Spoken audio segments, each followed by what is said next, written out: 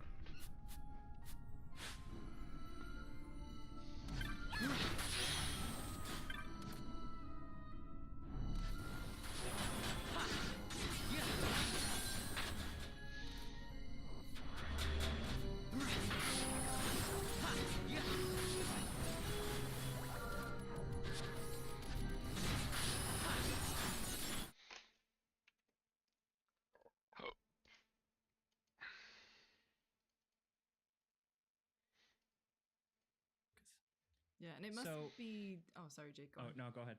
I was going to say, it must be something that, it's obviously been a long time coming, especially, and also for fans, because you announced way back in 2019. Yeah. And I guess, would you kind of do that long, reveal to release again? What's been the pros and cons for you on the dev side? Yeah, I don't think I would. I think there's a difference between how long the game has been in development and when the game was announced. I think I'm always interested in trying to help people to understand what it's like to develop a game. What happens? At the point in time where a game is announced, quite often there isn't anything else. It's that's all there is, and there's a long road to release. So, we have been developing the game for a number of years. So, yeah, it's a long road, and fans have been with us the whole way. And when I sit there and I read comments from fans saying how excited they are about the game, that's the thing that makes me feel really proud. That's the word for me at the moment. I just feel so proud of our fans and of our team. Making games is really hard.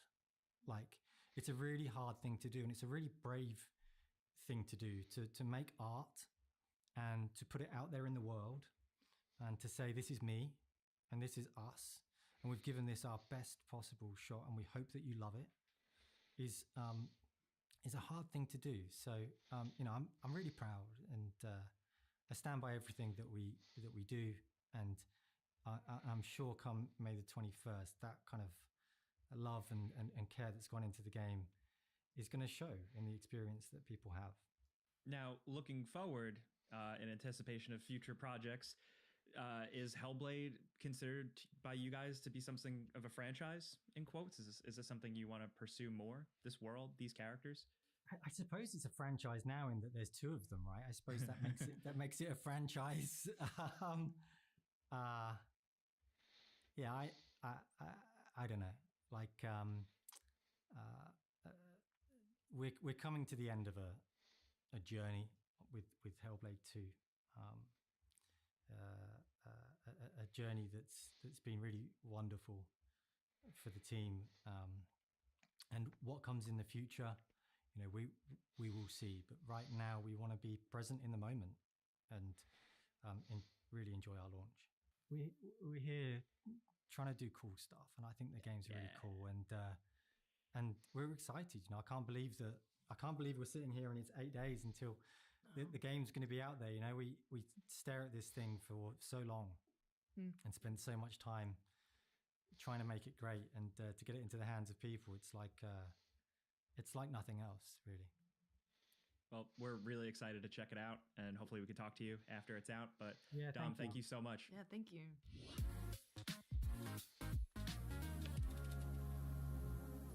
All right, time to talk about another one of this episode's sponsors, Factor. Now, I do not have Factor, but you guys do have Factor.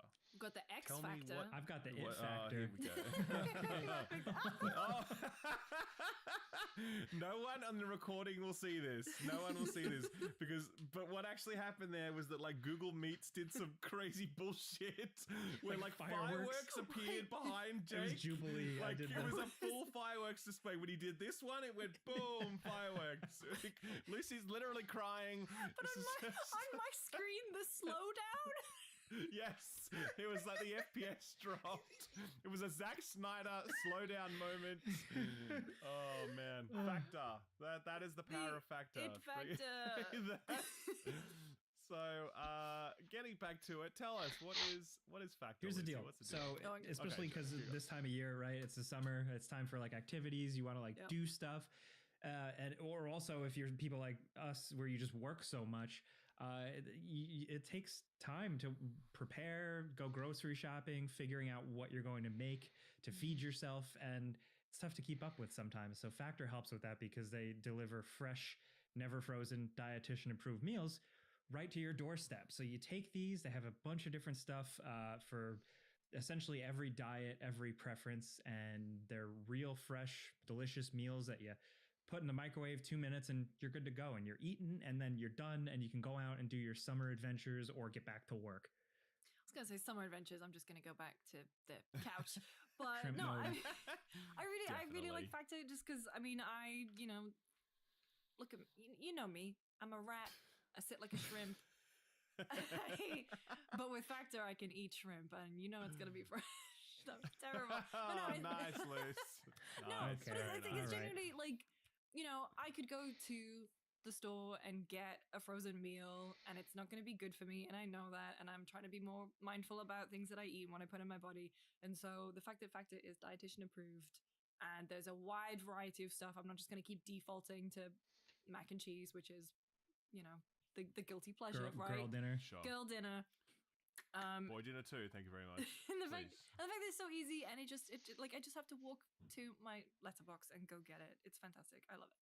And like a bunch of different add-ons. You can also customize how many show up every week, depending on your lifestyle, your schedule. So there's a ton of options and ways to eat good and feel good. Yeah. So if you're interested, you can head to factormeals.com/FPS50 and use code FPS50 to get 50% off your first box plus 20% off your next month. That's code FPS50 at factormeals.com/FPS50 to get 50% off your first box plus 20% off your next month while your subscription is active. Thank you very much to Factor for sponsoring this episode.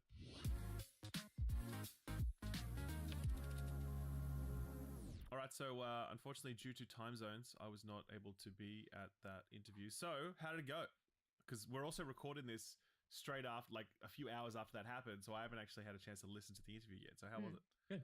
It was good. Yeah? I mean, I think I was saying to you guys before we started recording, but it's like, I just don't envy his position right now as being the Xbox game that is coming out almost immediately after all this stuff, because I know it's my job to ask him questions about how he's feeling in the position in the studio and everything, but it's like, it kind of feels shitty because they've been working on this game for so long and I wanted to hear about the game, and it's just like the decisions that are made by Xbox gaming or Microsoft gaming, whatever the hell, just like impacting the developers who are actually and like to his point, he's just like, we just want to make exciting, cool stuff.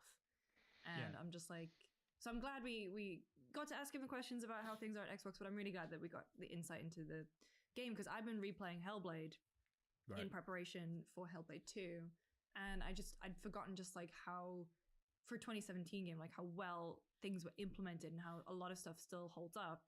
And I'm really excited to see how they push it and where they go for the sequel, because it looks really cool. Yeah. Also just with the new game, I mean, even leading up to this interview, we've only seen so much of the game. Yeah.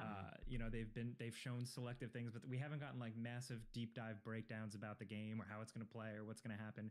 And even talking to him, we only could get so much because it seems like there's confidence almost in just like letting it speak for itself.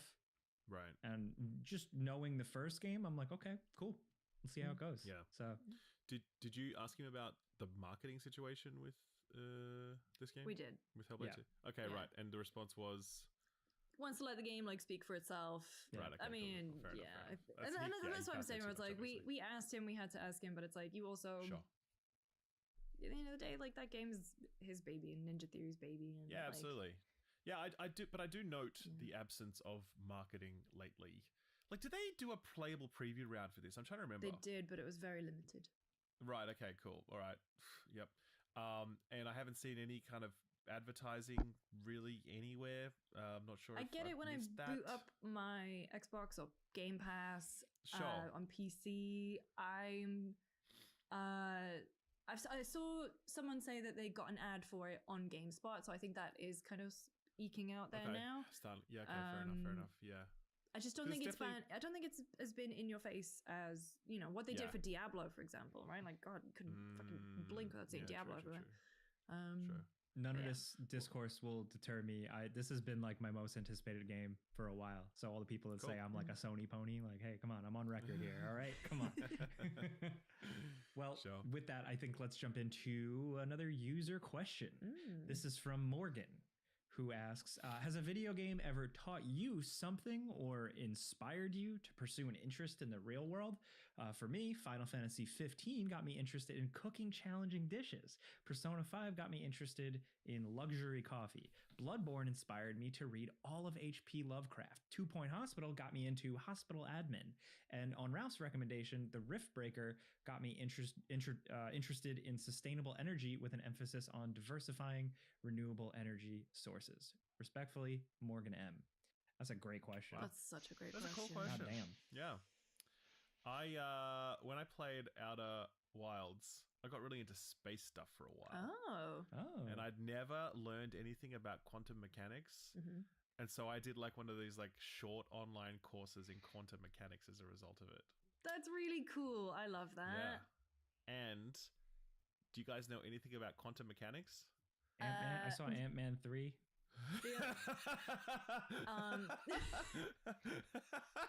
So no. So no, yeah, correct. So that's no.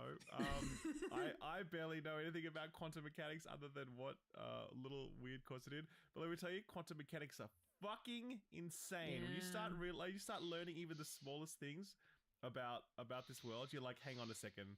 That doesn't make any sense. That is impossible. And all the scientists are like, yep, we know. So it's 100% impossible. We know.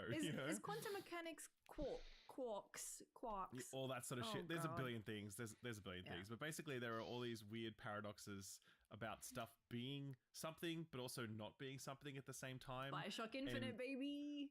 Well, and it's really fascinating, and I really recommend checking it out because it will legitimately blow your mind. So yeah, that I think was a really fascinating journey for me to go on, and in a weird way, Outer Wilds as a game, so many of its mechanics are interesting spins, very gamified, very simplified versions of scientific principles that govern govern space, and so there are it's their own version of quantum mechanics. One more level. Gravity is hugely important, and like orbits and so many things that they brought into that game just pulled straight from space. They've gamified space, ultimately, was what's fascinating about Outer Wilds. Which sounds like, oh, well, yeah, sure, it's a space game. Of course they did that. But when you actually understand the science that they're tapping into and how they've expressed it through gameplay elements, it's really fascinating. So, yeah, Outer Wilds for me. That's it. The Sims. I played so much of The Sims when I was younger. Here we go. But I would Architecture. only create floor plans that were Yep. actually livable. Like, I would not do the classic Sims thing of like making a giant square box and like shoving everything in it. I really enjoy making spaces and like having a really nice, comfy home. And my friends have actually, they ask me to rearrange their furniture. And like do floor plans for them. Like I will fully just like get a piece of paper or something and I will draw out your floor plan and move your furniture around.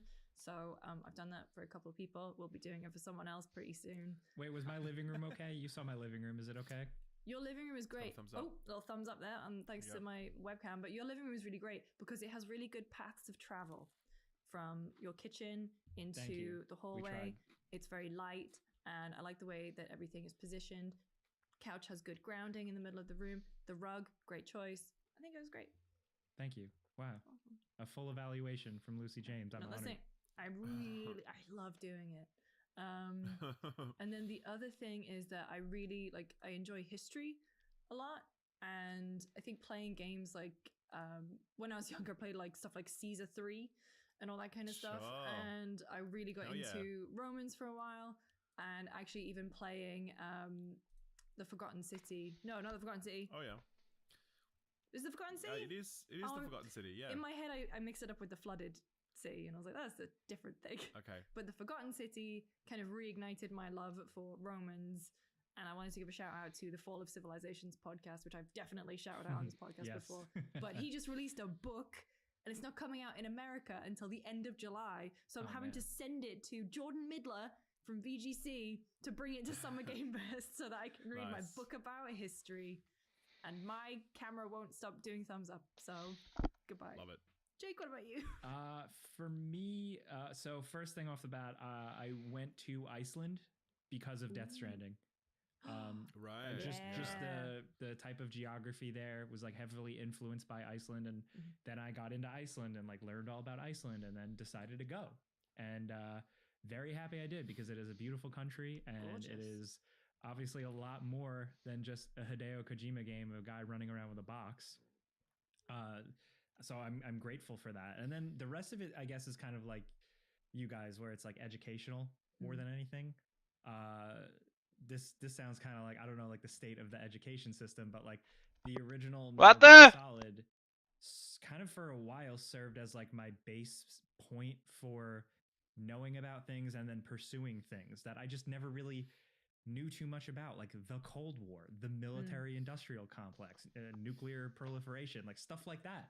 Didn't really have any grasp on any of that.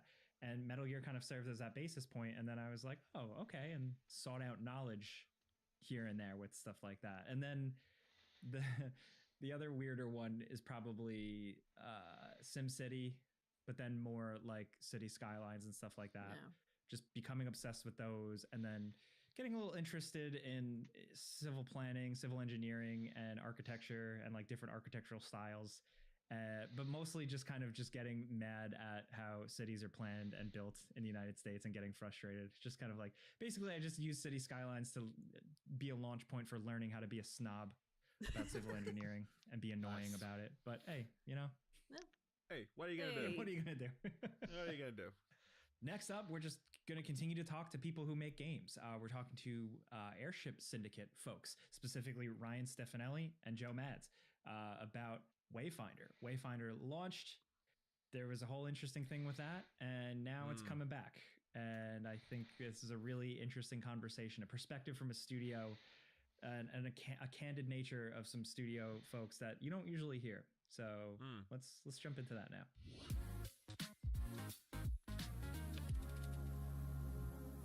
Hey guys, so this is going to be a really interesting conversation. I want to get to how you got to where you are. Wayfinder was kind of a canceled live service game in the headlines, but now you're re-emerging. So what exactly did you announce? Ryan, I'd love to start with you. Yeah, canceled in a sense. It's weird when a game is canceled, but it's still going and still available. It was tough in the moment to have that happen, and really, I guess, to give a real brief backstory to what led to the decision that may be a surprise to some is after DE decided to terminate the agreement, our first thought was, let's go out and find another similar partner that wants to continue the game as a live service title, the game that had been built for years to be. And I will say that when we were pitching the game over 4 years ago, we didn't necessarily, we weren't pitching a free-to-play game. We felt like when we started talking with DE that it could be a potential fit for one and that they would be the right partner given their success with Warframe. So we sort of pivoted it towards being free-to-play. It was always intended to be online, but not necessarily free-to-play. Anyway, after DE moved on, so to speak, we started talking to other potential service-based partners to keep it a live service game, to keep it free to play, basically what it already was. And through a combination of the game's rocky launch, but also just the state of the industry in general, it became clear over the course of the following months that maybe wasn't in the cards. So we were left with really one reality, which is that the game was going to just be shut down. And like so many service-based games before it, just kind of be lost forever.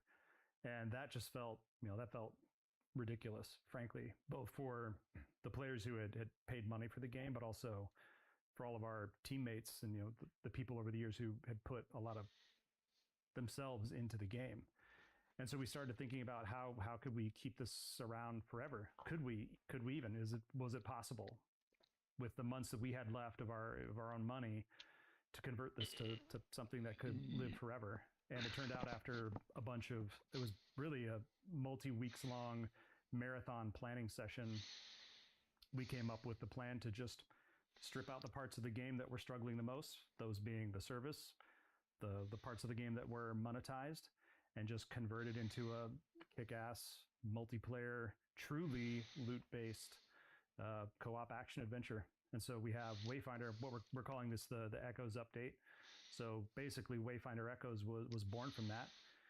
And so it's going to reemerge as an online buy it once, get everything, play forever co-op action game.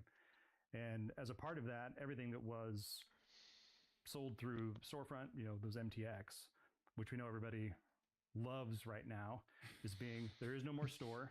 All of it is in the game and earnable, but it's more than just cosmetic like it was when it was in the store. Now it's all loot. So all the weapons have stats. They drop through the course of play as loot. All of the armor that was previously cosmetic, it has stats. It's collectible. They're all a part of a set, and you unlock the characters as you play the game. They're all included, all for one price. So it's just a kick-ass, pay once, play forever action game. Yeah, right. Wow, that's a pretty massive pivot. And I can't really think of another game that has done this. Am I wrong about that? Is there anything you can think of where they're like, it was tough for us to find someone who has, actually. We were pretty concerned about it as well at first. We're like, has anyone done this before? Yeah. Did you find anyone? I can't remember. Did you think of anyone that's done it? I think we found some examples that were similar-ish, but not really, certainly not on the scale of Wayfinder that we could find. No, and we didn't know if that was going to help us or hurt us in one way. It's like, is there a reason that nobody else has done it's good not having a choice, because we just, no rule book. This is literally the only thing that we can do with it at this point. So maybe we'll be trendsetters. I don't know. Yeah, and when we started talking, first of all with the programming team, because that's where you got to go first, right? It was a lot of work, and it was certainly ambitious. And we honestly didn't start the work on this until February, because from when was it, October, November, that the news broke from Digital Extremes through February, we were still pursuing this with publishers as a free-to-play game. And it was in February that we were like, okay, this isn't working. Like, what are we going to do? And we first threw the idea out there, and everybody kind of looked around the room like, we can't really do that, right? Like, we can't just strip the service out, and how the hell are we going to convert everything to loot? Like, that's so much work. There's so much data. We figured it out. I mean, there are some, necessary evils that come with it. Like, players are all going to be starting the game over, right? Because there's no way to take that online data to an offline game, because everything about the player data is different. The characters and the way they're unlocked is different. The armor sets are all loot. The weapons are all loot. Everything about the game is different. So that on the surface seems like a negative, but it's also positive, because it is a game worth replaying now. It's a very different experience because of the way all the stuff is unlocked. And that's to say nothing, and that's something that we'll be going into in future deep dives, like what about the gameplay has changed? What about the UI has changed? There's a lot of stuff that's new to the game as well. Players are going to see 2 brand new open world zones to explore, similar to the one big one that we had in the game. A lot of just an incredible number of UI improvements and updates. So there's a lot about the game itself that's better, aside from just the fact that it's not full of microtransactions. There's a lot about the game that from top to bottom has changed. It's going to look, probably outside of the characters and the combat, which are fundamentally very similar, the wrapper, the style, the presentation, everything about it is very new. Yeah. I mean, I really want to dig into that. But first, I want to just go back a little bit, because I'd really like to understand a little bit more about that relationship with DE and how that sort of chapter went down from, like striking that partnership and roles, responsibilities within that. I'm guessing it was kind of like you guys make a game and then they market and publish it and whatever else, and infrastructure. But then obviously into the announcement of DE shuttering their publishing label and the closure of that, I'm kind of just interested to unpack that. So was it the case that you guys had the job of making the game and DE would assume all responsibility for marketing and publishing and server infrastructure? Is that correct? Yeah, I mean, that's generally correct. They definitely did the lion's share of the marketing, all the publishing work, all the relationships with the first parties, the stuff you would expect a traditional publisher to do. On the service-based side, there were roles and responsibilities on both sides. Our tech director would be the best one to answer that. But we both had a hand in Like I think they were doing login queue, a lot of the login stuff. We did database. We did a lot of everybody played a role. Yeah, right. But it was outside of that, it was pretty much we made the game and they did the publisher stuff. A lot of feedback, a lot of input on the monetization scheme, that sort of thing. Yeah, I mean, which is when we signed with them, the whole idea was we don't know free to play. They do. If we want to do a service-based game, we will partner with somebody that can plug those skill set gaps, right? Because we wouldn't have tried it on our own because we wouldn't have known what the hell we were doing. So yeah. Yeah, so I think sorry. I was just going to say a lot of the systems and the design of the game was based on a lot of the learnings from Warframe, which, again, it was a huge hit. So we thought, let's learn from these guys. They steered us away from a lot of like pitfalls and I don't think we would have had the confidence to even attempt free to play, like Ryan said, without a partner like DE. Yep. So it was definitely very valuable when it was a free to play game. Yeah, sure. So the server stuff though has always struck me as passing strange because it obviously very rocky in terms of server performance in that launch window and immediately after. But at the same time, DE had over nearly a decade of experience in managing a very large scale live service, server dependent game. So how did that happen exactly? What exactly went wrong there? Like, what was the deal? I think so Warframe is a peer-to-peer game, and that's not necessarily something that people wouldn't do that today. So they made the correct decision, we did together, that it wouldn't be a peer-to-peer game. So we couldn't use Warframe's tech, right? So to the extent that Warframe had proven server tech, probably wouldn't have made sense for Wayfinder. I don't know, maybe we could have made it work. But all the back-end tech was brand new. It was a platform that DE was developing in-house, potentially to serve more than just Wayfinder if they were to publish more than just our game. And through a series of events, I think the game probably, definitely, as we saw, needed some more beta testing, just needed more time with more players in, probably a larger scale open beta, stuff like that to expose some of the flaws that we found on launch day. And had we done that, we probably could have avoided some of them, but it was just new. It was new tech. It was new tech, and it needed more time. It's kind of a classic combination of problems. Sure. So, so that rocky launch happened, and obviously a lot of that was about server stuff, and I think as well there was some technical issues within the game itself, and general content teething issues that come with any early access, which is fairly natural because that's the point of early access for sure. But then sort of fast forward a little bit, and then DE rather suddenly announced that they're shuttering their publishing label and that, support for the game would end. So tell us about that moment and exactly how that transpired in terms of, you guys receiving that information and the studio's reaction to that. Like, how did that go down? Yeah, that was fun. So we actually... I wasn't even here that day. I was like driving to Dallas, and you called me and were like, "Hey." We knew something was up when we saw their entire external projects team, which is the publishing group within DE that was who we talked to. We really didn't talk to the Warframe team much, or the guys who had worked on Warframe. We didn't talk to them much. We talked to this team they had established to manage their published projects. When all of them just went silent. Well, all of them got disconnected from Slack at the exact same time. And we saw one or two of them had been, which, means obviously that the people are let go, because it's the new classic way of finding out someone's been fired is it just says deactivated in Slack. And when we saw it was that entire group, I knew what was happening, because if it had just been one or two people, you think, they're, reorganizing, but they also cut the entire back end team that was doing the back end stuff on their side, which was like 8 to 10 people, all gone. And you see that and you're like, well, obviously they're not planning to keep the service running if the people who have to run it are gone.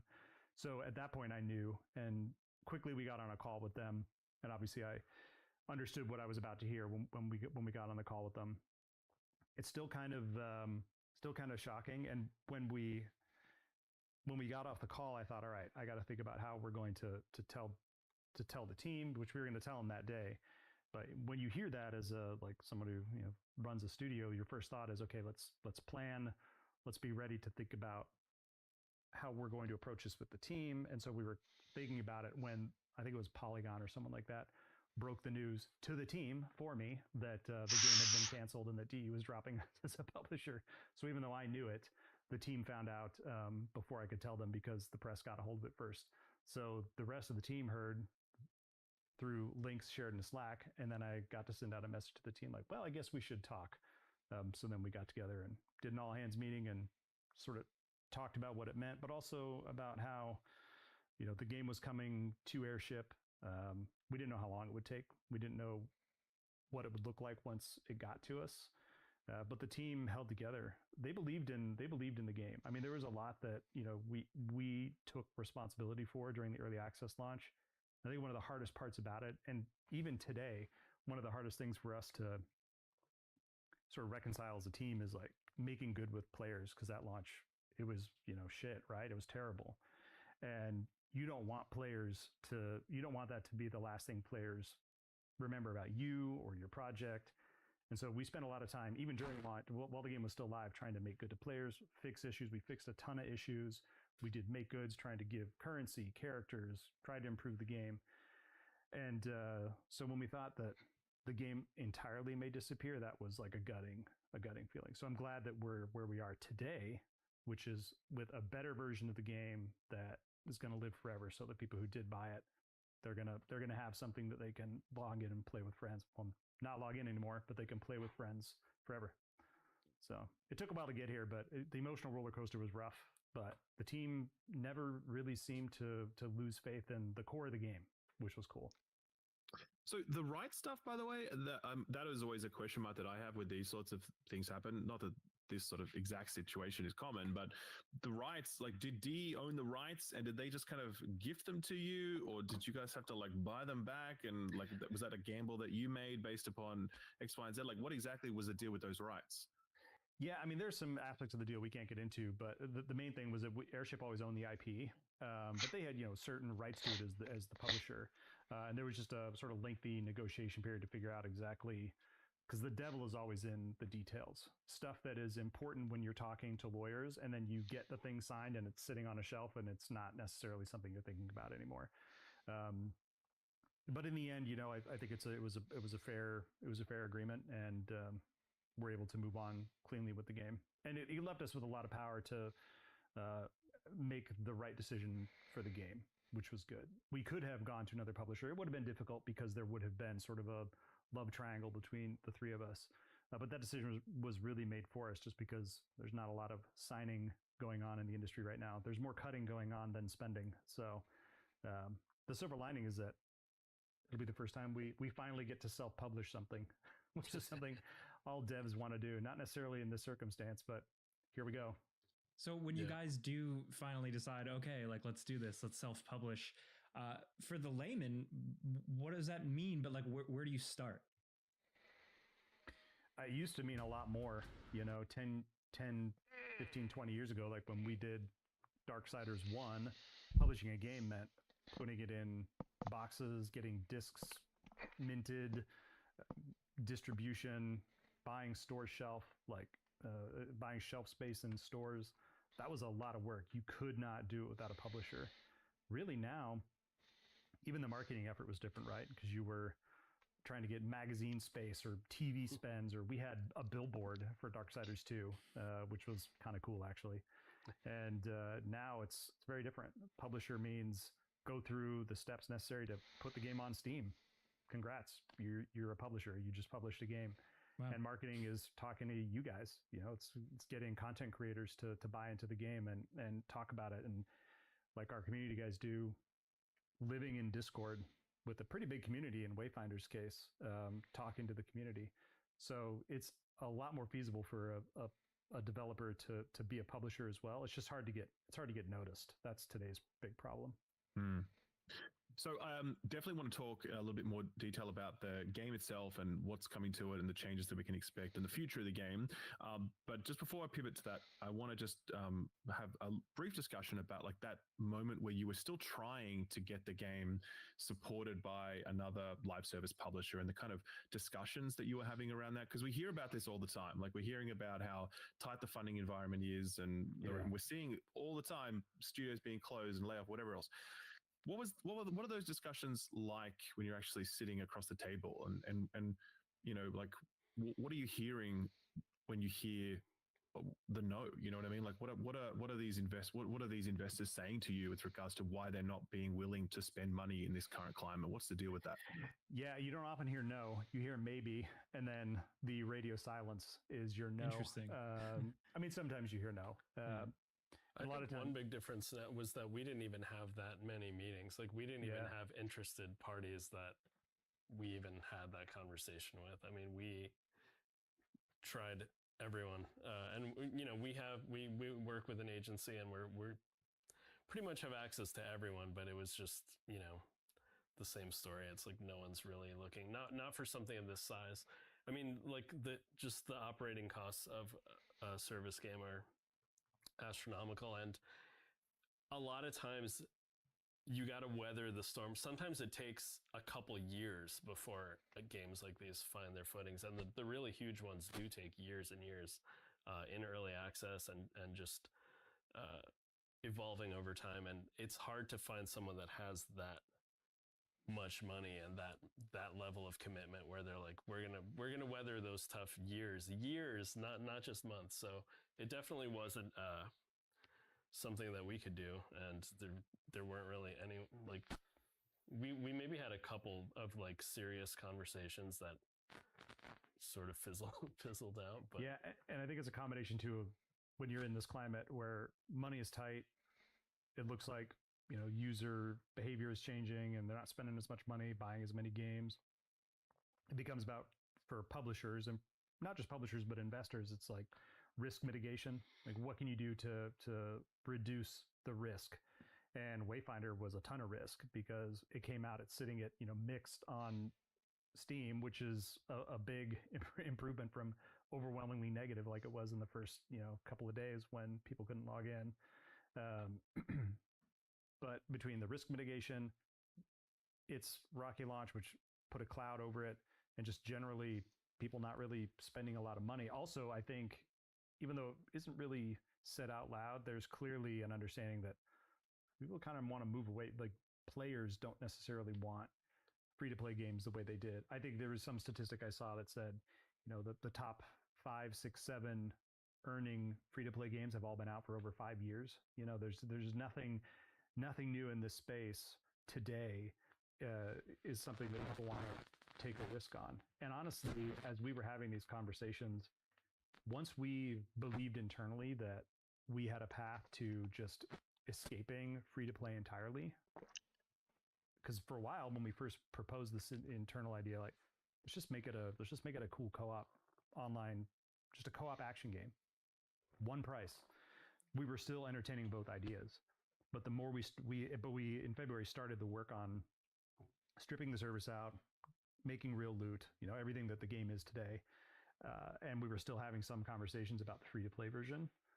We were secretly hoping that I don't want to say secretly hoping that they wouldn't work out, but everybody internally, I mean, certainly the studio, you can imagine how excited our devs were to be working on a premium game again. Yeah, right. It completely changed the teams, because it was 4 years of rough development. Yeah. Then the launch. I mean, you talk about taking the wind out of your sails. Nobody really, like, morale stayed very respectably high given the situation. But when we made this premium shift, you could sense there was it re-energized everyone because they felt like they were making a better game. Not just a better game, but devs care about the players. And so this idea that you're making a game that players were going to be more excited, they're just going to respect the game more because of the stigma that comes with service games today in particular. It really made everybody was really happy to be doing it. Yeah. How big is the team, by the way? Team is 80-ish now. 80-ish. Yeah. Okay. Yeah. Right. Yeah. Cool. Yep. So, Joe, we talked about like the business stuff and like Not bad. changing the business model and gutting some things, but from the creative angle, how does that go down? Did you guys like go back to the drawing board? Are you like rewriting the world? Is it like a director's cut edit or something? Like how do you even approach that creatively? Yeah, I think so. Like narratively, a lot of it is we just stitched it up as best we could. We didn't have a lot of time. Yeah, that was fun. There was the moment resources to like. Oh shit! How are we gonna put an ending into the game? How does that work? Yeah, so we did our best there, and then gameplay wise, there was a lot of going back to the drawing board, adding stats to weapons and stuff like that. Is like, luckily, like Steve, the game director, is sort of he's done systems for our past few games already, and like he's super excited to do stuff like that. So I think everyone just worked as quickly as we could to get. And I will say the one side benefit of the just keep spawning beginnings of the game, we made so much stuff for like MTX, and like just we knew that we were going to have to drop stuff over a long period of time. And so like once all that stuff got in the game, it was cool because there's like so much loot. Every chest you open has meaningful stuff in it. It's not just crafting resources, and it made each run of the dungeons more fun. And I really hope people play like as many of the Wayfinders as they can, because each one of them has so much unique like armor and weapons and stuff. There's a lot of stuff in the game. So yeah, it was definitely a huge undertaking. I'm kind of shocked that it happened so quickly, to be honest. Yeah, I think one of the things we'd like to convey too is it's cool that it's a premium game now, right? It's one price and you get everything. If we had built the game with that in mind over the past 4 years, it wouldn't be what it is today, right? Like there is some necessity is the mother of invention, and there is some, I guess, compromise because the team only had a limited runway to make this change. And so let's just call it unique, the way you unlock the characters and the weapons. And there was so much armor, there was so much stuff that was cosmetic that became loot, so many housing things that were meant to be sold on the store. And we're like, well, we got to give them the players somehow. So, I mean, it's like a loot shower to some degree because there's a lot of stuff, which is cool. And it's all jammed in. And the game is going to stay in early access when it first releases. And we're hoping that it's going to leave early access by the end of this year once we've got all the platforms. So PlayStation, which obviously was already on PlayStation, and then Xbox. Eventually, we had planned to do on Xbox, planned to release it on Xbox even as a live game. We're still going to try and do Xbox. And around the time we release that, we'll be putting in the last of the major content, and then we'll leave early access. But that should help us smooth out during early access some of the balance issues. Maybe it's with loot delivery, maybe it's with some spiky moments where progression or things are a little too grindy. During early access, we're going to look at player feedback and try and smooth some of those edges out and just wrap the game up as best we can story-wise, which is not easy. Wasn't easy. It was meant to go on for years, right? Yeah, it's definitely going to have a weirdly MMO-light feel, even though you're just playing with a small party or alone. It's still the pacing feels more MMO-like, which is cool. Like plenty of like decent sized world to explore, cool dungeons. But because it was built as a service game, one nice thing is that it was already set up to support drop in, drop out co-op. And you play as your character, you pick up stuff, you take that stuff back to your save game. So it's really player friendly that way. Sure. Yeah, right. So, am I right in assuming that there's not going to be any further updates to this game post launch, or are you leaving the door open to that depending on the reception the game gets after it goes 1.0? Yeah, absolutely leaving the door open to that. So when the game launches, when it relaunches, when the Echoes update comes out in June, that won't be the last update of the game. We will be doing patches, we'll be fixing things, and we have at least one more major content patch coming before the game leaves early access, or maybe right when it does. That will add an entire new explorable overworld area, new dungeons, at least one new character, new weapons. So there's a lot that's still coming before the game leaves early access. And so it's going to be coming out at $24.99 into early access, and the price will be going up when it leaves early access after we've added all that stuff in. Yeah, right. Cool. And so, okay, so the door is open for future content on the Wayfinders, obviously, but at the same time, I'm sure you've got, you're thinking about the future for the studio and what comes next. So what is that thinking going on right now? Like, is that a problem for tomorrow, or is that like, no, we're absolutely very focused on that right now? Like, how are you approaching all of that? Yeah, it's a problem for today and tomorrow. So we already have a new project in development, one that we're taking on the road and pitching. We're talking to publishers and investors about it. Depending on how Wayfinder does, potentially even, hopefully, again, continuing our streak now, which is one as a publisher. But yes, it's tough because the landscape's not great out there, right? And having a game canceled doesn't leave you in a great financial position. But as work on Wayfinder's winding down, we're starting some of our own games again. Obviously, they're not ones we can talk about, but yeah, we're definitely thinking about the future. Not just one game, potentially going back to being a multi-project studio like we were for a while when we had both Darksiders Genesis and Ruin King going at the same time. Games of that size, premium titles, like we have obviously had success doing those. So, and we enjoyed it. It was fun doing. It's fun. We'll have shipped 4 titles in 10 years with Wayfinder releasing, and we'd like to keep that like cadence going. Yeah, feels good. That's a great track record. Yeah. I mean, Wayfinder's had obviously share of problems for sure, but I mean that track record behind you with the other titles you've put out has been extremely strong, and yeah, I think it's great that you guys are continuing on. Sorry, Joe, you're going to say something.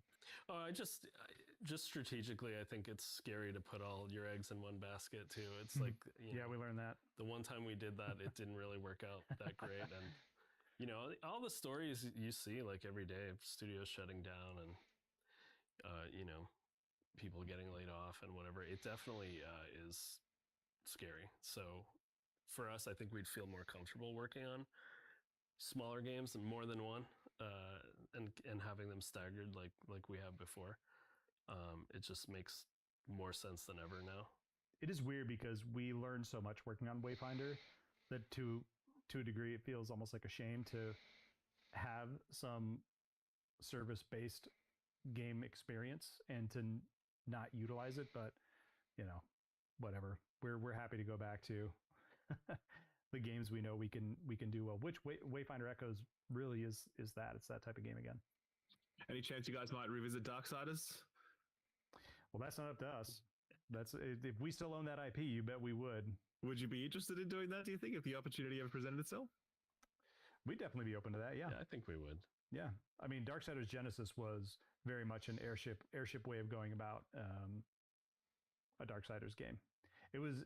I was glad we did it too, because we got through 2 titles at Vigil, and we were actually tired of Darksiders ourselves. We'd started working on another game internally when THQ went bankrupt, and so it felt like a painful way to end our time on Darksiders, and we didn't think we'd be working on another one, so we were excited to get to do Genesis. That was really cool.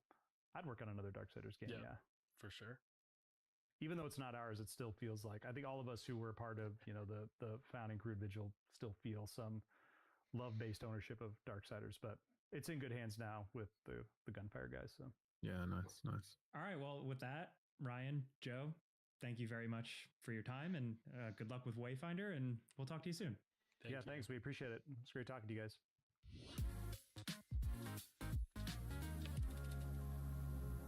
So you guys actually got onto Incogni before I did. Yes, we did. Because you guys got access to it before I got access to it, like a week earlier or something. And you were telling me about it, and I was like, oh, okay, that sounds kind of interesting. But then I actually started using it myself, and I'm like, damn, this is actually really great. So what it is basically your data is everywhere, all over the internet. And you actually think you might like, oh, I signed up to something one time. And you're like, well, I know they've got my data, but that thing that you signed up to, they gave your data like fucking everywhere. You know what I mean? Like it's all over the internet at this point. And so and there's no way for you to really know that because you don't even know who gets hold of your data in the end, because right? so many do. There's so many out there that even if so essentially you have the right to go out and request like, hey, can you take my stuff down, please? But there are so many out there that like you can't physically handle it yourself. So that's where Incogni as a service is useful. Yeah. So you basically sign up to it and like give it permissions, and it will then go out and look for where your personal data is. And when it finds it, it then issues like these automated takedown requests, and that just starts the process. And so you never need to worry about any of it in terms of like doing things or filling in forms or responding to emails or whatever. Like it literally just does it all for you. And every few weeks you get a new progress report talking about how many places your data has been taken down from. And I think right now the latest report I got was like 60 places that have my data. 150 plus. Yeah. That is insane. Yeah. It's like I've never even, and again, you look at the list of these places that have all your data and you've never heard of any of them because they're just random generic names of places, of companies, of whatever. But yeah, it's all coming down now. And like, I don't know if I can say it. Look, I've been actually quite active in trying to like reduce my subscriptions to like random newsletters and bullshit over time, like the last little while. But I've definitely noticed in general less spam coming into my email inbox over the last few months, for sure. Like that's not an exaggeration. Again, I know I've been cleaning it out as well and unsubscribing to things and blocking things or whatever. But in general, just like random unsolicited shit just rocking up, I've definitely noticed a reduction in that, which has been great.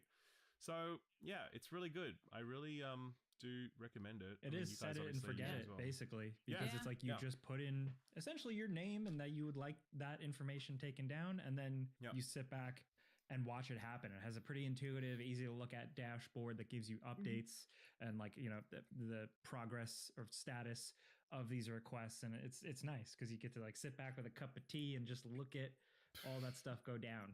Yeah, and also if it thinks it's found a record, but it's not sure if it's you or not, it kind of says, hey, we found this, that might be you. Quickly go in.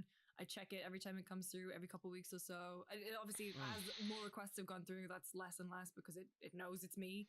And I'm just like, yeah, that's me. That's not me. That's me. And it just goes and does those takedowns. And it is such a weird, it's a relief, I guess, because you don't realize how much of your personal data is out there. And just having this set it and forget it is great. Yeah, for sure. So if you're interested, we've got a deal for our users. Head to incogni.com, throw the code FRIENDSPERSECOND in there, and snag an exclusive 60% off. It's time to reclaim your online space with Incogni. Thank you to them for sponsoring the video.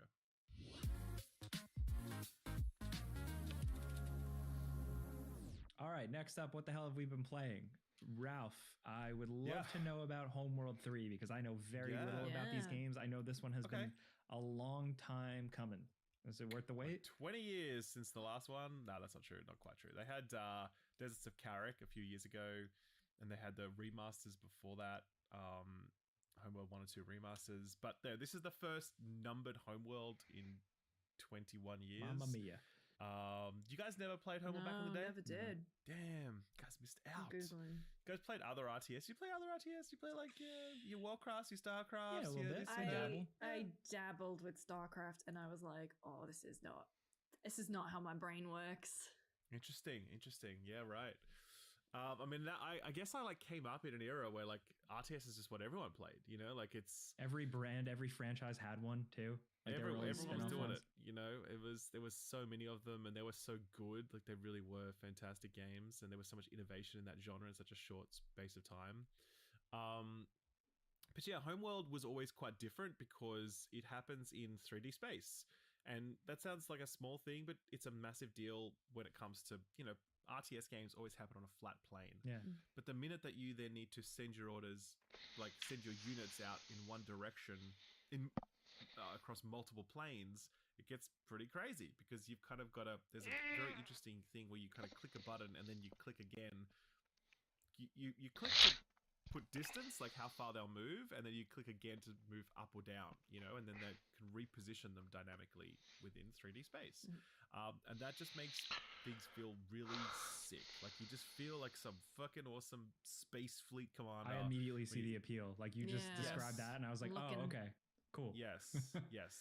And battles would happen like out in deep space, but they'd also happen in like asteroid fields and whatever else. And but it also had this fantastic vibe where it was very cold and kind of like the radio chatter, because you know how like in a lot of other RTS games, all the voice barks were very much like like just really like big sounds and personality. Like we need to pack as much personality into this unit as possible. Yeah.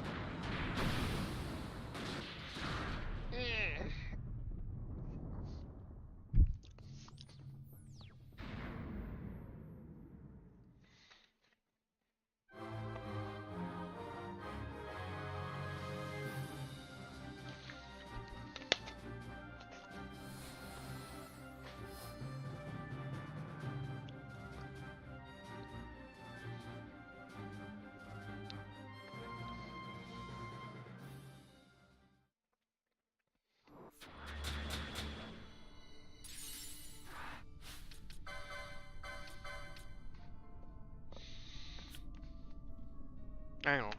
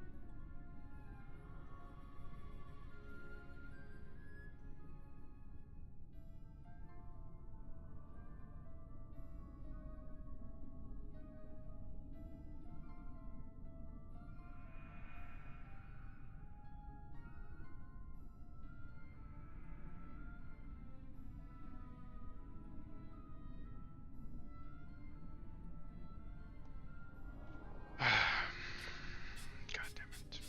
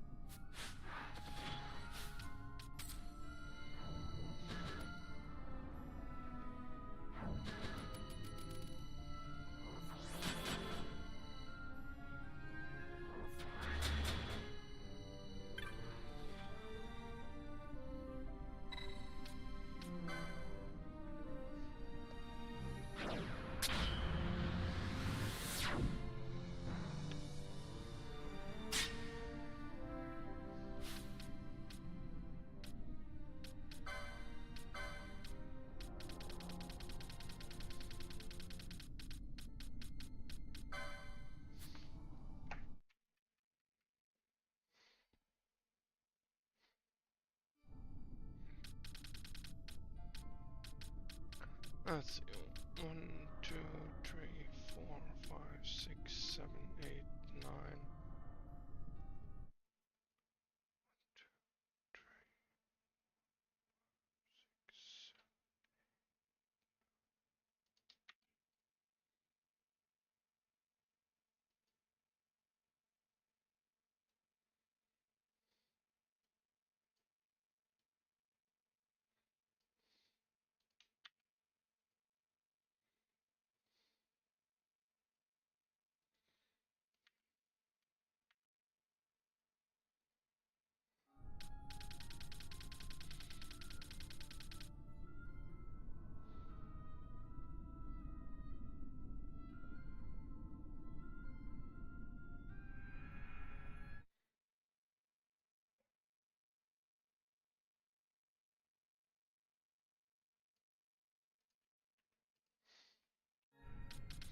No, no. Let's see.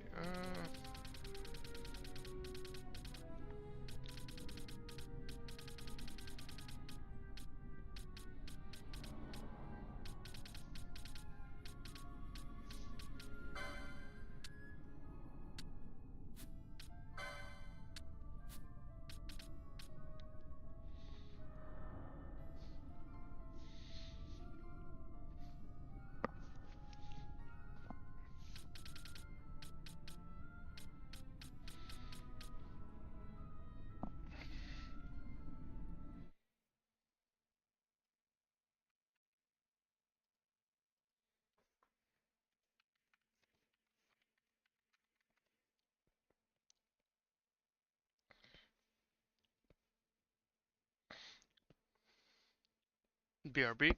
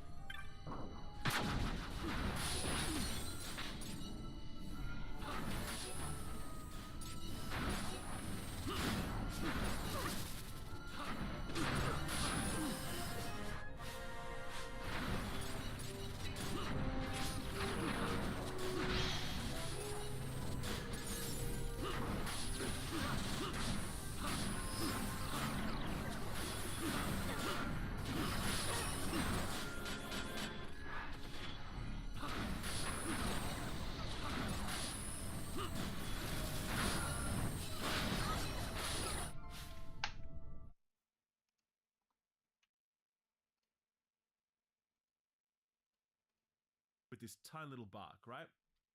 Whereas Homeworld was the exact opposite of that, where like we want everyone to sound like they're disinterested, and that's cool, and kind of a bit bored. That's cool. Like that's the vibe they're going for with all the radio chatter.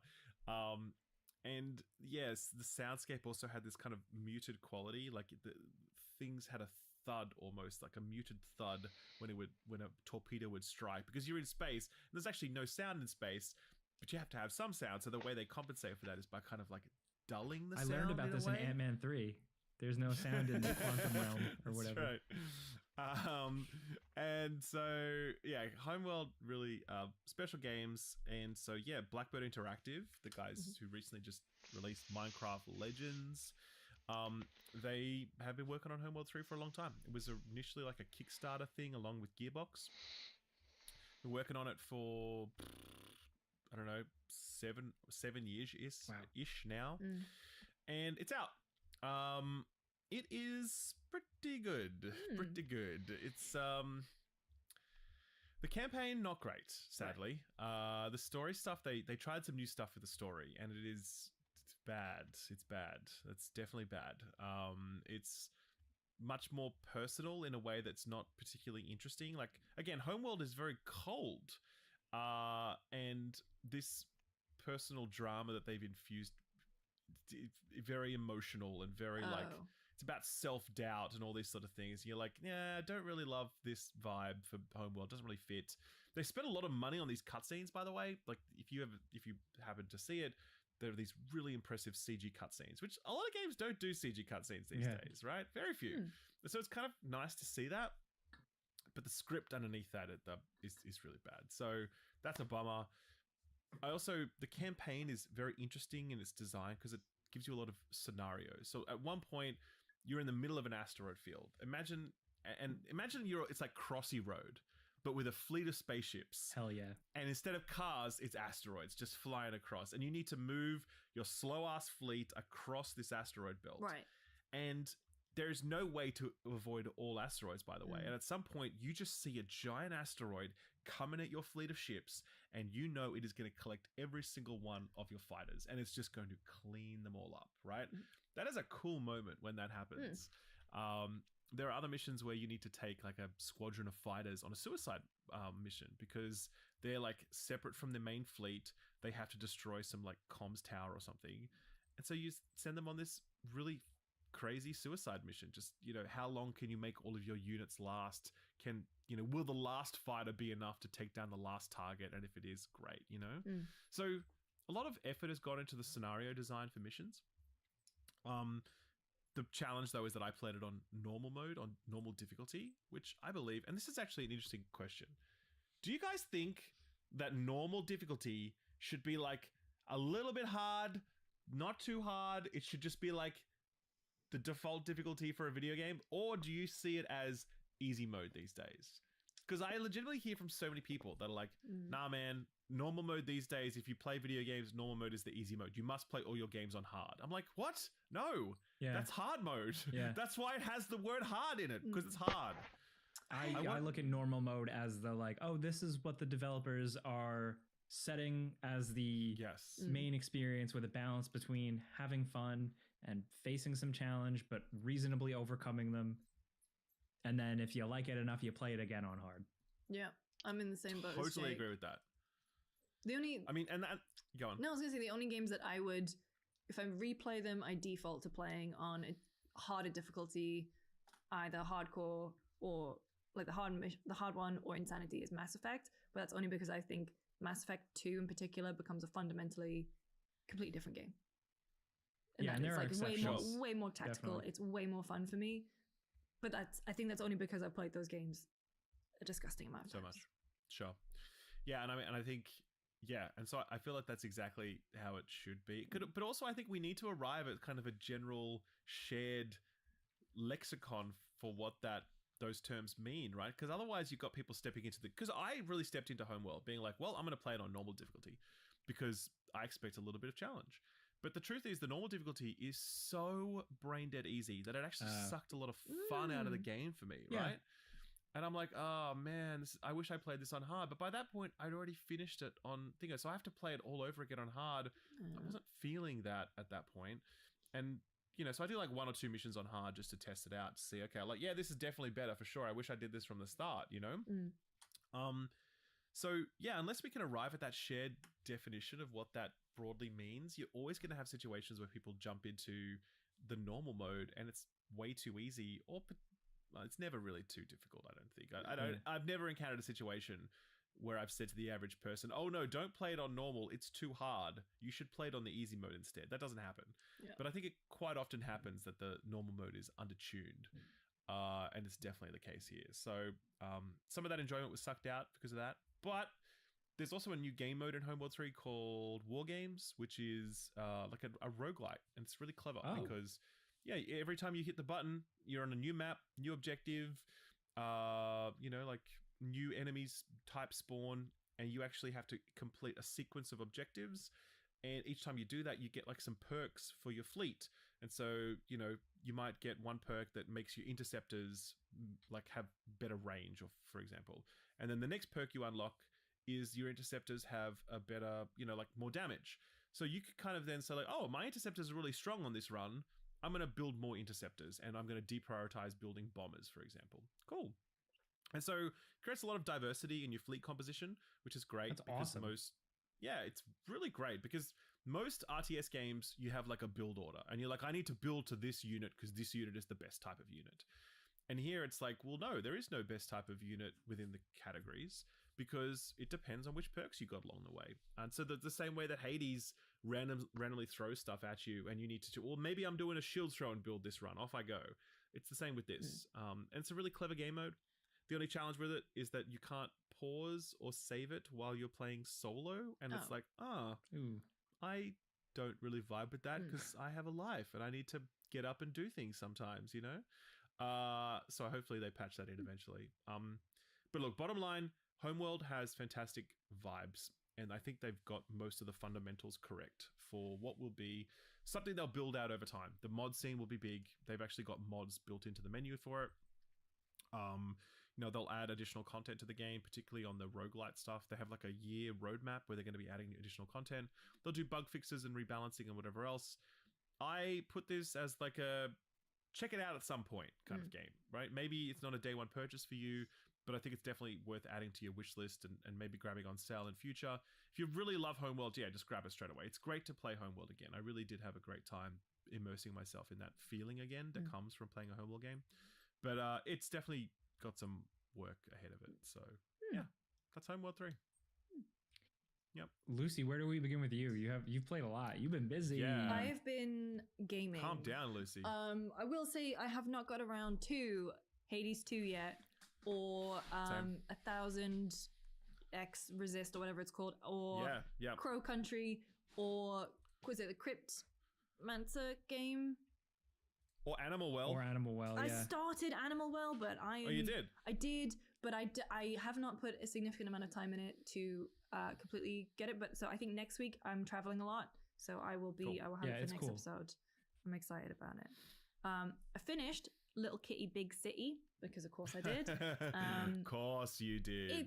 Is it good? Is it actually a good video game, or is it just like some cute dumb fun?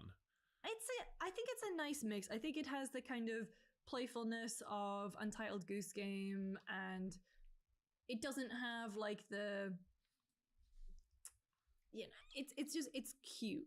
But I don't mean that in a horrible way. I don't mean it's like, oh, it's a cozy, wholesome game. Yes, it is, but it's like it has a lot more going for it. The puzzles are really fun. It's just a delightful little game that you can finish in like 3 hours. You just play a cat and you have to help people out. You were on a thing and you fell down and you have to get back up there. And so I really enjoyed it. I did it in 2 sittings. Nice. Just a very delightful game. I played Abiotic Factor on a Giant Bomb stream last week or the week before. That was really. I've never even heard of this. What is this? This is survival. The one that's it's like you're in like Black Mesa Lab, but it's like survival and weird. Yes, and there are these monsters that are coming to get you, and you are all teamed up in a big group. I think there was like 6 of us playing. Everyone, and there's the thing where it's like you have to learn how to craft things that'll help you survive. So you learn how to craft weapons, you learn how to, you can even grow your own food. There's radiations, you have to find ways to get rid of radiation. The only problem is I had a lot of fun with this game. Like, I don't think it's the kind of game that I will kind of keep up with. I enjoyed playing it with the Giant Bomb lot, obviously, because it's a lot of fun. There's points where, you know, Grub killed himself and blamed Mike Minotti. It's got classic Grub. It's got this is just Half-Life, by the way, as I'm watching it. I'm like, damn. It's unfortunate spacemen people. It's like, I think. It's co-op shenanigans in the Black Mesa Research Facility. Yeah. It's like, absolutely, how has no one done this before? This is genius. And it's really fun. It's got a really good sense of humor. It's not the kind of game that I will keep up with, but there's a really fun bit about like just going off and, you know, hearing down the side, because it's got the, what the hell's it called? Like distance voice chat. Oh yeah, positional audio. Yeah. And so it's like proximity chat. Proximity chat. Thank you. And it's like I could hear Jan like in trouble, getting killed by a giant robot, and I'd be like, oh my god, but I wouldn't have anything. And you know, I'd have a broken leg, and Grub would have to splint it for me. Like, there's a lot of stuff in that I really enjoyed, but it did make me incredibly motion sick. So, yeah. Right, bummer. Rusty's Retirement. I'm blasting through these because we've got a hard stop, so I'm just like, we do. But Rusty's Retirement is an idle farm game that if I've heard of this. If you've been in a meeting with me for the last week or so and I maybe have been a little distracted, it's because I am building my farm. It's just it works on Mac, which is very dangerous for me because I use a Mac at work, but it's just I feel like the progress comes at a good pace. It doesn't really waste your time. It's cute. It's got like little fun to it. There's a real feeling of satisfaction when you're growing crops. And when you first start expanding, you spend that 6,000 and you expand your farm. It feels really good. I don't know how long I'm going to keep playing it for, but I'm really enjoying it for right now. Did you guys mess with Farmville back in the day? Did you guys fuck with Farmville? Not really. Never. I tried it, but I didn't have like a ton of internet time back when Farmville was really popping off. Like, I wasn't as wired in. It was something. It was incredible. That and Mafia Wars. You were kind of just looking at like data spreadsheets on MySpace, but it was cool. It was cool. Yeah. But the big game that I played, again in 2 sittings, that I loved, and I know that not everyone is, but Indica. The Nun game. Yeah. So I can't believe they made a Nun game. They finally did it. They finally did it. The Mad Lads. I loved Indica. I don't want to spoil too much about it because I think it is such an unusual game. And it really does. There are points where even if you watch the trailer, like the trailer doesn't really give you an indication of what the game is because it kind of takes the piss about the fact that the game pulls from all these different genres and themes. And I will say as well, there's a content warning on the Steam page. Read it. I definitely know people have replied to my tweet and said that like something happened and they just, you know, did not really want to, like, it gets heavy is what I'm saying. I really enjoyed it as someone who grew up Catholic. It's based on, so the Indica is a nun in an alternate Russia in the 19th century, and she is shunned by the other nuns, the judgy nuns, because basically she's carrying around a demon or the devil who talks to her and just constantly, like, she can't do anything. And it's this really cool exploration of what religion means, like what being good means and what being bad means. And then she meets this prisoner who's escaped, and he claims that he has spoken to God. That's the story. The gameplay itself, I don't know where to begin with it because like I don't want to spoil too much. One cool mechanic that I do feel good talking about is the fact that sometimes when the voice in your head gets too much, it actively distorts what the level looks like, and so you pray to make it go back to how there's a pray button. There is a pray button. Awesome. So you pray to turn it back to how it was, but you have to kind of move between the two worlds to get to your goal, which is a very fun way through gameplay to talk about the constant argument that she's having within herself and with this prisoner who you're walking along with. They also do a really fun, like, I think it's delightful how they've done it with gamification as a part of the wider narrative. They've done some really clever things, and the ending is abrupt as hell, and I know some people hated it, but I thought it was really good. I loved it when One it of those just people it that was like the end of the Sopranos, end of the Sopranos, huh? it was bold as hell. It just goes, no, you're done. Some of the things I didn't jive with, like I think towards the end the puzzles are not as tight. Like it's never really, you know, too difficult, but there are some puzzles where I was like, I don't know if that works as well as you think it does. I loved it. I loved it so much. Anyway. I'm so excited. I have it downloaded. I bought it. I'm gonna play That's it. Indica. It's like 90 gigs though. Yeah, it's a big boy. It's a big boy. I was like, what's up with this? Because I wanted to put it on my Steam Deck, and I'm like, oh, I guess I'm not What doing is this, that. Warzone? I had the exact same thing. Yeah. I had it on PC, and I wanted to put it on my Steam Deck, but it was too big. And then the console release is this week or next, I believe. So it's a cool game. Cool video game. I'm excited for that one, actually. It looks really cool. Like, who thought that would be a game that should be made? Yeah. Like, who came up with the idea? They were like, you know what we're going to do? The Nun game. Like, who does that? Nun's having fun. And also, not like a pokey little, like, 2D side-scroller Nun Untitled game. Nun like game. It's like a full, just a nun going around being a jerk. Nun's having fun. So... That's anyway. Let's that's a different Steam category right there. Yeah. I replayed Hellblade, the original. Yeah. From 2017, I believe. Yeah. I did it specifically because of you, Luce, because you had been saying like, I gotta make time to play it, and I was like, I'm gonna do that.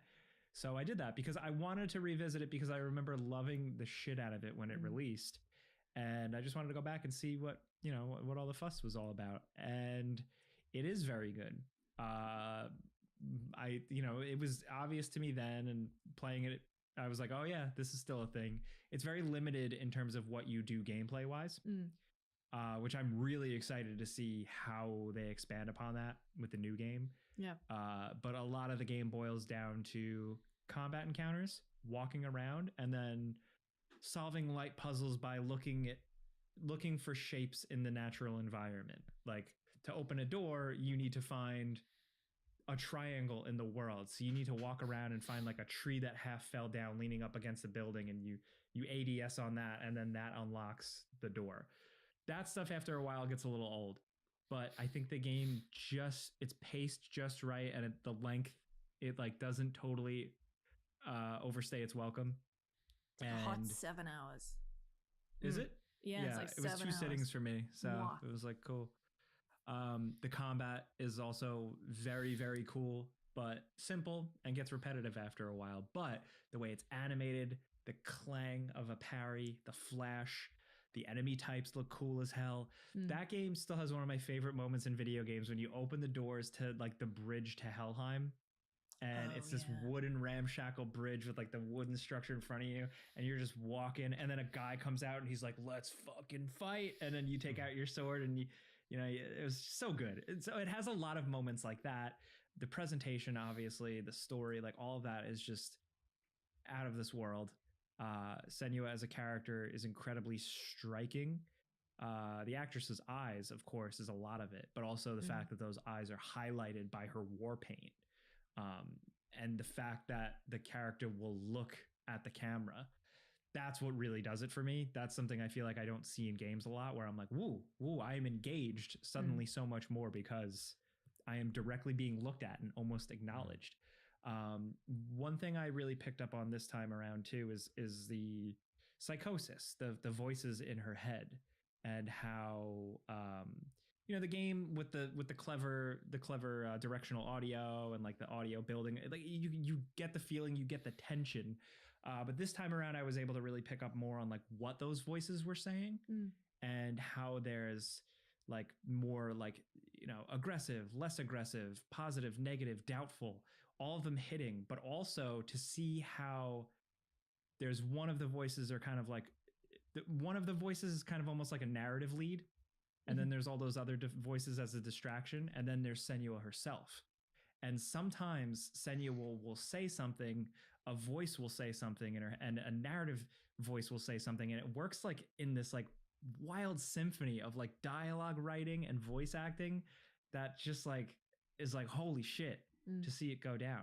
I think it's so clever in combat where the voices try and put you off, and they're like, if you get hit, they're like, no, she can't do it, she can't do it. But then they tell you if someone is going to hit you, or they tell you if there's someone behind you, or they tell you like this is the last enemy. They insinuate it in a way that I think is really smart. Yeah, and it's really fun. Especially because there's no, like, that's like the indicator, like that's the HUD, behind you. But then also sometimes I feel like it's like unreliable because I've gotten a couple of behind yous and there isn't really any enemy behind me. So it's just creative. It's clever. I wish there was a little bit more to do gameplay wise, but I was still just so along for that ride. The beauty of it visually, the performance, all of that. I just like what Ninja Theory does. And obviously, like, I'm glad we talked to them today. I'm like a big fan. But yeah, I still think it's worth trying to cram in and replay if anyone else out there has time, because you could blast through it pretty quickly. Yeah, but it's a cool experience. That's me. Cool. That's all I played. Yeah. With that, let's just jump over briefly to show and tell. This is every time we gather, we bring each other something that we've been doing that isn't a video game. So, Lucy, let's go with you first. I Think You Should Leave live. Damn, you did. That was this. Yeah. That was this week. Oh yeah, man, it was really cool. I wasn't sure how it would work. If they were going to do skits on stage or whatever. Nope, they did. They aired unshown skits or skits that had been cut down. So, like there was a little bit from Little Buff Boys. Like there was little bits from that they showed. Has this ever happened to you? The guy, like that skit was originally like way longer. They brought out like Sam Richardson, Patty Harrison, people who have been in skits and have worked with Tim Robinson. It was awesome. It was a really fun night. I think it was a little like, as a show, it was a bit haphazard, like just kind of thrown together. But I loved it. I think You Should Leave is a thing that I quote all the time. And so those tickets as well, like it didn't feel like they really advertised the show. I saw it because someone in our news Slack dropped like a Dallas Evening News or whatever. Hey, I Think You Should Leave is coming. I was like, I even went on the Ticketmaster page and they were not shouting about it. So I feel really lucky that we managed to snag tickets for that one. It was really fun. I'm jealous. Nice. That's cool. That's cool. Yeah. Ralph, what about you? It's been a lot of not much right now. I tell you what I watched actually. I watched The Abyss again. Oh wow! For the 20th time. 4K. Yeah, but because they just released the 4K version, so I bought the 4K version. Oh, nice. Yes, and but the problem is Jim Cameron is like doing AI upscaling for his 4K stuff. I saw that with this one. Yeah. Look, it's not as bad as some of the screenshots make it out. Because like if you really drill in on some screenshots, you're like, oh, okay, that looks kind of fucked. But like when you're watching it, you don't really focus on that. You just kind of focus on the fact that, well, it actually looks pretty fine. Like as in this, if I was to watch a shitty, like a older version of this, it would look way worse clearly. So I think you take the good with the bad. But yeah, really interesting to watch The Abyss after all these years, because the last time I watched it, I think was a long time ago, well before I was, I guess, more critical of the media I consume. Like I was not a critic in any capacity when I, watched The Abyss like 10 plus years ago, right? Watching it now, and I guess there's also just the passage of time, and Jim Cameron's like released a whole bunch of movies since then. Pretty much just 2 Avatar movies, I guess. But interesting to see how far he has come as a filmmaker since The Abyss, because there is some stuff in it structurally and in its dialogue and in its themes and in its final act where you're like, oh, this is interesting, isn't it? Stuff that I never really viewed it that way in the past. But it's a much clunkier film than anything else he has done. And it kind of makes it charming in a way. But yeah, you can definitely see how he has evolved. And I think that's really fascinating. So if you ever get a chance to check it out, it's on 4K now and it looks good. But it's still just a really watchable film. And some of the sequences in it are still to this day incredible. And also, I was at the same time, I was remarking, wow, how the fuck did he pull this off all these years ago? Like, it is incredible that he managed to shoot these shots the way that he did. Like, it's unbelievable. So, yeah, I really recommend checking it out. It's a good one. I also watched a movie. Was it Ant-Man 3? No, God. In anticipation of the new Monkey movie, I rewatched my favorite, Dawn of the Planet of the Apes from 2014. Oh yeah. This Those is movies are so the good. because it's hard to get them mixed up. So it's the James Franco trilogy where James Franco started the monkey takeover, but this is the middle one with Jason Clarke. I Australia's love own. that movie. This movie fucks. Let me pitch it to people out there who have never watched it. A post-apocalyptic situation, right? Like a Last of Us type thing where like, oh, okay, like we're scrounging for supplies. Like what if you go out into the woods in this post-apocalyptic setting and all of a sudden a gang of apes roll up on you on horses with weapons and you're like, oh shit. And then one of them stands up and yells at you in English. It's so scary. They do a good job of like making this concept actually terrifying.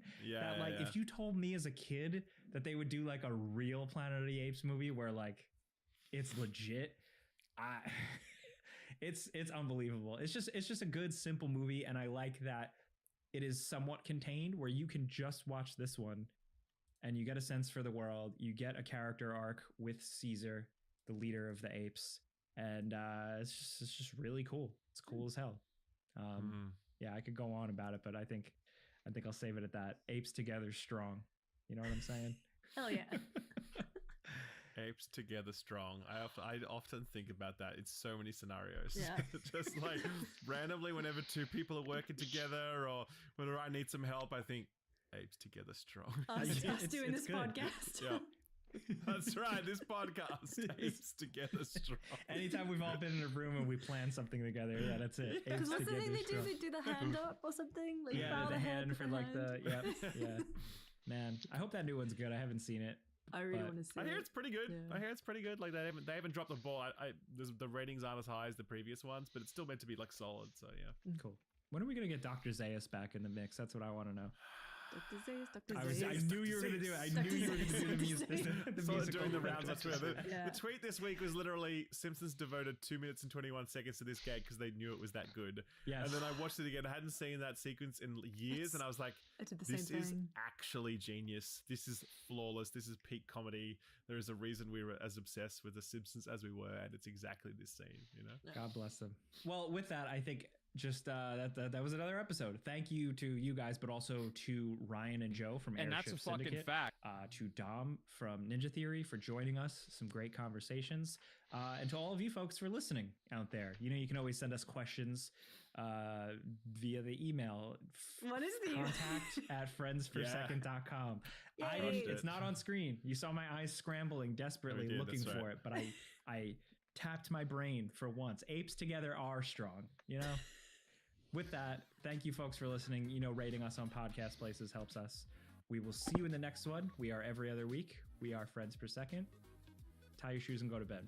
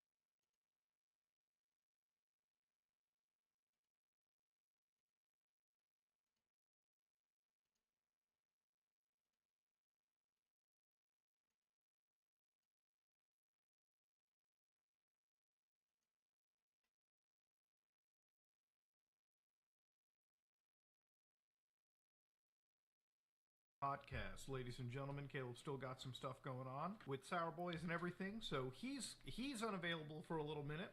But we've got an amazing guest, one of the best friends of the channel, Nexpo here, and of course Nuxtaku, who is my co-host. How's it going, guys? Going good, bro. Yo, I haven't been paid in 100 episodes. How's it going?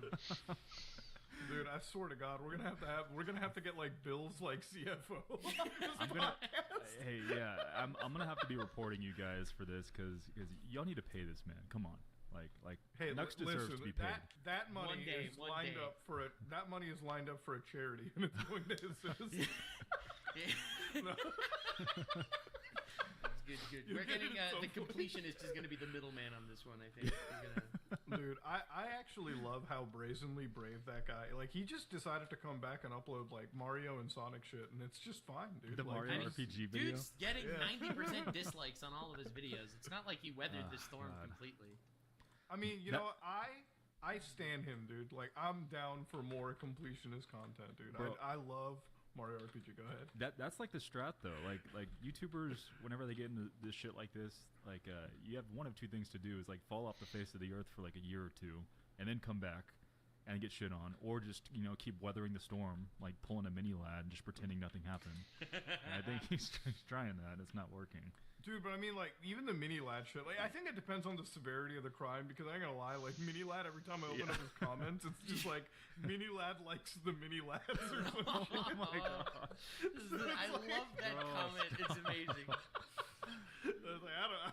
Like, that might work for some people, but you can't have your cake and eat it too. Like, if he had just started, like, uploading through it, he probably wouldn't face anything, but he made that shit tier response video and called it a day, dude. Yeah. And that... Dude, when I saw that response from Completionist, like, the first thing it was like, all right, hey, Carl, do you see how stupid it is? He's like, I know. And then, Dude, it's like, the wild thing is, though, like, YouTube commenters, and I'm just going to say it like it is, a lot of people watching YouTube cannot critically think anymore.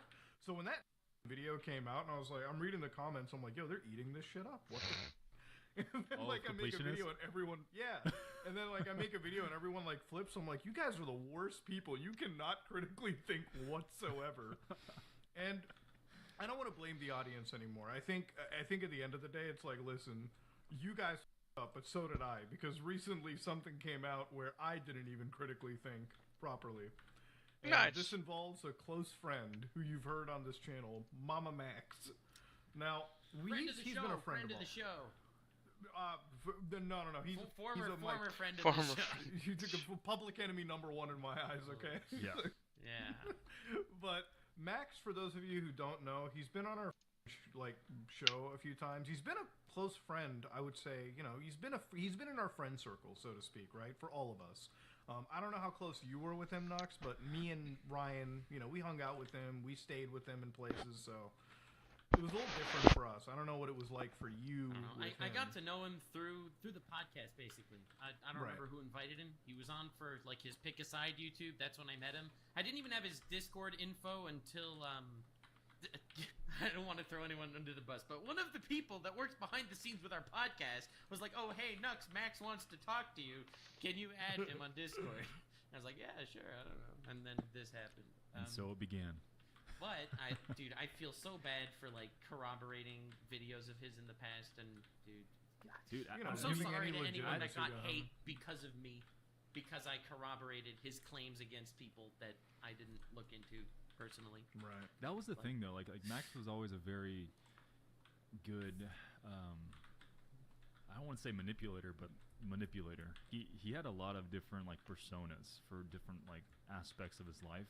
Like I felt like I always got like the Max as a person, like a human being. Like Muda also got that. Like his real life personality was so just like chill and laid back and everything. And then I'm sure he was like that on the podcast where he was just kind of chill or whatever. And then there's the Max stuff where actually like making his content, he does these stupid decisions that are in hindsight pretty cringy. He can't keep himself out of controversy, and that's his problem. And he's always said like he wants to just go and hide in a hole and just make his videos, and he's just gone against that at every turn. Well, like, so the controversies, and I guess this is going to be kind of like an explanation hour, right? Like, true crime podcast style, like we're going to be looking into this case. Yeah. So the thing about like Max is he's like a true crime content creator in a way too, right? Like. True, a lot of with his an asterisk, like true asterisk crime. Yeah, it's about as true as open hand charity. So, like, hey, say the open hand charity ended up giving money to charity at the end of the day. I'm just saying. Actually, that's true. If we had to compare them, the open hand charity did give money to Alzheimer's research. If Max gets a pedophile locked up, then he's like the open hand charity. Yeah. So again, for people in the true crime circuit, right? I find it to be kind of I'm a conflicted guy with true crime, right? I've covered things in the past that are crimes and whatnot, but I usually have a rule where it's if there's police involved and the case is going well, then I'll cover it, right? Because I know that at least something's happening. If it's a situation that's if there's something that you can add to it, sure. But a lot of times I find that people who make that content just re-victimize people that are going through shit. The Dahmer series came out, right? With Jeffrey Dahmer on Netflix. Yeah. And for me, it's I watched through it, but it's for me, that's not the kind of content that I usually consume because it's all right, I know about him. I don't need to know the gruesome details about everyone that he's killed and everything, right? That's not, it's not something that I care too much for. But it's a big deal on YouTube. It's a big deal in the world. People love consuming content. Max was in a type of content that was so easy to not get screwed up in. His enemy was pedophiles, right? I think that's why so many people were on his side for as long as they were. That's why I was on his side up until, all this shit came out. Because, he's going up against literally the worst people in the universe. And it's right. Well, yeah, it's a pretty easy side to take. Yeah, because it's at the end of the day, he was in a situation where if you criticized him, it was well, what are you doing? You're trying to, defend, a pedo or something? And it's oh, okay, that's a good point. I guess I'll just stop all critical thinking. And that's kind of where I was for a little bit too, right? I'm oh, he's doing he's trying to stop really bad people, right? And he's a friend, so give him the benefit of the doubt and call it a day. You see his comment sections are full of survivors of sexual assault talking about how these videos bring them peace, and it's dude, you're gonna really hate on this guy? Well, I mean his style, I mean it's a cool style, but for the subject matter, it's very. It is a lot, but yeah, Nux was saying, if you go through the comments, there are a lot of people that feel vindicated by it, and I just figured these are the people that he's appealing to. This is his audience, and if they're enjoying this, then I guess he's doing a good thing, and you can't argue with someone who I guess at the end goal is doing a good thing. At least it was thought back then, so yeah. I don't know. It's just difficult seeing someone that you thought you knew just come out as a complete fraud. That's where the story goes to, right? Because so for anybody that's not knowing, in the last I want to say 2 to 3 months, there's been a story about a vampire, right? That Max was covering. Now I use vampire very loosely. Obviously, vampires are not real. Mm-hmm. I think we all know this, everyone watching. Neither are werewolves, right? But Max was covering a guy that he accused straight out of running a sex werewolf vampire cult. Now, the thing about it is they're looking at this whole story and talking to people that were actually affected by it. I think that there was there was illegal shit that happened, right? And you don't need to have a vampire cult for illegal stuff to happen. You just need somebody to take advantage of someone, and that's pretty much. You need to wait 7 minutes. So in this video that Max released 2 months ago, he was hitting me up on Discord, and I don't know if he hit you guys up, but he said that reaction channels are about to get a blow up because he's gonna make a video specifically targeting them about a case. And I was like, okay, so this is something that you're in for, cool. I'll review whatever you're sending.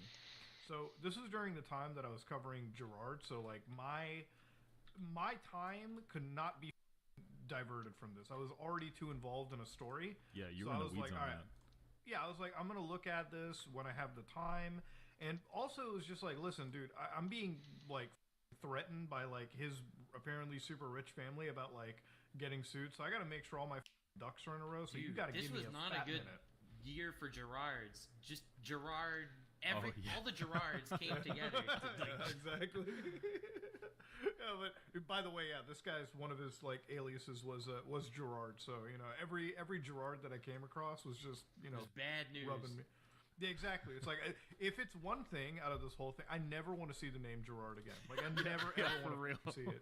Like, like I don't give a if it's the nicest dude in the world or the greatest story. If I see that name, it's over. Like I'm Muda's never gonna have a covering son. that. His wife is gonna say, "I want to name him after my granddad, Gerard." No, Dude, I swear to God, if Jen ever brought up the name Gerard, I'm like, all right, it's over, it's done. Like we're never gonna have this discussion again. But yeah, so he brings this vampire cult story up, and then he releases this video called "Brainwash Your Favorite Influencer." Now, for anybody that hasn't watched any of this, he's deleted every single thing on this video series. Rightfully so. Oh, he deleted all this stuff. Finally. Every single thing is deleted, but the YouTube shorts where he still calls the man like a sex cult leader and whatnot. Okay, so. you can't take this stuff back. Like, no, exactly. You can't take back a serious allegation, right? Like that is stupid. But this is the thing I've learned about Max is he's the guy that thinks he plays 4D chess, but he's actually brain dead at everything that he does. Because he releases his video series called "Brainwash Your Favorite Influencer," and the problem with it is like. He accuses this guy of a serious crime, but he doesn't back it up with really strong corroborating evidence. Any right? evidence. Like okay, Ryan, when you work on a video, right, for your channel, and I know that you don't cover super duper serious shit like this, but let's say you're covering something like, I don't know, world.com or any video game or some creepy corner of the internet. Yeah. It's in our job, right, to make a breadcrumb trail from beginning to end. To get the audience to understand the story and, everything so on and so forth, right? Right. Correct. If you can't do that, you're a shitty storyteller. It's like if I'm sitting there accusing somebody of charity fraud, I can't just say, yeah, this guy committed charity fraud. Please believe me. No, I'm going to have to show you documentation. Otherwise, I get laughed the out. That's what basically he didn't do. Max didn't provide any of that information, and that's why he's been getting ass blasted on the internet about it, and rightfully so, because he's made serious allegations. But if he's not able to back it up, like, dog, the world's gonna shit on you. Yeah, and it's like if you're calling someone a pedophile, that's one of the most vile acts a human being can do. It's up there with murder. And if you're going around just saying oh, Camden Gerard Davis is a pedophile with no evidence and just expecting all your YouTube friends to just run with it, because Max was very well ingrained in the YouTube sphere. He was good at just befriending everyone and kind of just getting buddy with everyone. And I guess he really was banking on that to get people to just blindly believe him and spread his message. And it didn't work. I just went to his channel, so he took down his last 4 videos on this subject, and he listed all of his past videos for the last 7 years. What is going on? Yeah. But anyway, the weirdest part of this whole thing to me, when I first found it, wasn't even that he called it brainwashing your favorite influencer. He rebrands his channel to God Cult, right? He's trying to make a cult to destroy a cult. It's a weird perspective to take, right? And it's very artsy, and I think that ultimately became everyone's major aside from the unsubstantiated allegations, I think that was basically everyone's major complaint against this guy. Turns out all of his past videos were just faked. He says the pedophiles he accused are all real, but everything in the video is just pure fiction. I did want to kind of speak on that point, though. I know I went on Lyric's stream, and I wasn't as concise as I wanted to be about this, but I was asked about his creative process, what he does, if I've ever seen him catch any pedophiles or predators, or if I've ever seen any definite proof of what he does. And I'd just like to say that I haven't.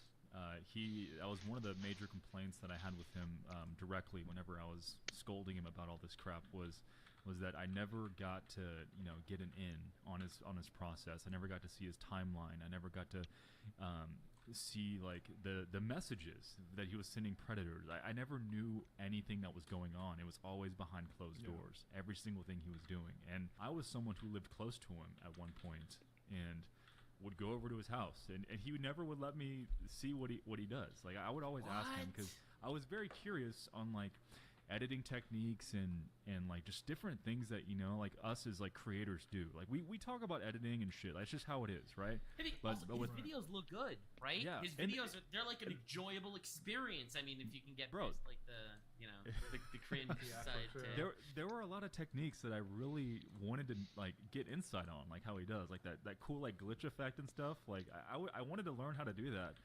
And he just never let me. That he does, Yeah, he never really let me into the process. He always does this thing where, like, when I ask him a serious question or anything like that's not like a jokey, lighthearted convo comes up, he does this like laugh, and then kind of just like yes, and he's like that laugh, oh, you're the anime funny. laugh, you're funny, or you're cute, and then it just moves on to a different topic, and like because I don't know how to respond to that. It's just a little awkward. Yeah, I mean, like how I do know what you're talking about. So I spoke to him privately, like the day before Muda and Nick Diorio had like that whole call with him, and we ended off in a very different spot than what happened in your call. Because when I saw your call, I really I couldn't believe it. Like I thought that he was going to be calling you to apologize. Like that's how I thought it was going to go. Has he ever said publicly, "I'm sorry"? Yeah, he took accountability. Remember? Accountability. He didn't say sorry though. He did say sorry. He said sorry to Charlie. To Charlie. That's it.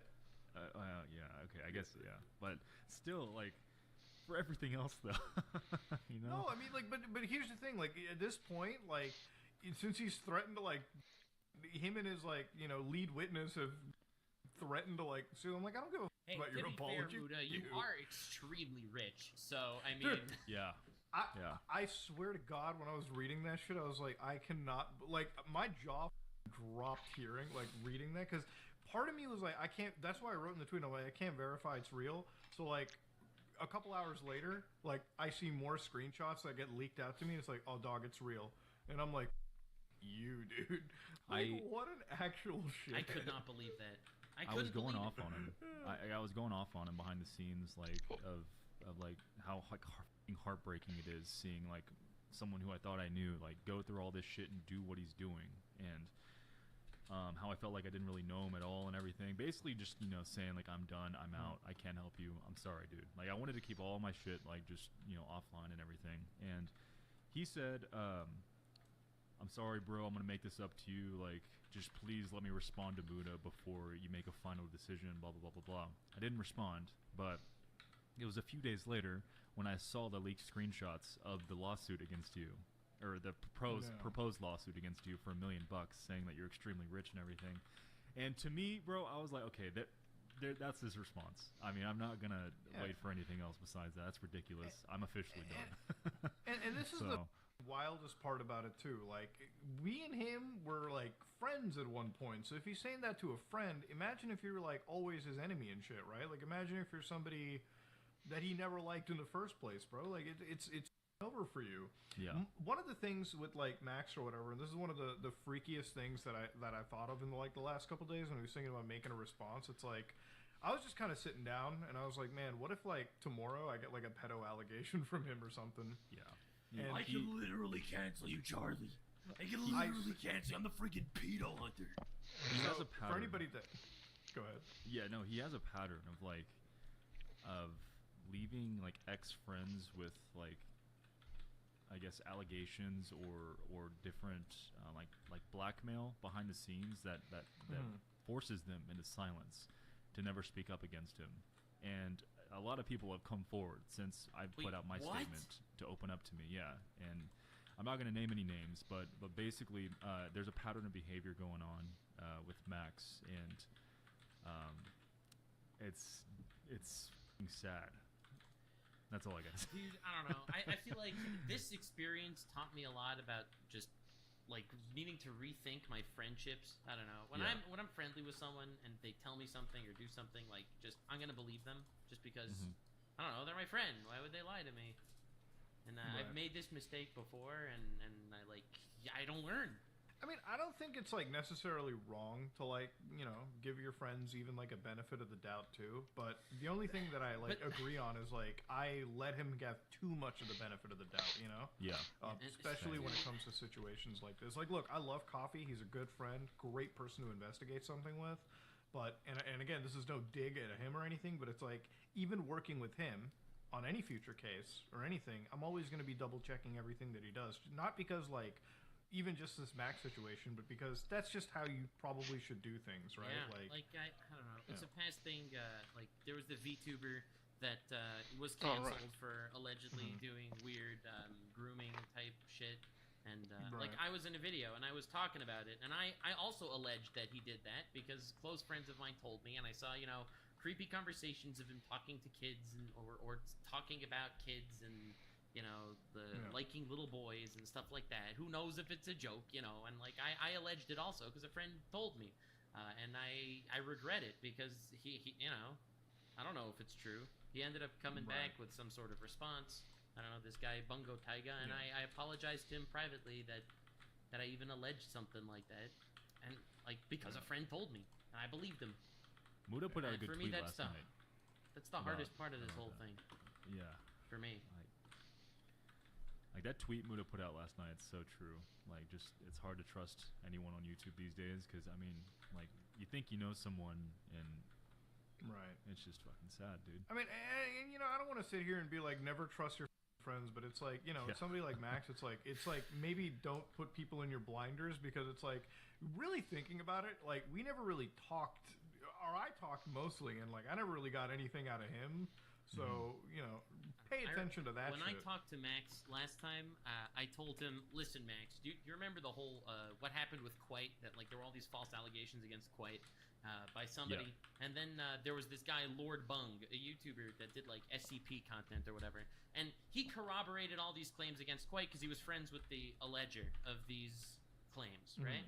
And Quite ended up basically disproving everything, and he was completely in the clear, and Lord Bung ended up deleting his whole channel, I think, because of this. And the reason why is because he took his friend at face value, and it destroyed him because he believed his friend. And I told Max point blank, Max, you are friends with these people, you might be a Lord Bung right now.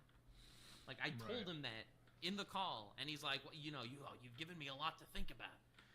And yeah, right, I gave him a lot to think about. You didn't do anything different. I hate it when that shit happened. Like, when he's like, you really gave me something profound to think about. I'm like, what, having evidence for your allegation? We called him before any of this started. Muda, we called him literally right after he dropped his first videos. And we were like, yo, what are you doing?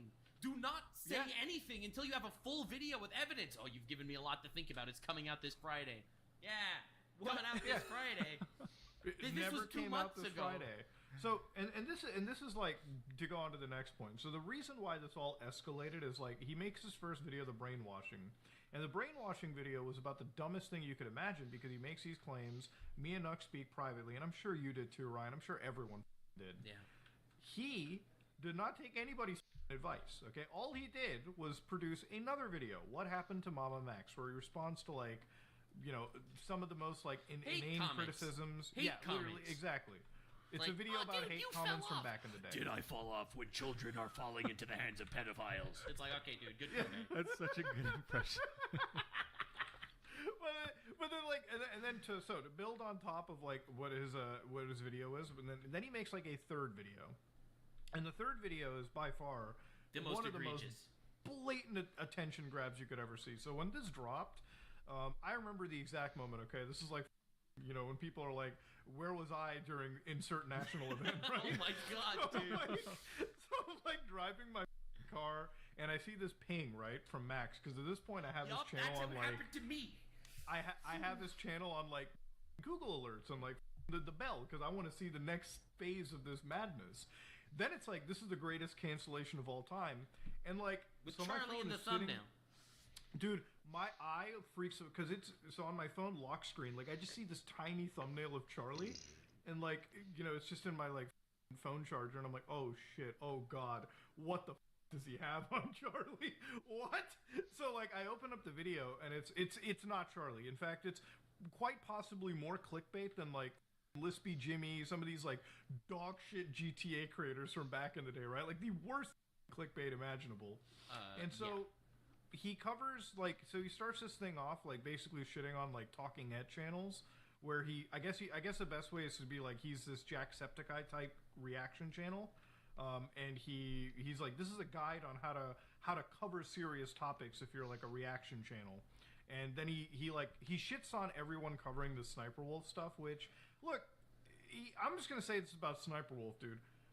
She showed up to a dude's house, okay? I'm sorry. No matter what you think, there's some up shit about it. I think the whole Sniper Wolf situation was perfectly logical to be talking about as much as people did. It's a YouTuber with 35 million subscribers that's stealing content, that's showing up to people's houses. Like, that was an insane ride. I wonder what his demeanor would be like if that situation were flipped on Max. Like if someone showed up to his house and posted it on their Snapchat story and basically blasted his address. Well, he would go Hotline Miami on their ass.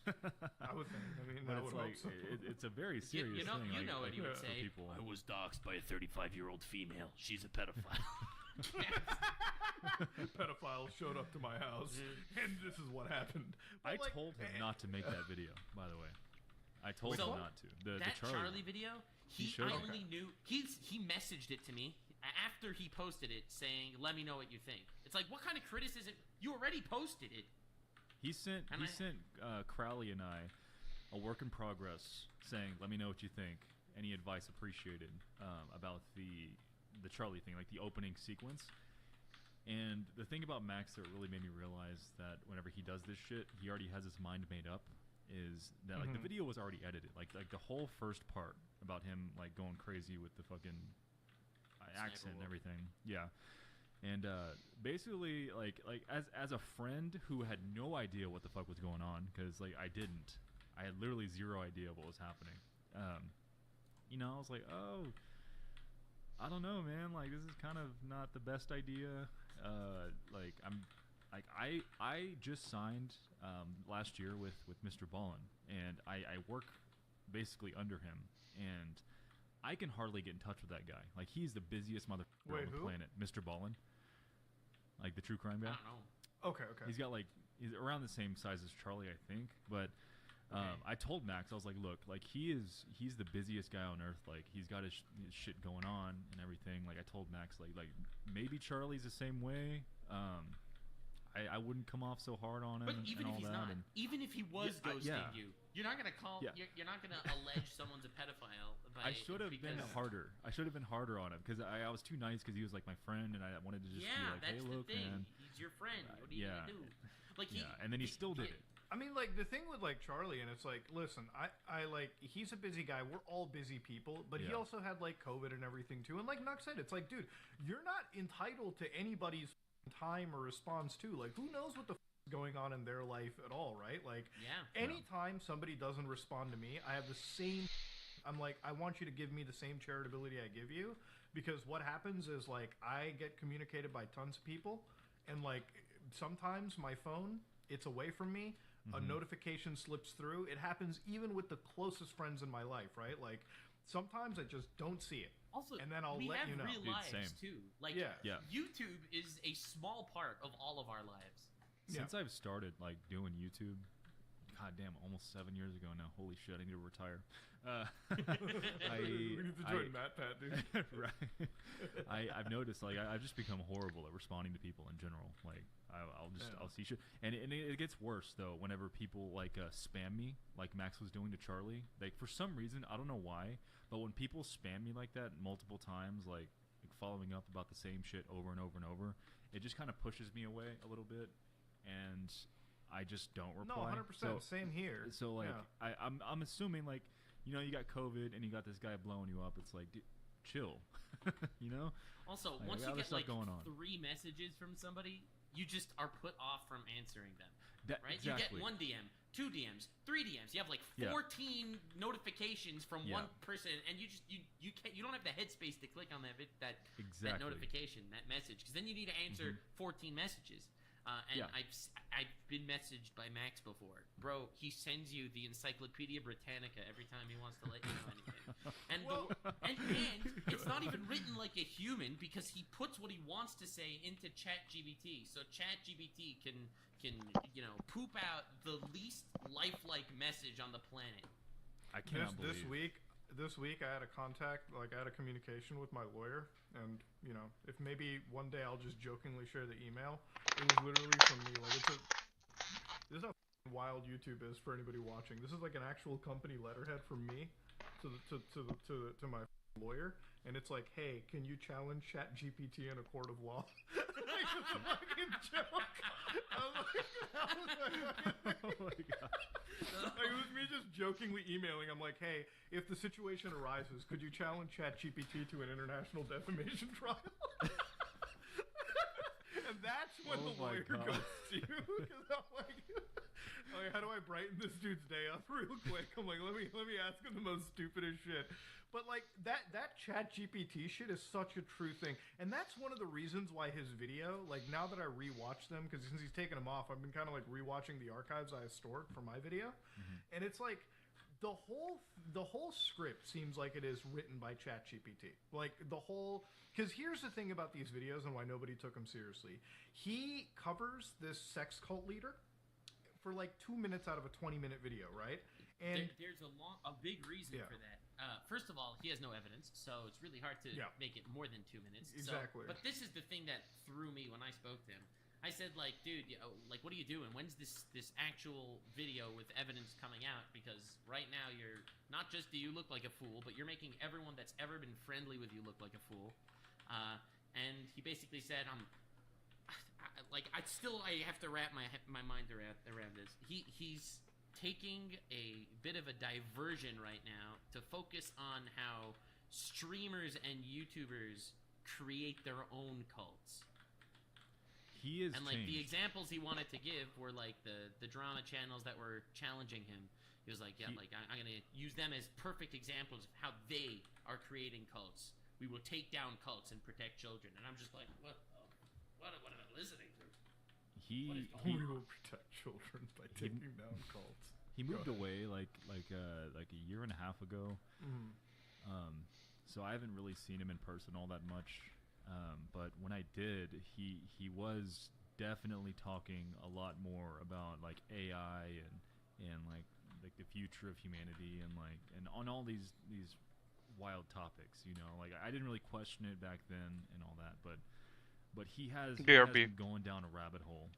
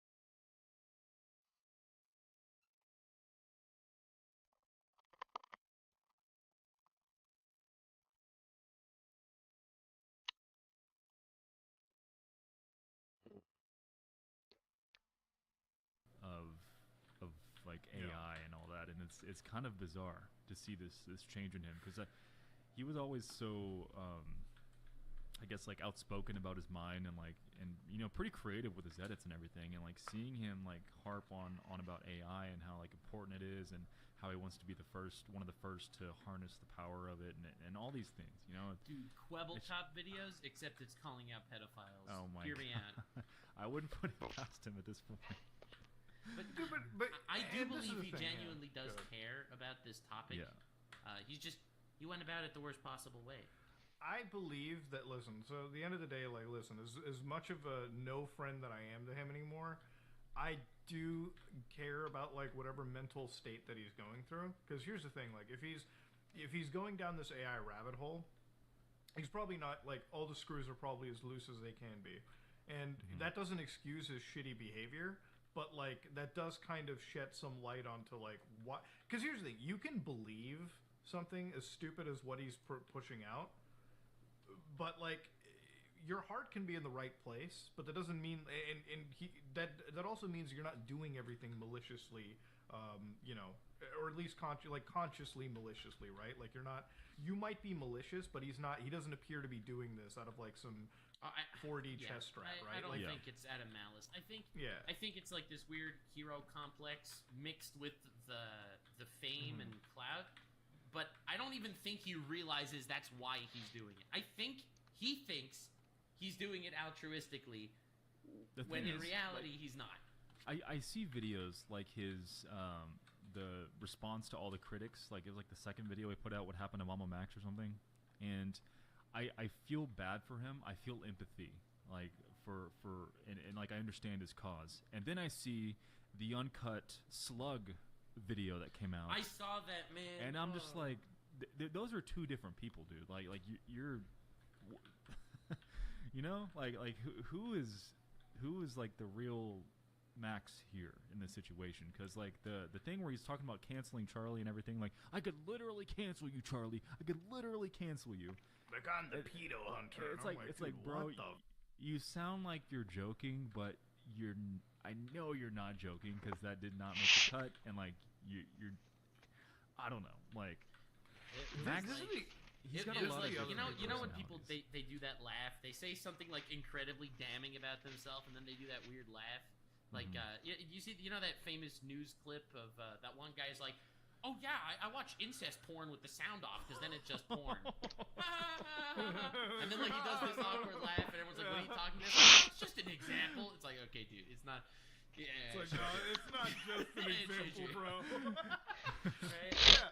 No, but I get it too, because it's just with like, and this is the other thing too. Like he works with some of the most degenerate idiots on the internet. Like, so this Slug guy, he was basically notified that this guy was like a mercenary for views.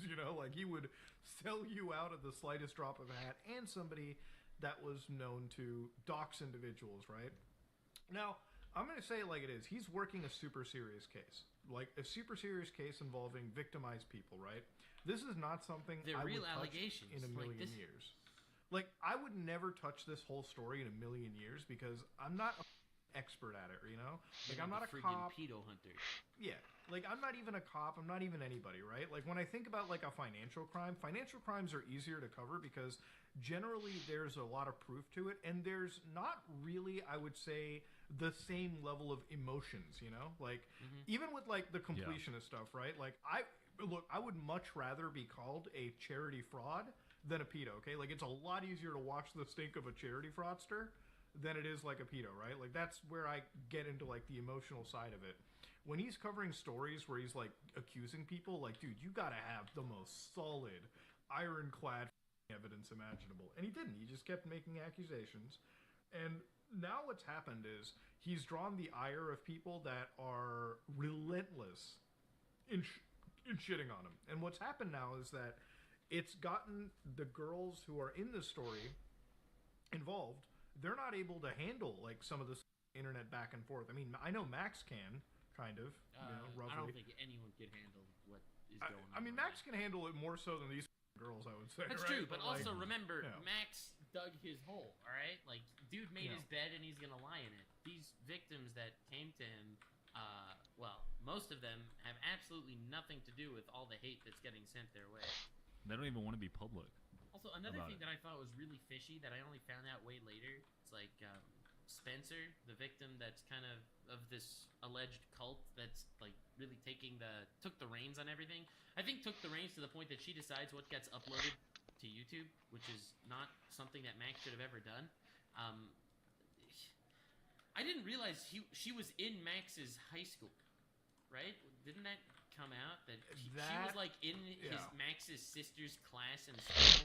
It's like, how can you remain impartial in something like this? Yeah, but the other thing is like he lets the one of the victims stay with him, pretty much room and board. Like there is so many ethical issues with this whole story that like the worst thing that I can ever like see happening is like the case is not treated seriously or gets dismissed by like whatever law enforcement agency that can help girls like this out, you know? Right. That's the worst possible case scenario. And at that point you can't blame anybody but Max. And like the biggest shed on this is this kind of content, like this kind of like predator hunting shit, like unless you're really good at what you do, like unless you absolutely cross every T and dot every I, which dude, most people in the sphere don't, you should never be covering it, right?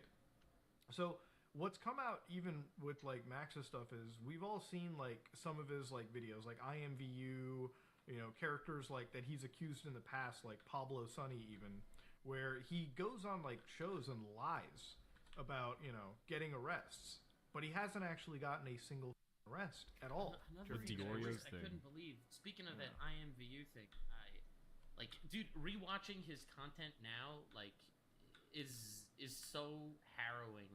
I don't know. It's like you see in that IMVU where he goes on this whole talk about Casey, and Casey is someone who had an IMVU account who followed this Pablo Sonny guy, so he found her secret YouTube channel because it had the same Naruto profile picture as she did, and he managed to hack it to get to the unlisted videos, and the unlisted video was a video of basically her video saying, here's where you raped and killed me, and there's like a bloody blanket in the forest. And then he ends up on some Discord interview, and they're like, oh my god, so Casey died, that's crazy. And he's like, no, don't worry, she's okay. Yeah, like, what the fuck? Wait, who is this did you just create this entire person and this whole narrative just to make your video look edgy and badass? That was a whole, like what, 5-minute section of that video, or 10-minute section of the video? And yeah, that was like a massive part of the video, you know, to get you to start hating this guy, right? Obviously, and it was just fabricated. Like, just hearing his words, like his disclaimer, while the narratives may be crafted in fiction, the pedophiles are real. And it's like, you don't even know what that means. Yeah. Yeah, it's like, are you gonna, like, cover, like, are you gonna blow up somebody's face, but then, like, fake the evidence? Like, what does that, like, what does that actually even mean? Like, it's so outlandish. And, you know, ultimately, at the end of the day, look, like, I don't know if he's ever really gonna come back from any of this. Like, I don't know if you can come back from this, right? Because the bridge is already burned, you know? Right. Max should not do anything online until the person he is alleging is in prison, or he should just never come back at all. Like, there is no redemption unless this person that he is alleging to be evil is proven evil.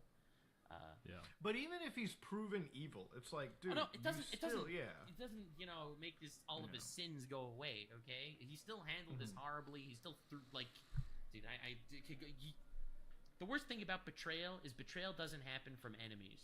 Okay, shit happens right from the inside, dude. But you know, ultimately, it is like, it's the bed that he's made for himself, and ultimately, nobody else can, you know, fix it other than him, which I hope that, like, maybe he does fix it, maybe, like, but the more and more shit that comes out of this, the more and more stuff daily that's coming out of it, I don't see this ending in a good way, you know? Like, I don't see this ending in an overly positive manner anymore, because, you know, you just things up too much. He also made an enemy of everyone. Yeah.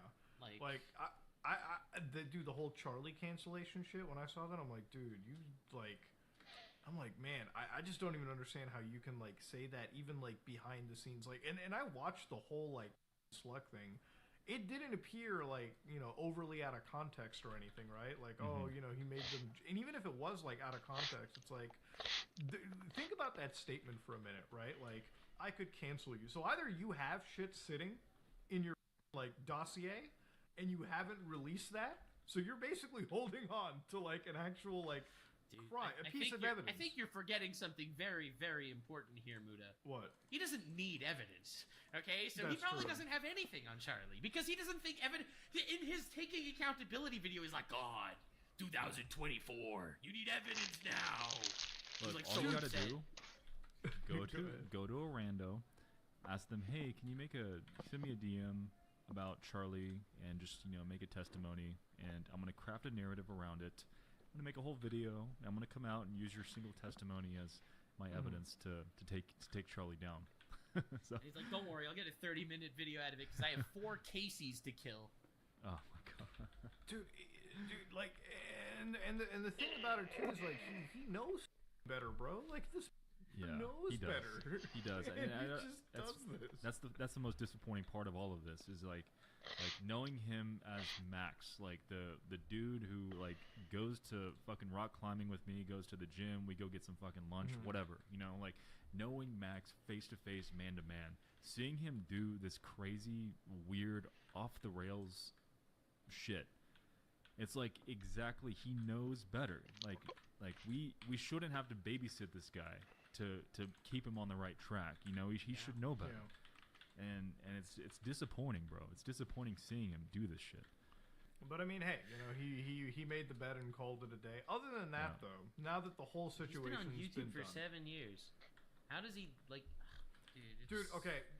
Actually, another thing before you finish it. When he asks, it's like, I just needed somebody to give advice.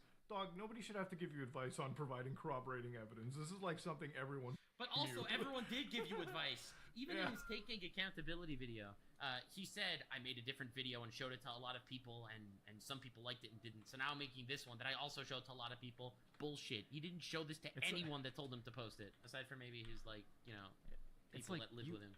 You need to have the eye for stuff like this. Like people shouldn't be making the decisions for you. Like I shouldn't be telling you, yeah, that's good. You should go ahead and post that, and then you post it. Like no, you ultimately at the end of the day need to be making that decision for yourself. Hey, Swervener. Victims that you've taken under your wing. Yeah, they don't know how to do YouTube. They don't know what they're doing. Not blaming them for not knowing what they're doing. But they don't have a platform of 800,000 people. Yeah, but and look, at the end of the day, too, that's the other thing, like, that I had an issue with. He's like, I'm giving them my platform. And a lot of it is always, the thing about hiding behind criticism, the part of that call that still flashbangs me is, like, when he just steps back and it's like, hey, Spencer, can you let Muda know how you felt? I'm like, what the Like, wait a minute. I saw what do that. you mean? God. I was like, don't do that. Jesus Christ. And look, I have no ill will against any of these people that are like in his camp. Look, I get it. You've been through some wild shit, and you probably don't like it if like there's somebody, cross-examining you. Yeah, like I feel bad cross-examining people, which is why I don't cover shit like this. Okay, like you got to have somebody that's like laser focused, that like knows how to treat these situations properly. And like knows the questions to ask. I let emotions take over, which is why I don't cover shit like this. Dude, I'm not gonna cover a story that I don't fully understand and whatnot. And I don't really feel that I can emotionally understand, because it's like, dude, all I'm gonna do is like end up feeling really bad for every party involved, and it's gonna take away any form of me critically thinking. That's why I don't cover it. That's why it's like, it's an entire part of the reason why, like, I always hand it off to somebody that is better than me at that shit. Simple. Mm-hmm. Yep. And he doesn't really know how to do that. He just wants to take everything on and blow up YouTube. I think for him, what's more important is like the popularity that comes out of it, the clout that can be gained. I think the way that he's interacted with some of his like friends, me, you, whatever, the way that he jerks off Charlie, and I'm gonna say it like it is, the way that he jerks this dude off versus me and you or anybody Nux is so different. Okay, like he can be standoffish with us, but man, the way that he the faux respect that he has for Charlie in the situation is insane. And like the other thing is like, look, I love Charlie. But also the thing is, in private, when things aren't getting recorded and whatever, he's the nicest, most understanding guy in the world, right? You'll criticize him and he'll say, thank you so much for bringing this to my attention. I didn't look at it from this perspective. You've given me so much to think about. When someone tells that to you, what, you're gonna keep dogging on him? It's like, oh shit, wow. Guy accepted the criticism. Everything's gonna change. Yeah, he's learning. I think out of everything, like I genuinely wonder if this situation would even be all that different had Charlie responded and said, "Yeah, of course. Like, come on, I'll make a video, have all the survivors come on and tell their story." No, like, this would wouldn't we be different any at all. further? It wouldn't This be would be different, the right? Because there's no evidence. Well, I remember the one clip where he's like, "Charlie, you have time to play video games. You have time to talk to me." I'm like, yeah, I saw that.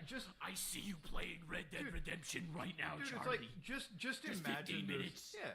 Just imagine like the thought process. Okay, let's imagine this is a universe where Charlie's like, all right, we're in the middle of Remnant 2 and he brings him on. Okay, so it's like, what does he expect the outcome is going to be? You think Charlie's going to bring him on for like, what's up everybody, me here today, we're playing Remnant 2. Also, we have Max here joining us to discuss Max the will be entire popping story. in for 15 minutes to expose a cult.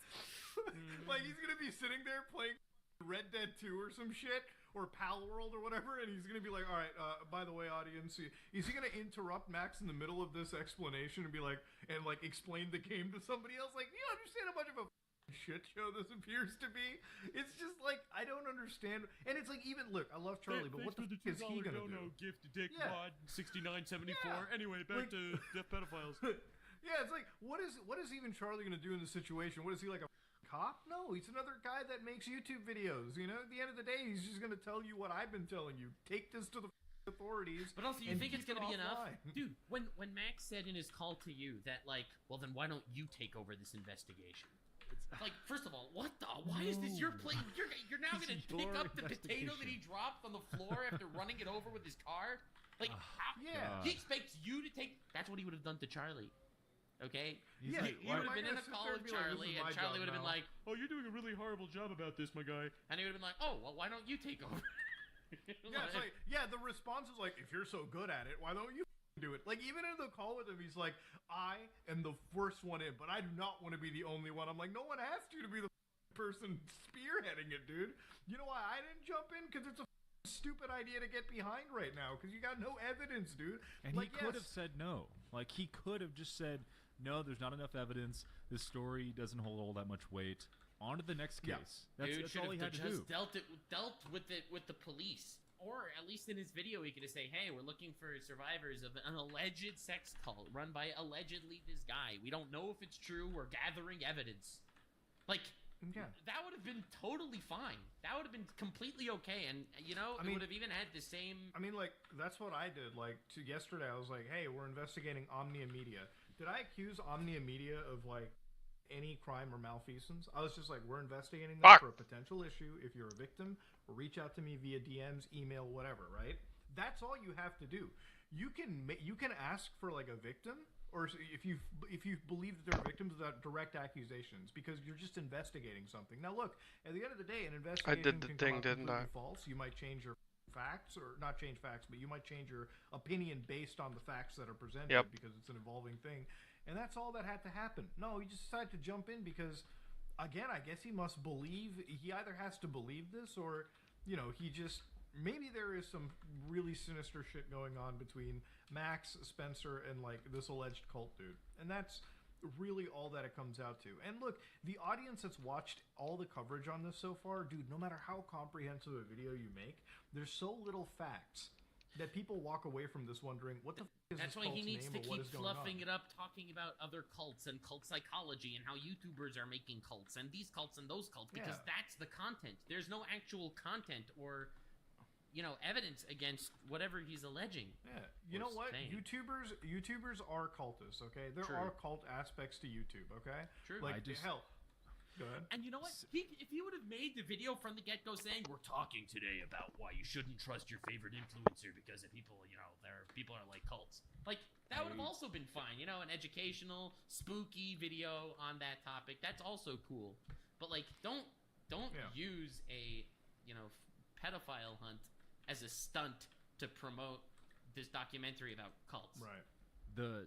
So I have a really mixed feeling. And I think it's just because, you know, like when I think of Max and like our broken friendship now, that's over. I think of like, you know, it's like breaking up with someone, you know, it's like you think of all the good times you had and all that, right? But like hearing his Patreon response immediately after all this shit happened, like he sounds exhausted. Like he sounds like he's not sleeping, and he's going off about this like conspiracy stuff about like destructive powerful forces and everything, and like I'm afraid that he's going down like this Leviathans oh my are coming God. for you. Don't do that. You just scared the shit out of me. That was straight into my eardrums, bro. Oh my God. But like hearing that shit, I'm like, dude, I don't know like what like how he's doing, you know, but I mean, he dug his bed, man. He dug his grave. Yeah, and listen, mental health for him, I definitely think that there's a screw loose, and you know, I can't speak to him anymore because he's unhinged towards me. But like, his content and the 3 minutes, the teaser that I saw on Patreon, it really felt like it was, you know, like you guys know the QAnon shit, right? Like the pedophile cabal. It really felt like it was just QAnon stuff. Like I was watching like somebody fall into the QAnon like pipeline, and like in his Patreon video, he says that powerful forces are shutting him down. Like, I mean, it's unhinged. It literally is the definition of what is like what you would say is unhinged. So you know, people that are sitting there and criticizing him for all of the shit that he's doing, you know, it doesn't come out of nowhere. You know, like none of this shit is coming out of nowhere. None of this like fear is coming out of anywhere. And yeah, sure, he made his bed, and you know, it is what it is, but. Do I wish the best still? Yeah, sure. Do I want him to like get out of whatever crap that he's in? Sure. I do feel bad for him. Yeah. Like I feel betrayed, but I also really do feel bad for him, and I do want justice to come to the people that are wronging people. Like if this guy that he's alleging is a pedophile, if he actually is a pedophile, God, I hope Leviathans come for him. Like honestly, it's. It's just a heartbreaking situation, man. Sucks. It's just sad. It's just sad. Muda, should I talk about the Martin Luther King stuff? I don't know if I want to bring it up, but like, you might as well, because that stuff is actually unironically funny. That's a palate cleanser before we go into the next thing. Oh God, the Martin Luther King shit is hilarious. So he mentions to me privately. I talked to him. I'm like, dude, what do you? So this is right in the beginning when I tell him, yo, stop, you know, trying to get people to promote your thing before anyone has any evidence. Right, Anthony Fantano, PewDiePie, and Joe Rogan aren't gonna all sit down and call out Camden Gerard, okay? Because freaking you said so with no evidence. And bro, can we start off with why the f would he hit up Joe Rogan? What the f is Joe Rogan gonna say? Is he gonna get there high on DMT and be like, yeah, dude, vampires are real, bro? Pull a Keemstar. Vampire pedos. Ironically, he's gonna be like Keemstar would treat it more seriously than Joe Rogan. And look, what is H3 podcast gonna say about the vampire story? You know, like last I watched the H3 podcast, they're not like they cover more lighthearted stuff, right? Like they're covering like goofier shit. I don't think Ethan and like, you know, he doesn't want to bring his team on and be like, all right, today we're going to talk about like vampire sex cult leader, okay? Like, he's not a true crime podcast. What's he going to do? Same with Anthony Fantano. Like, what the f is he going to do? Like, today we're going to be reviewing Drake's new album. Anyway, if any of you know about any vampire sex cults. And then like, you know, the only one in that list that could have said something was probably like Philip DeFranco, because like Philip DeFranco, he'll cover serious shit, you know, like I don't know if he still would do that. It was like PewDiePie. What's PewDiePie gonna say? And then the thing is like doing Japanese vlogs, right? Like he's in Japan, he's doing a vlog, he's having a good time. Anyway, bros, before we sign off for today, bros, vampire pedophiles. Yeah. But and then so continue on with the Martin Luther King. Oh God! So I tell him like, dude, you can't keep doing this and just spearhead this whole thing, messaging all these people, telling them that they have this moral imperative to actually cover all this stuff. And he sends me the wildest analogy in the world. Okay, dude, let me actually read it off to you because it's even weirder than you think. Your point is well taken, though often frowned upon initially. Pressuring public figures has historically been an essential tool for social change. Martin Luther King Jr. faced significant opposition. He was frequently arrested, and actions were considered radical during his time. Yet it was this pressure that contributed to the transformative change in civil rights. Now, while that is true, I don't think Bro should be calling himself the next Martin Luther King.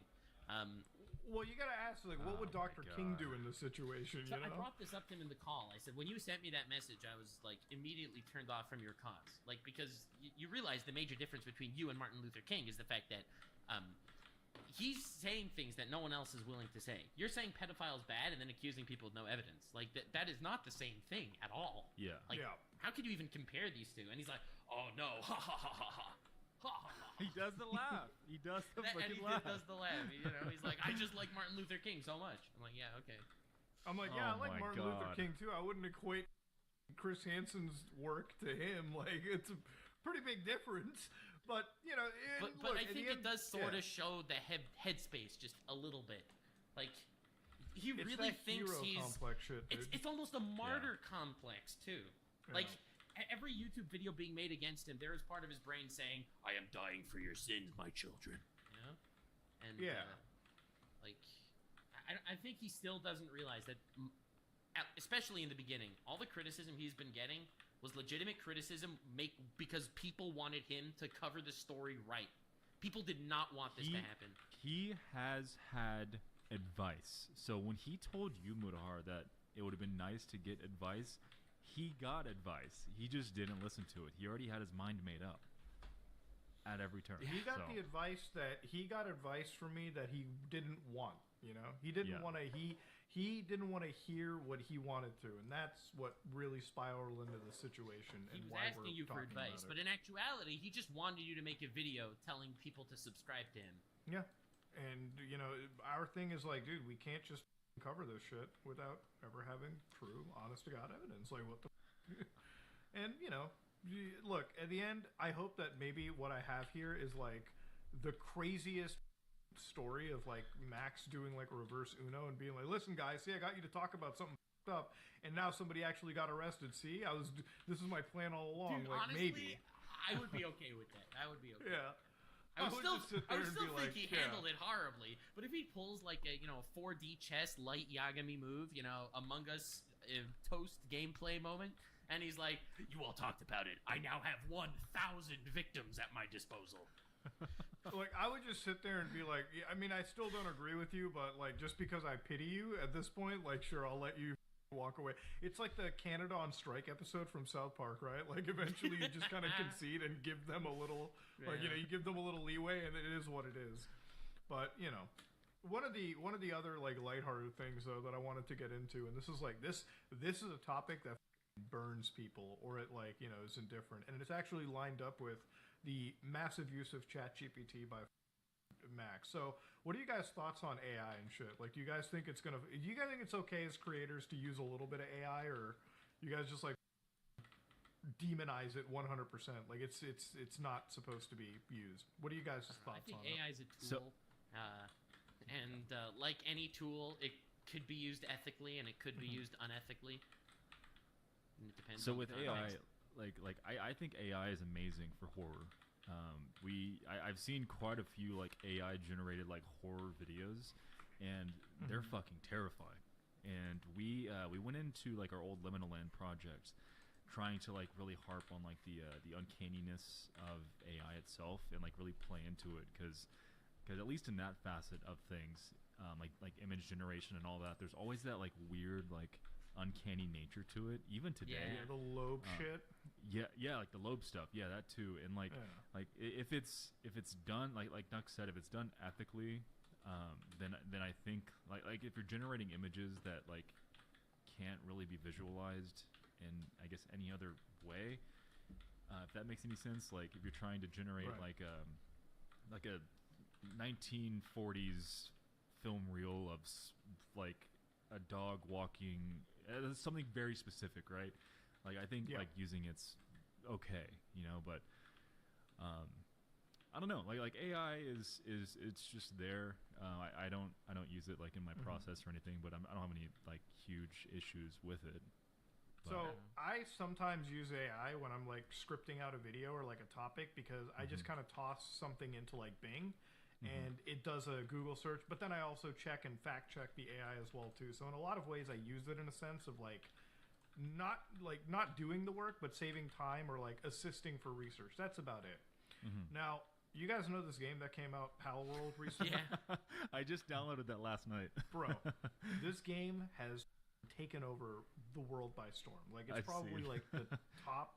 Dude, it's like the top 5, like, Steam game, all right? Like, it's been... People have been playing this. Like, it's cracked 1.2 million players in, like, the last... I want to say 24 hours. That's insane. It's set like the Steam record or something for like most concurrent players, right? I think. I don't know because that's still like they said that, but it's still PUBG that won the title because PUBG had like at its peak 3.2 million players so concurrently. So point is, this still broke crazy records. So for anybody that doesn't know Pal World is a game that's all about like it's like Pokemon with guns. That's like the only way to put it. It's a survival game, right? Yeah, it's Ark survival. Like you guys played Ark, right? Ark, Valheim, shit like that. Okay, well, okay, so you played Minecraft, right? Like I assume. I have not. What? God damn you! You've never played Minecraft? I've never played. Oh my god! I know what it is. Get off the internet now. Yeah. Okay. So you know what it is. You know that it's a game that's all centered around you, like gathering resources, surviving basically day by day, checking your hunger meter and all that stuff. Basically, it's Sims for guys, right? That's all it is. So. That's the best way to put it. Sims for the boys. For the boys. I like that. Yeah, Sims for the boys. So it's Ark, but then like they added a Pokemon mechanic because you can invite Pokemon, you capture pals in the game, and the whole point of the pals is to basically serve alongside you, fight in battles, craft shit with you, and all of that stuff. Now it's come out and it's not an original game. It really isn't. It's just a bunch of ideas that work well together. And even the developer is like pretty open about it because I was looking up some actual like quotes from them, and this is like a pretty good paraphrase quote.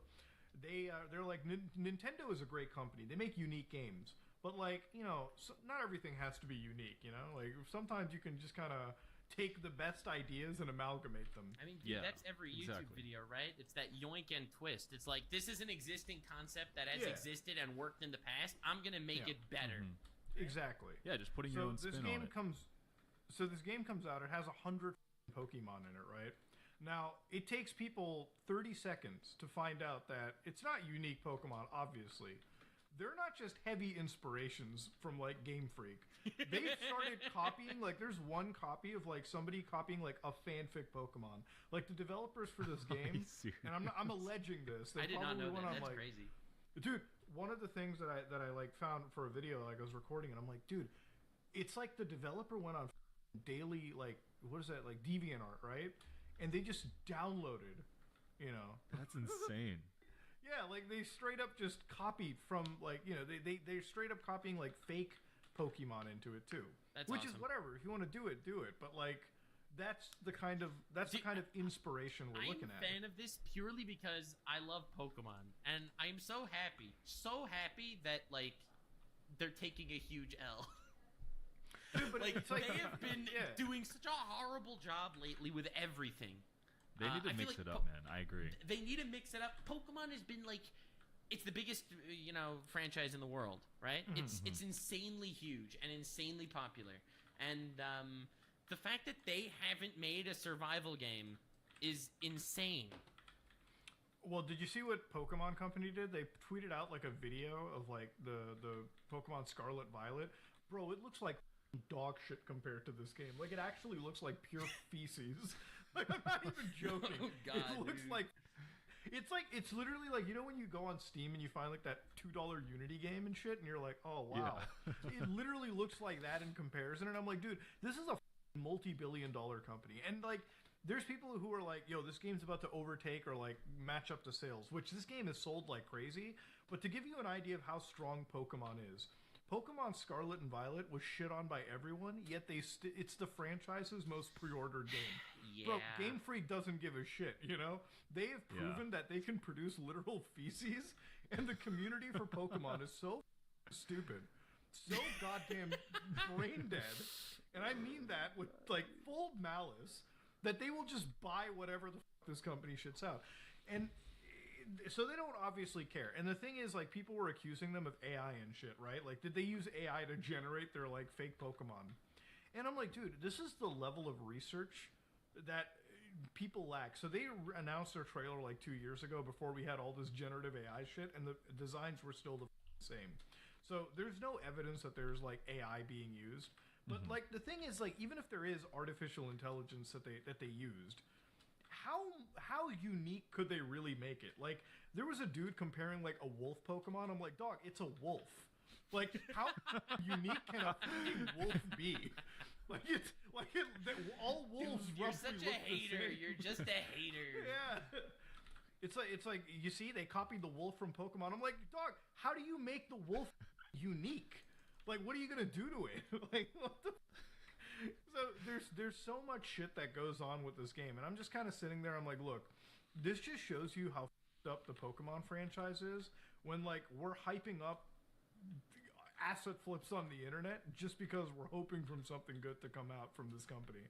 Yeah, like for real. My thing is, I'm like, I don't even give a shit if it's like even AI anymore. I'm like, dude, I just want like a fun Pokemon game, and if like it takes some company in Japan that like.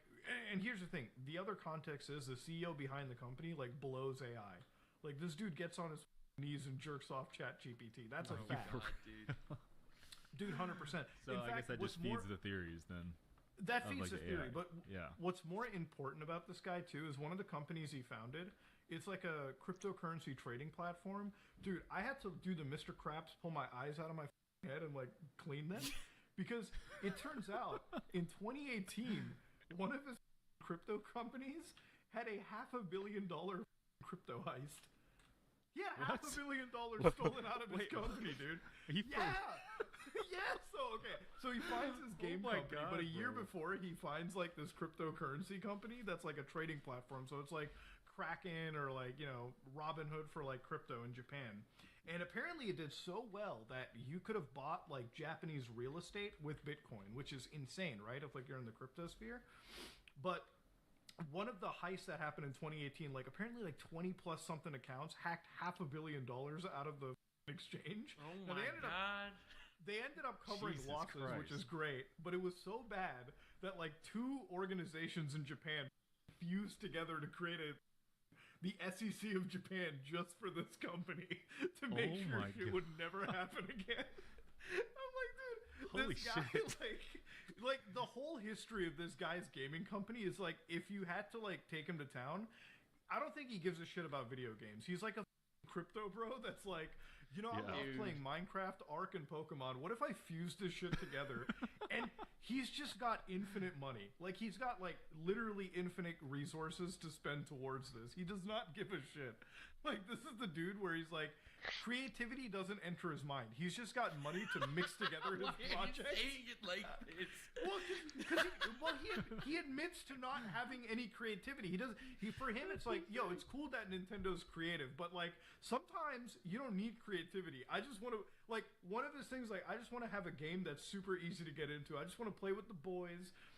I'm tired of picking between Ark, Pokemon, and all these stupid games every night. I just want one game. Own. Yeah, he's like, I just want one game that all of us can play night after night. None of this stupid, let's decide what we're launching on Steam. That's his entire business motto. His most unique game is like, I think it's like Cyberwitch or some bullshit. Don't quote me on the name. But like, it literally, like, if you squinted your eyes a little bit or developed cataracts, it's Hollow Knight. Like, he's so unashamedly oh my God, copying everything that you could find. So it's like just the digging I've done on him, and like a few people are talking about his crypto company, and I'm like, dude, the biggest story is so I didn't know this was all going on. So my source for news, okay, I've been on my Twitter hiatus and life's been grand, okay? So my YouTube feed gets full of like those you know, like I get the super anti-woke guys and the super woke guys. Like that's my YouTube feed half the time. And it's like, you know, you have the word gay in huge words on the thumbnail, and it's like just shows like the Pokemon with a gun, and I'm just like, well, I don't know the context, and I'm not watching this video to find out.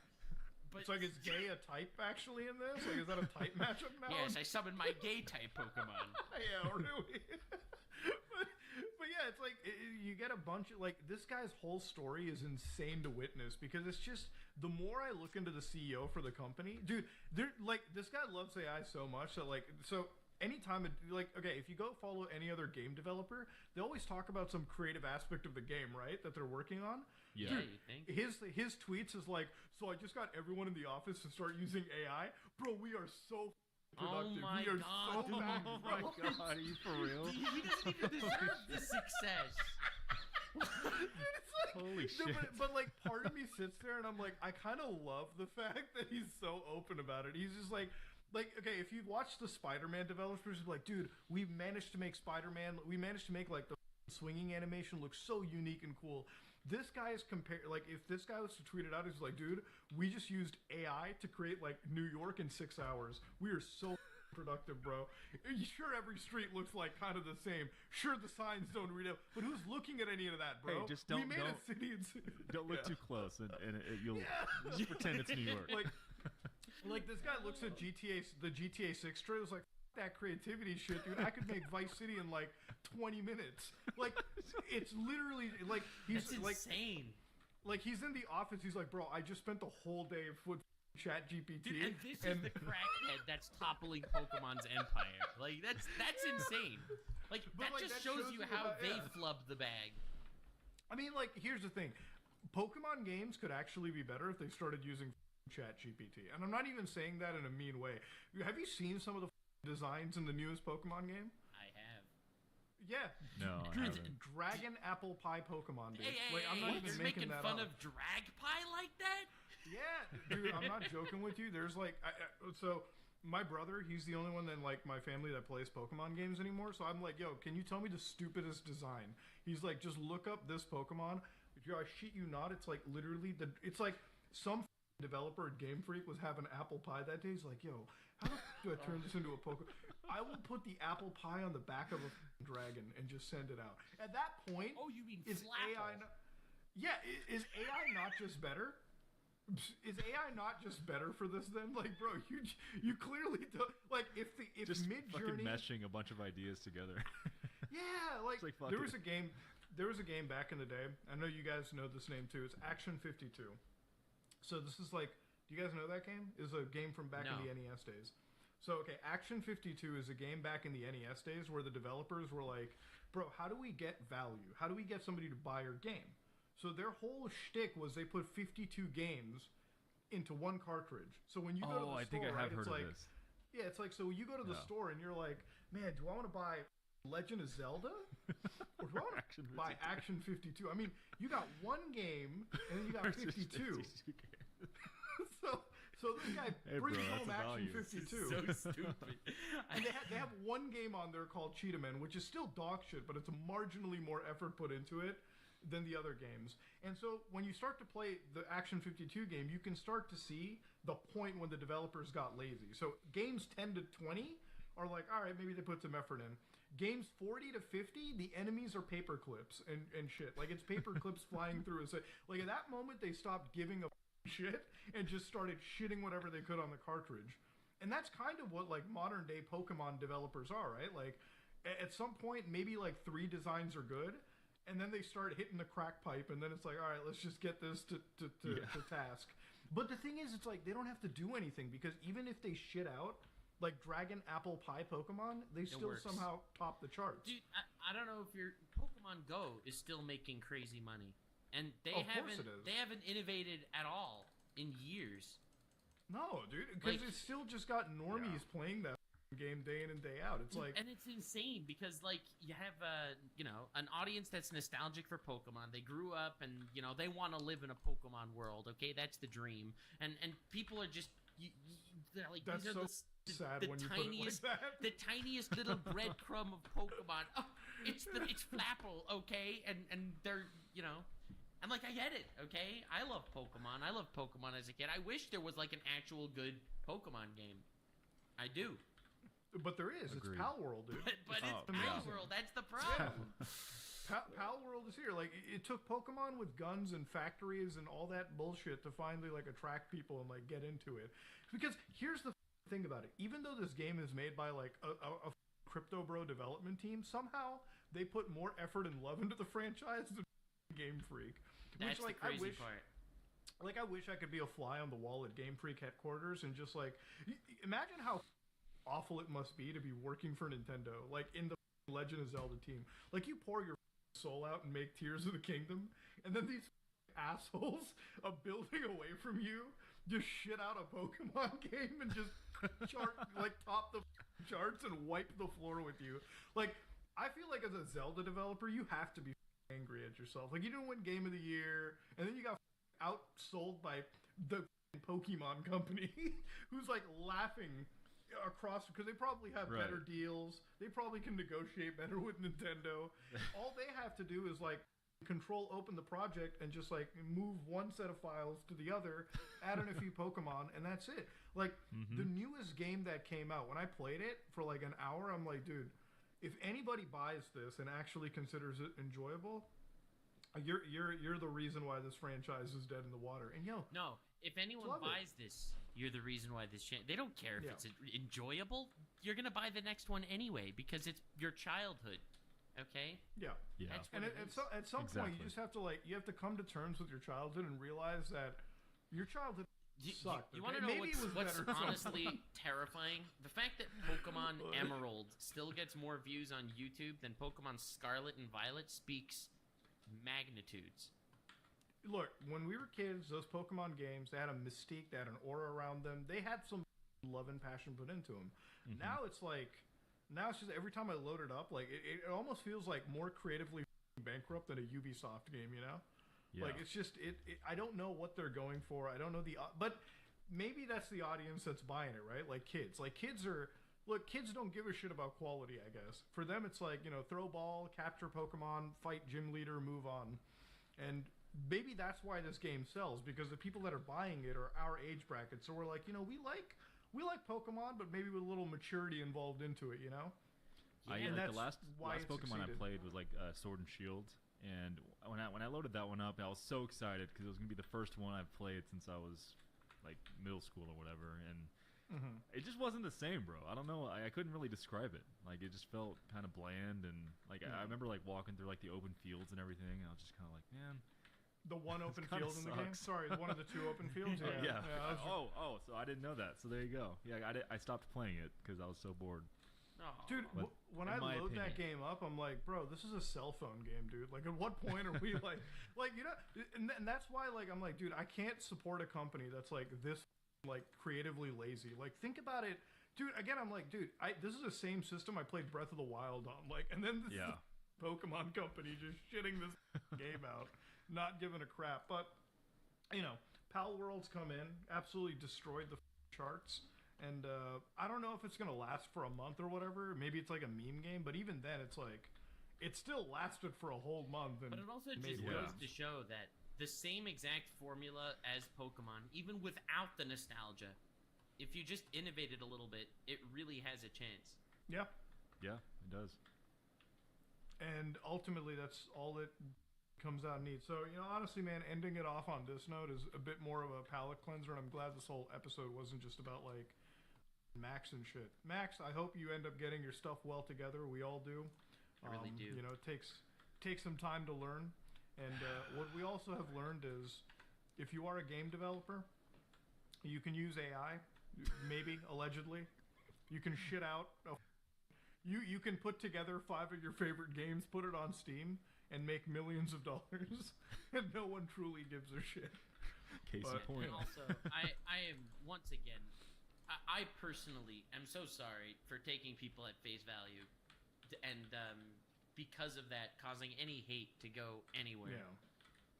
It's really not cool, and I'll try to be better about it in the future. Yes, No, I think we all will. I think we all have done the best that we could in a shitty situation, and I will always, even for like, if I wasn't already questioning vampire werewolf cult leaders, I'm going to be questioning them even more and stuff too. Yes. And look, this is the thing I want to also end on, since I know that at this moment people might not be listening in.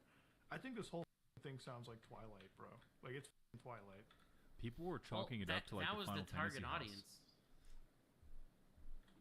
Like, it was like a Final Fantasy House / Supernatural ARG, like the Supernatural TV show. Yeah. Oh my God, they were making the comparison. Ryan, yeah. I didn't even think about that. The Final Fantasy House. Holy shit. Yep. So I haven't dug too much into that like whole aspect of things, but I saw people like throwing that theory out there, and I was like, that's actually interesting. You know, I like to read into. Well, before we end it, there's one good video on Final Fantasy House. I think the only video on the topic. It's by Frederick Knudsen, who that guy is the only one that I've ever seen cover that whole story. So he's such a legend. If you guys are interested, absolute legend covering it. But yeah, ladies and gentlemen, this has been me, Nexpo, and Nux, and hopefully you enjoyed today's podcast episode. If you like what you saw, please like, comment, and subscribe. Dislike if you dislike it. Check out Ryan's channel, Nexpo, and Liminal Land. Check out Nuxtaku, and if you want, check me out. We are out.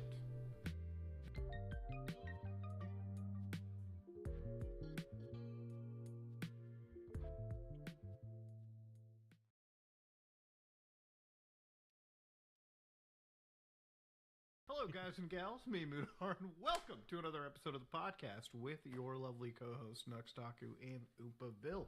Ladies and gentlemen, this week has been an interesting weekend. I had a cheat day after a month of dieting, and I feel like I'm Jordan Belfort, checking my body for all the poisons that I put into it over the weekend, and now I'm kind of coming back a little under the weather. I don't know. I caught something when I was in Texas, but how are you boys doing? I'm alright. Okay. I'm surviving. Good stuff. Yeah. But you know what else is what's been going on in this week? So there's been a lot. So much. How it's every January. It's the curse of January. It's every January, dude. Every January I have to come across like another feet-loving individual and everything of that nature, dude. It's insanity. But yeah, when we started like coming back after the Christmas break, nothing really happened, and then like over the course of like 5, 6, 7 days, obviously we were coming off the heels of the Mac situation, which sorry, Jesus Christ, and so a YouTuber that I watched way long ago, and I want to say he wasn't like the inspiration to YouTube, but you guys watched Let's Plays back in the day, right? Yeah. Did you guys have a Let's Play channel? I used to do Let's Plays, but I know they exist. They were a very popular genre. Did you guys ever watch Chugga Conroy? I did not. Okay, so I like Chugga. Today. Okay, so Chugga Conroy, for me, I actually watched his like Pokemon playthroughs, not because I had an extreme interest in Pokemon, but because like this is the kind of guy where like he would be recording like a 20-minute video, and like if he captures a new Pokemon, like the insane editing he goes through to like have like a live Pokedex, like it's insanity. It's like Let's Plays on kind of crack, and he's kind of had the only channel that I know that still does Let's Plays the way they've been done a decade ago, right? And very very successful still doing it. Yeah, too, like Pokemon Black and White 2 Part 78, right? Like who does that today? Yeah, I mean it is Chugga Conroy, also known as Emil. Now, interestingly enough, I thought this guy would be absolutely crystal clean and clear, like if there was one person that I could expect never to have a controversy, it would be this guy. You can't keep saying that about people. I absolutely can, but you know what? I confuse myself every time. So it came out a few days ago in the course of just travel that Chugga Conroy is into feet. The old foot action. The puppers. Yeah, so unfortunately a bunch of people have come out and accused him of overstepping boundaries, right? He's been Jesus Christ. He's been You make a pun? I'm not even trying to make a pun here, but I'm not even trying to make any pun though, but let me step back and just start off. Would you say that he was towing the line in the Discord DMs? Oh. I'm not going to say that I'm like the expert on this topic here. Like it's a lot to sift through. Like when we're talking like chat logs, we're not just talking like a page or two of chat logs. We're talking at least one of them is 48 pages of chat logs. It's insane. No, that's not getting answered. But 48 pages of chat logs.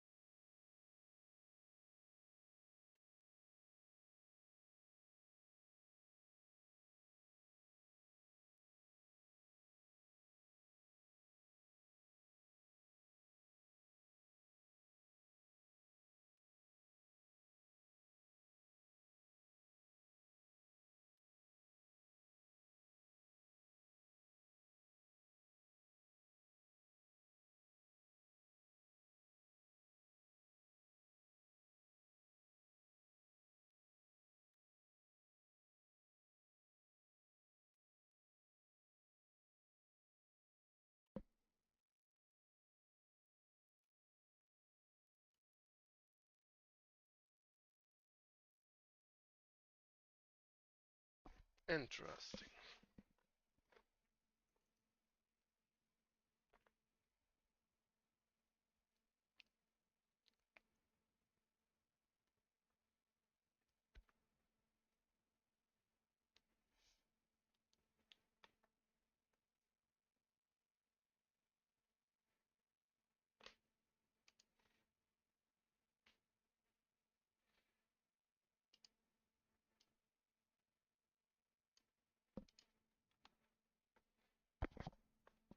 Have been hit up, right? And like it gets pretty degenerate to the point, and in fact in one of these situations it appears as if like he was 19 and there was a girl apparently as young as like 15 in this situation. So it's not exactly a good situation 100% of the way around.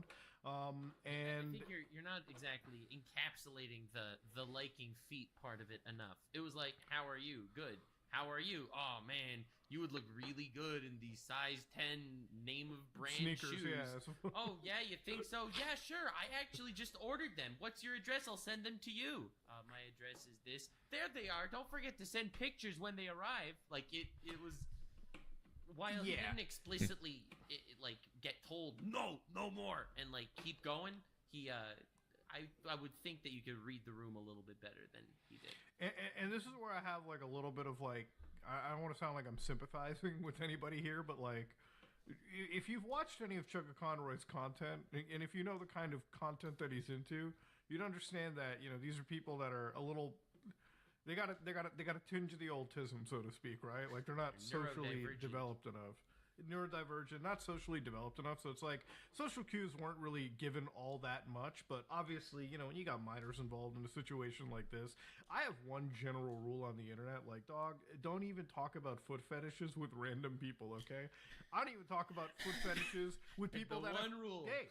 You know, like I don't even talk about like foot fetishes, like sucking on toes, like, you know, buying sneakers and shit with people that I am currently in love with, that I have that personal connection. Why the fuck are we talking to randoms on the internet about this stuff too, right? Like it's the problem is it only ends awfully. Like it only ends terribly for everyone involved. So for me, I think that I speak for everyone in this podcast, even Oompaville, who sends insane shit in the DMs. Like, whenever you send a DM, I've never seen a foot requirement from Caleb. I don't know what the. It's true, but you see selfies like from stomach height. Okay. It's okay. Like, it happens whatever. occasionally.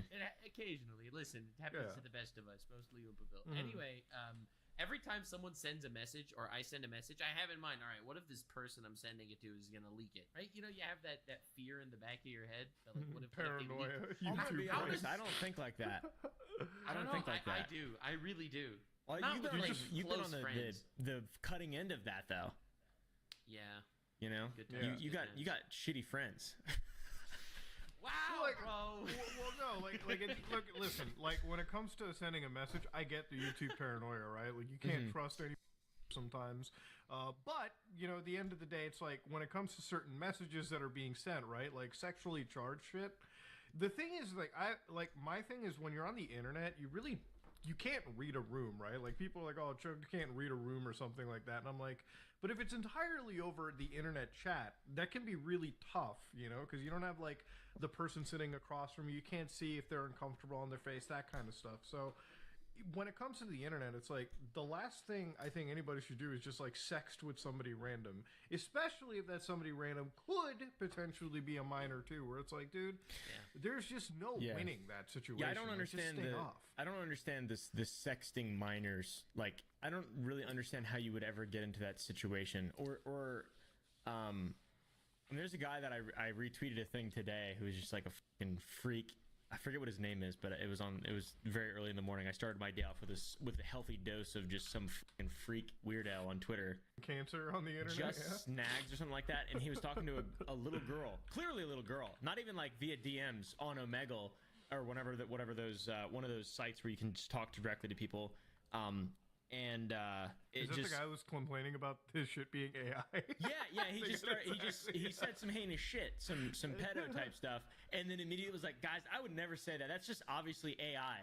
Like, that's a new response for that. That's God. How I just don't understand how, like, sexting a minor, like, unless it's a lie, I guess, then that sort of makes more logical sense. But how would you ever get to that in the first place? And by the way, dude, I've only had like 2 legit relationships in my whole life, and I've never sexted, like, ever.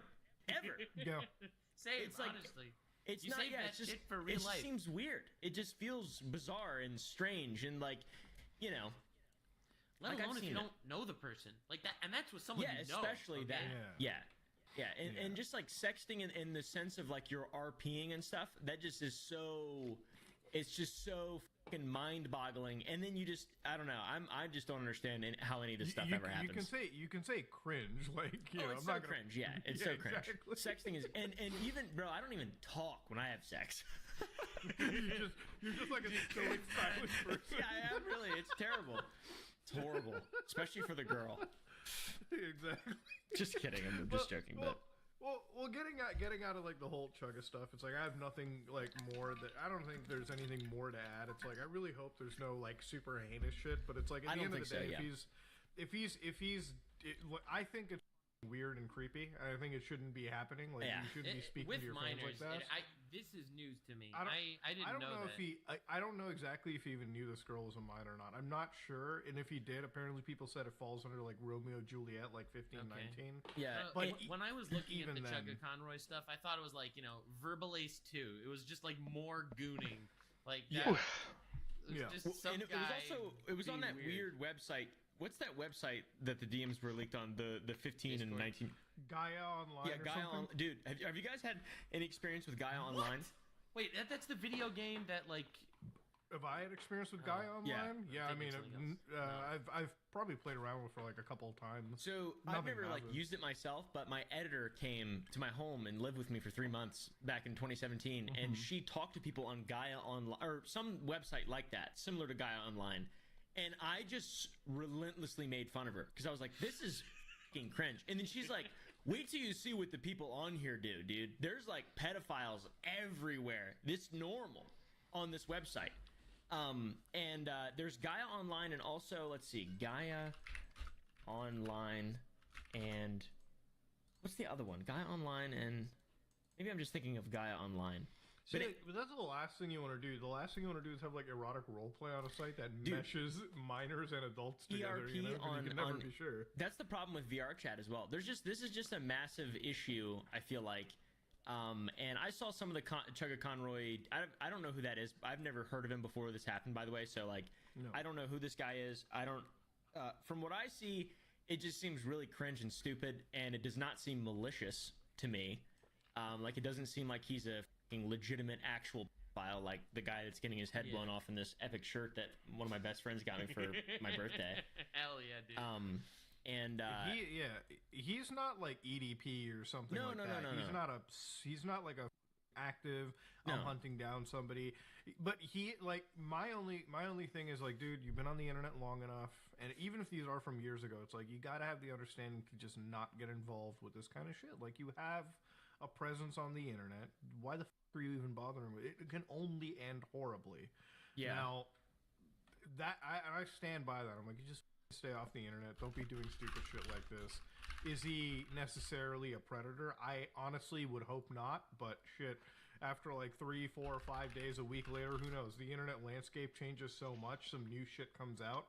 So I'm just kind of like sitting on the sidelines looking at it. I will say, like, if you're somebody and you are talking like this with anybody on the internet, and like you said, Caleb, with like Gaia, VR chat, when you're on like platforms where you mesh like minors and adults together and there's no like real layer of separation, that's the last place you want to be doing erotic role playing or like any role playing stuff on too, right? Like, or role playing, even the most serious things in the world too, because you can't verify the proper age of these people. You can't. It's not like you see a driver's license. And here's the thing: people will lie about their age. So even if like a minor tells you I'm 18, you probably still shouldn't be doing it. If you're gonna erotic role play, if you're gonna ERP, just ERP with somebody you've met in real life, you've exchanged, you can confirm they're over 18, then go ham in the iMessages. Because if that shit gets leaked, nobody's gonna worry about it. Like, yeah, it's cringy, but people have done worse. And that's kind of what it comes down to. It's not like, I wouldn't even say it's comparable. Like the example you gave earlier, the guy you tweeted about 3 hours ago. Yeah, that shit was not comparable. Darker. Yeah, that's incomparable. It really is, and it's just like the Chugga Conroy thing. Because once again, I have no idea who that is before this all happened, and it seems like a lot of people really liked him, and then a lot of people are really sort of like upset by this. I even saw a tweet which I've been trying to find for the last 10 minutes. And I cannot find it, of someone who says that they live with him, saying that he just got out of behavioral therapy yesterday. I think it was in response to your tweet or something, Muda. I can't remember, but I don't know if you saw that. But someone who says that they live with Chugga, he called a suicide hotline 5 days ago. Yeah, I heard that too. Yeah, and that's like another thing to keep very to like the whole cancel thing is like. It's a joke for a lot of people, like with comedy, if you say something fucked up, whatever, it's a joke. But the cancel thing here, in circumstances that are very bizarre and new, like a 19-year-old, like ERPing on Gaia Online, like not a real file, like by any means. I think we can all agree with that, right? Like the cancellation stuff, it has extremely, extremely severe consequences for some people. And I hope that he's doing okay and is able to take criticism out of this and like understand and not just because like there's two, it's very split down the middle. I guess it's probably not even the middle, it's probably 70-30. 70% of people are just like, he's a disgusting file, and then 30% are like parasocially incredibly attached to him. And that's the weird thing. It's like, even like the tweet that I made, and I deleted because of like now reading in, and I'm like, look, at the end of the day, I stand by exactly what it is. Like, if he was my friend, I'd probably slap him across the face. Oh, dude, for sure. Doing it, right? Like, 100%.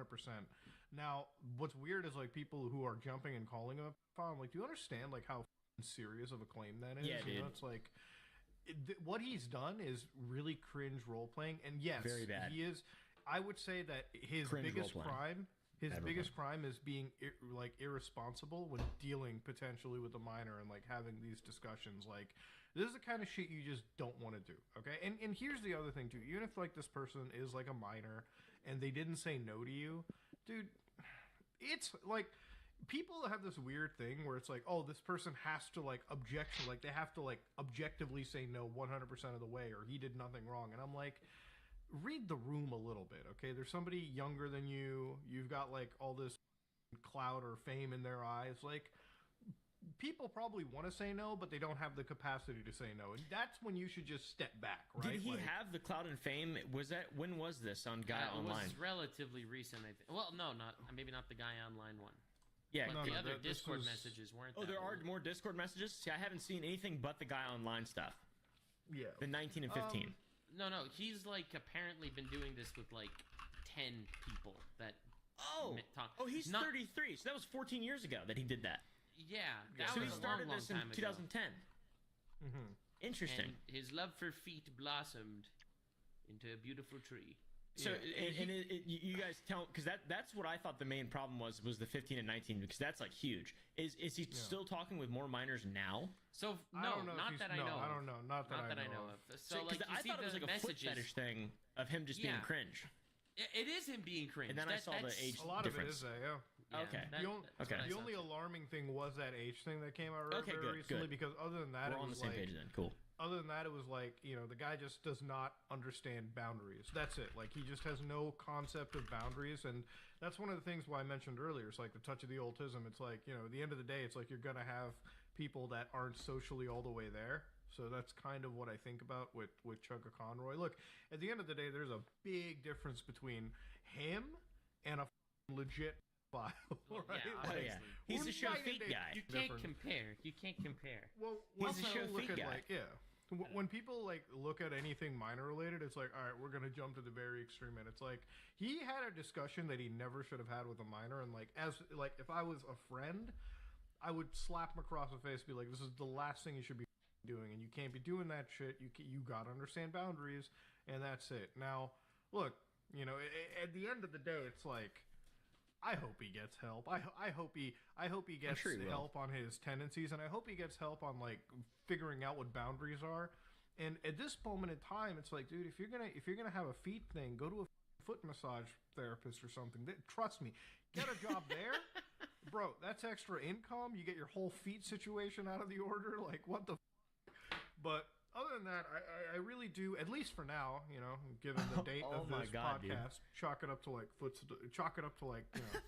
reading the DMs now. Yes, I'm telling you, this is why it went viral. Share them? You see, I get it. I understand it, right? Like, I mean, I don't know. I understand now why it's been so viral. I don't understand his messages. This is insane. Look, the reason why it gets viral is because it's just incredibly humiliating, and people are making fun of it. That's what I mean by, before you send a message, have in mind that what if they leak it? Yeah, and but it's just I just feel like I've never said anything. I've just been like nice to people. Okay, wait. Can you share one of these screens? Can you share one of these screenshots? Yeah, sure. Yeah, like I don't know. Maybe I'm just fucking stupid or something. I don't know. I'm not cut out for this internet shit. Let's see. But Caleb, you're not. You're just being like, you're being a nice, normal person about it. Here, let's see this. All right. It's hard to read it. This is where he didn't. This is where he didn't. Can put in. This is where he didn't listen to boundaries. Was he?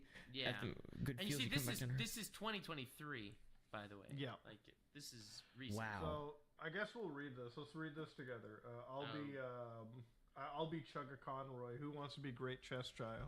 Cheshire. Cheshire, sorry. True, though. Also, something I think is fun is that anybody can. I can't read. True, though. Also, something I think is fun is that anybody can choose their name for whatever reason. I have cis friends who change their names just because they feel like another name suits them better. I suppose I wouldn't actually need a reason to do it. Yes. I don't know if you've been hurting aside from being sick. I just kind of get that vibe from your tweets lately. But I was building to something earlier when you left. You are smart, you are capable, and you bring entertainment to many people. I think you are a beautiful person, and I want you to believe that too. Days can't help but get better if we will it to happen. Oh, thank you. This is so wholesome. It's so nice. I really appreciate that. It's hard to feel 100% all the time, but I'm trying. Being sick always makes me such a doomer. It's natural that you don't. Your best one day is not your best every day, and that is okay. Show feet! It is. I just have to weather through it. Get all my ducks in a row. Yep. Now in return, I'm gonna need something from you. Oh no! I can't. What's that? I think you know. Play Xenoblade 3? Not quite. Cartoonishly attacks you. You sit there and tries to remove your shoes. Almost. Bro. See, this is why it went viral. Because this is insane. Dude, and it's pages and pages. And it comes out of nowhere. That's like, awesome. It's not just read the I feel room. bad for Great Chat. So she obviously was made very uncomfortable. Like, yeah. But what was made clear is that she stayed in those DMs. Their relationship continued for weeks, I think, with him, like, constantly doing this, buying her shoes and sending them to her and asking for pics. And he just kept pushing and pushing and pushing. And she never said no in, 2 letters, but, like, she... Read the room? Maybe? Okay, but see, it's a wild situation. This is where I'm gonna say it, like, because this is over Discord chats. You can't see somebody's face and see the uncomfortable nature. Remember, this shit went 0 to 60 faster than Caleb's Raptor.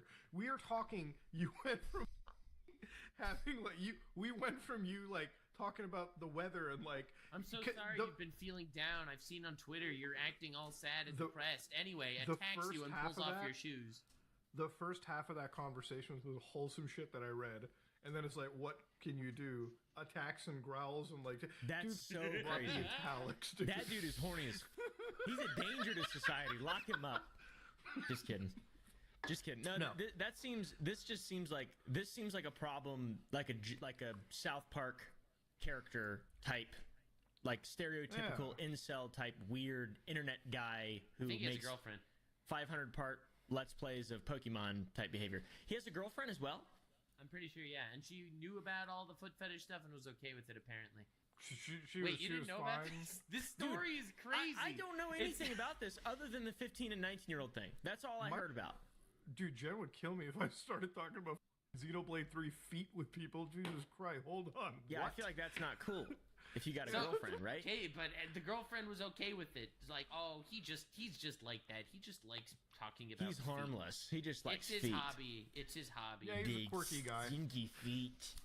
He's in his That's moon weird, cave bro. and he's vibing.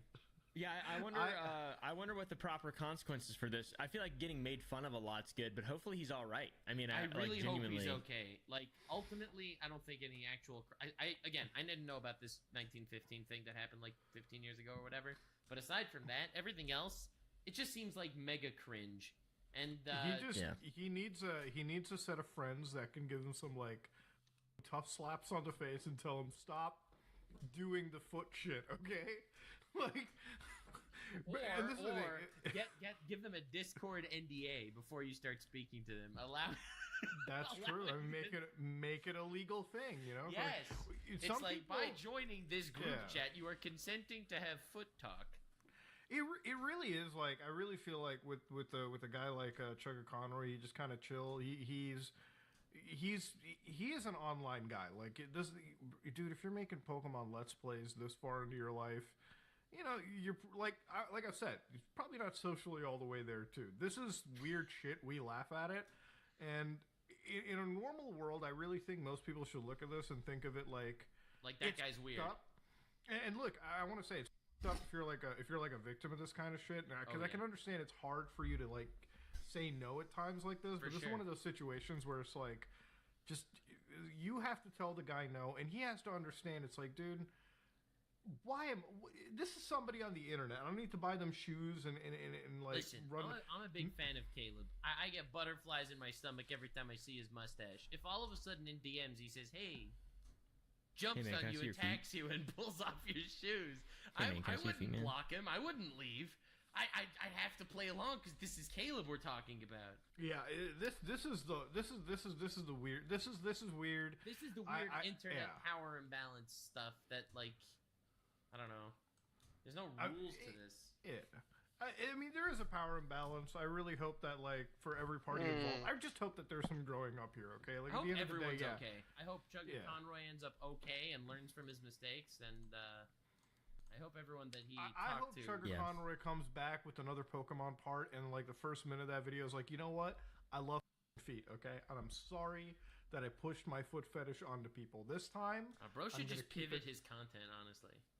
what is he gonna do? Like top 10 feet reviews on Nintendo? He could do games? like foot stuff. I don't know. Top 10 feet in Probably. Nintendo. I could see it. You know what? Honestly, I would love to have even Bowser's like right Conroy. foot in 10th place. I would love to have Chugga Conroy, and I would love to sit down and just like have a open, what do they call that? A heart to heart, feet on the table. Yeah, put her. You know what?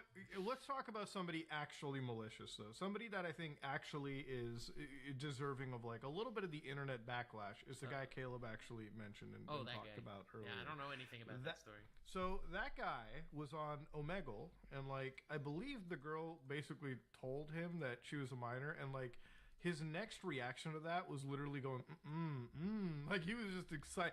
Like this was told.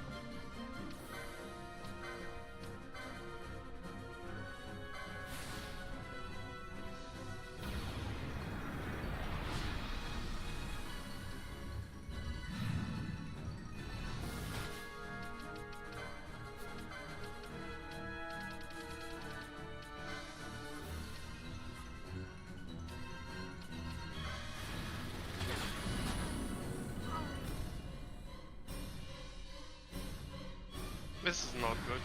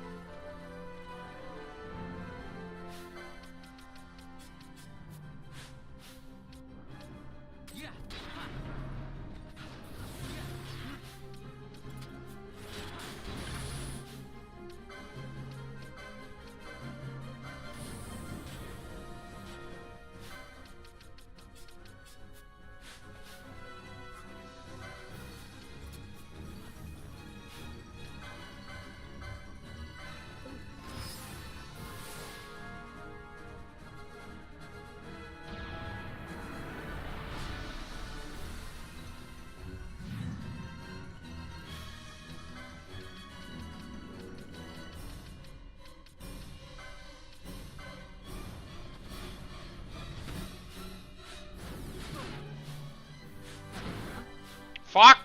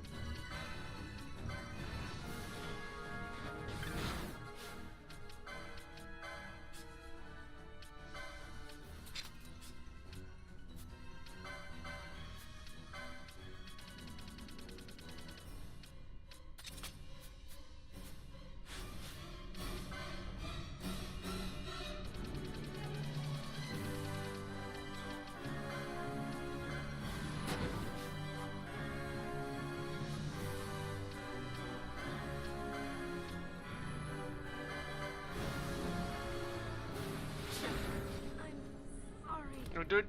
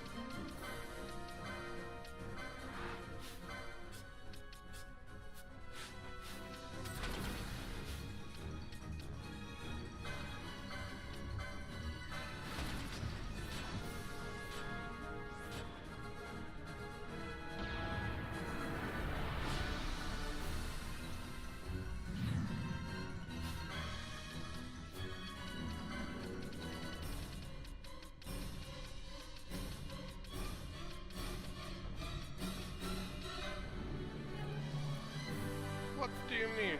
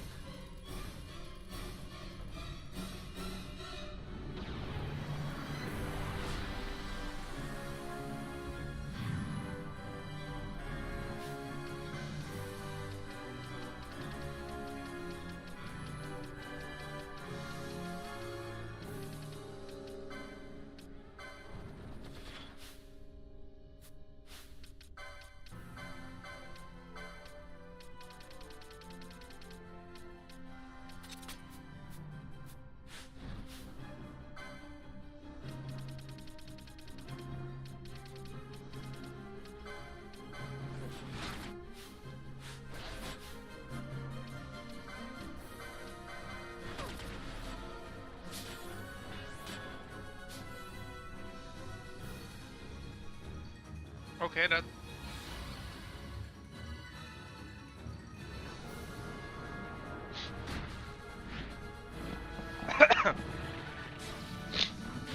That's one big bang.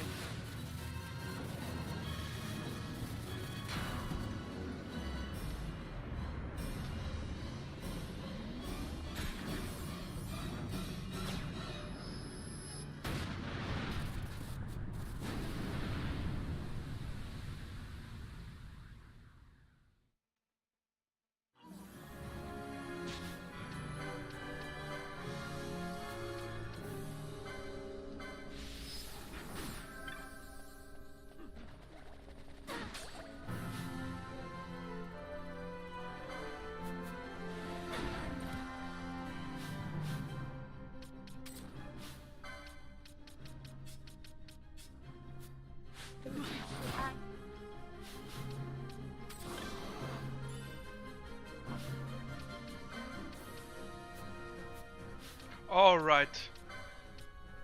Fucking idiot.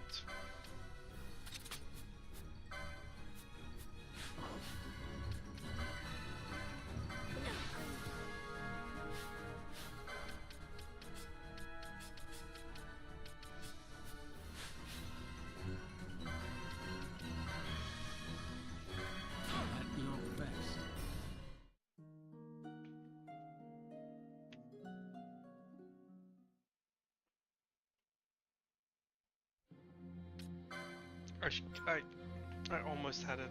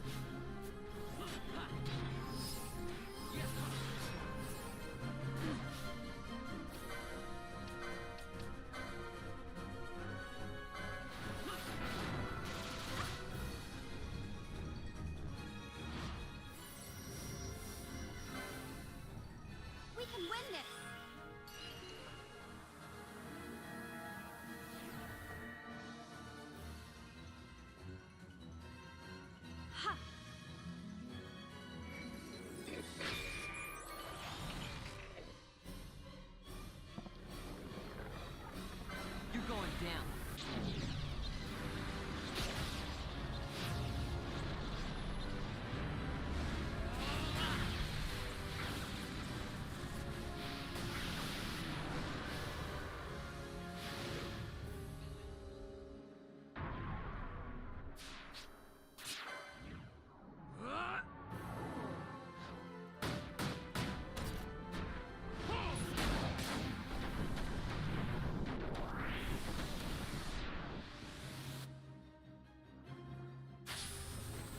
Got you.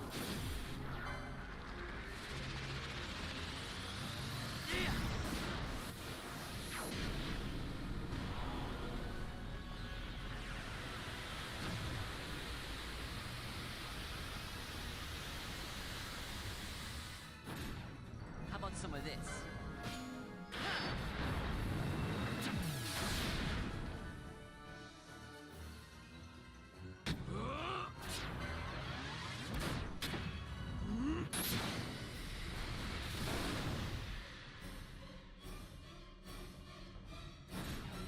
How about some of this?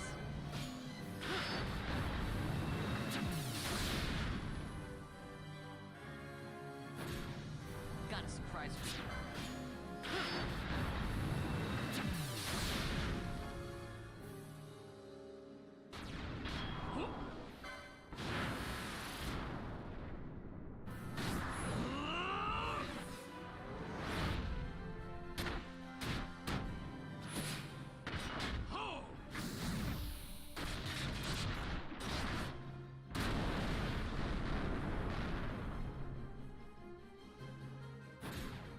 Got a surprise for you.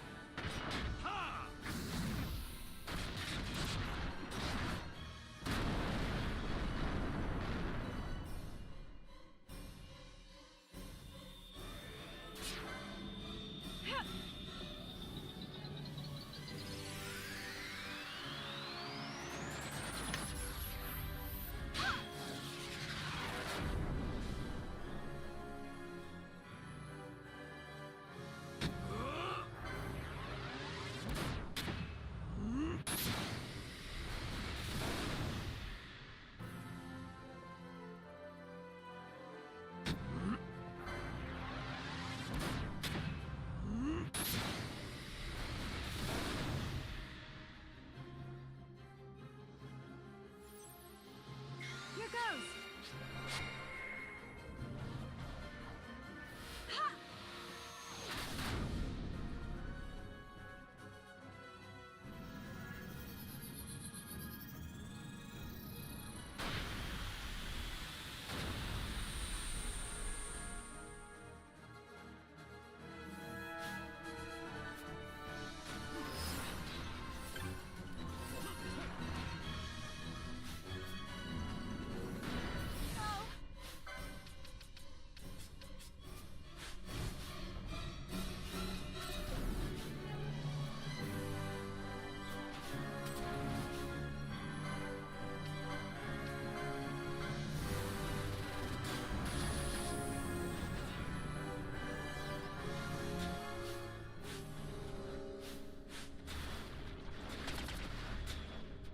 Fuck's sake.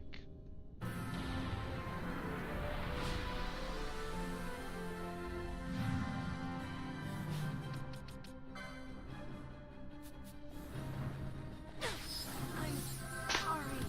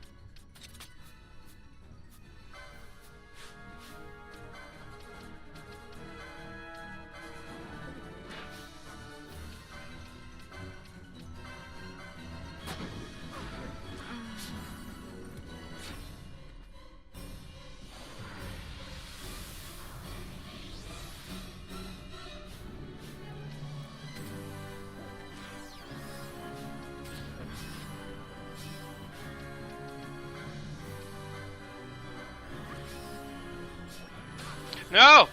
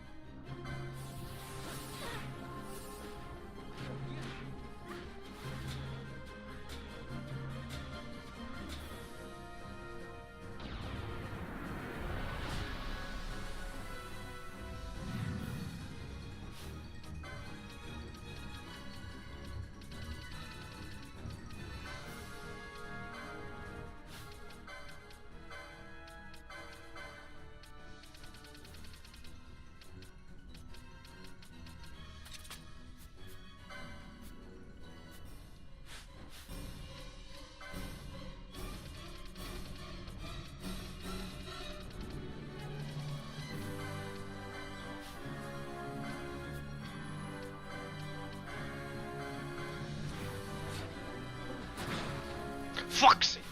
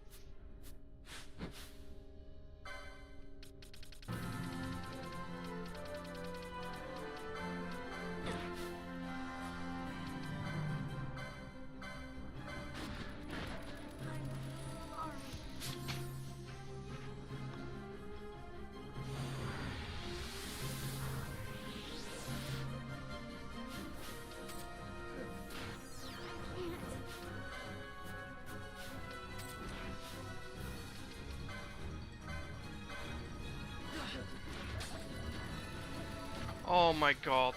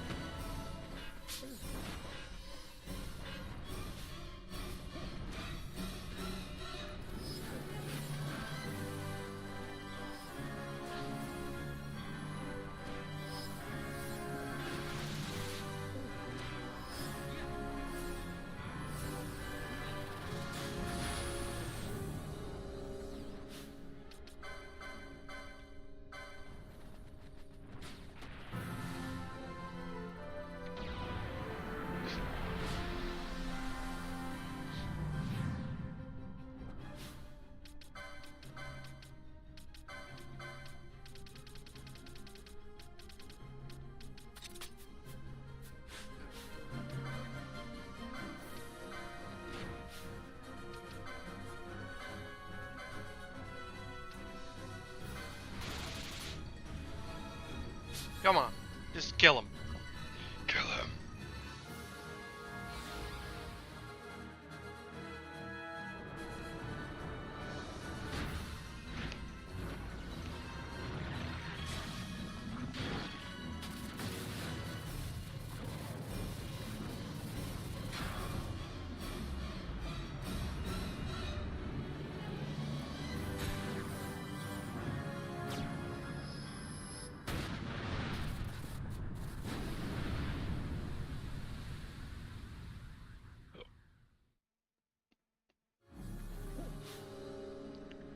Really?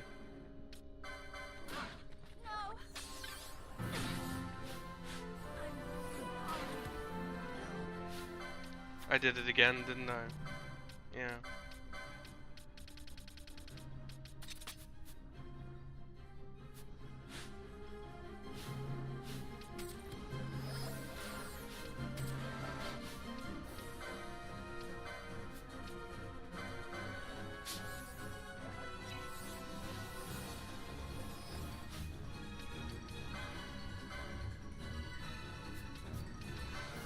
Only 2 left.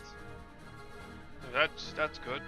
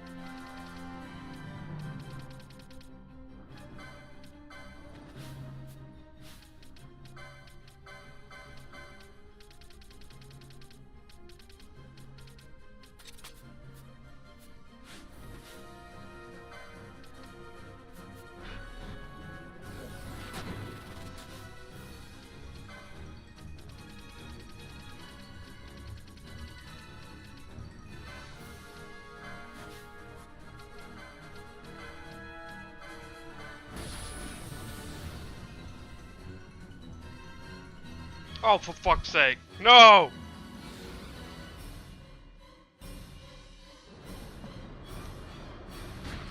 At least I didn't waste an elixir. Right?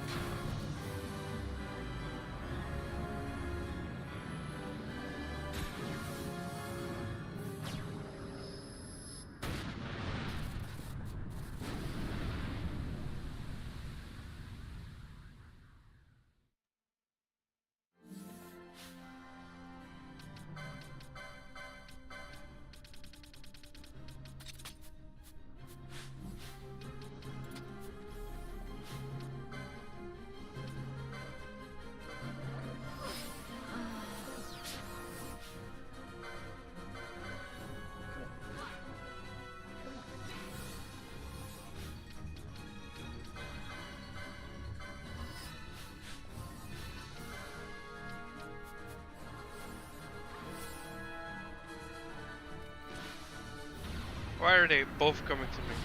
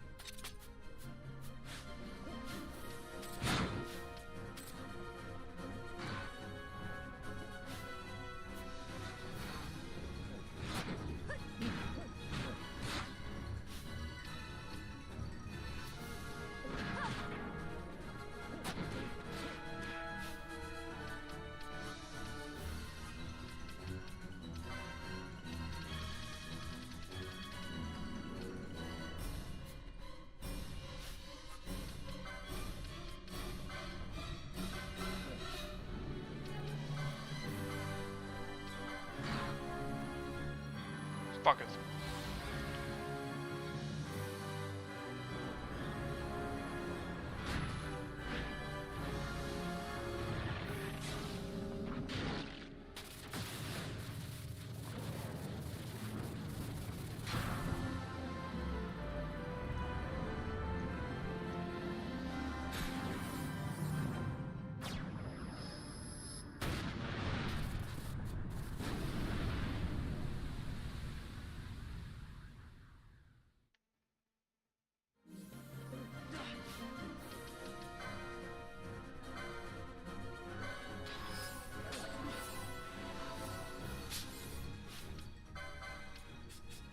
I did it again!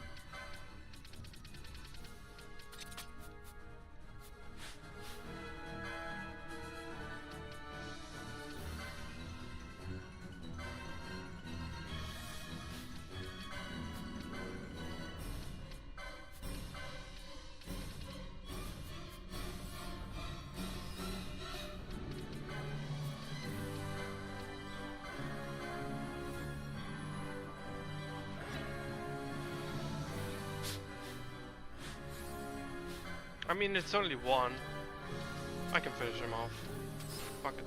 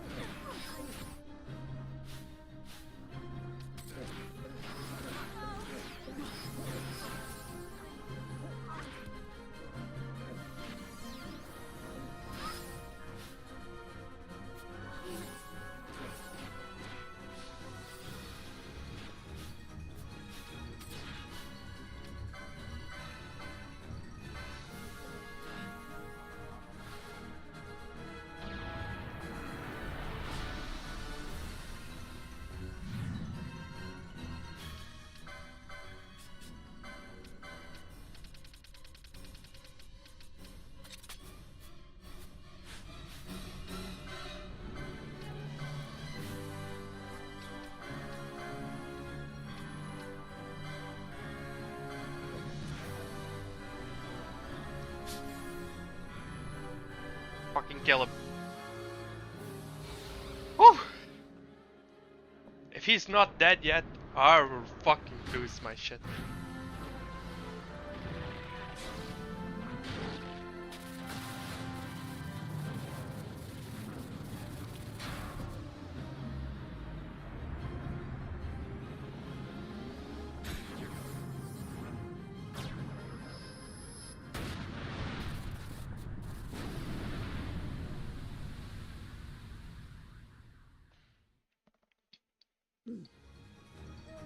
That's more like it.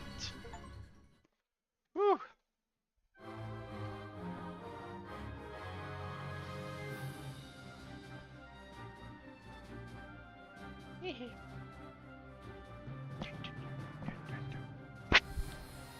Congratulations, you cheesed it.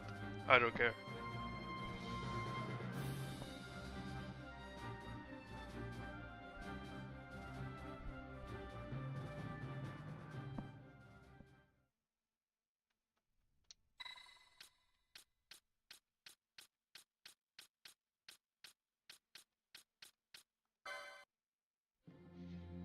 Okay, BRB.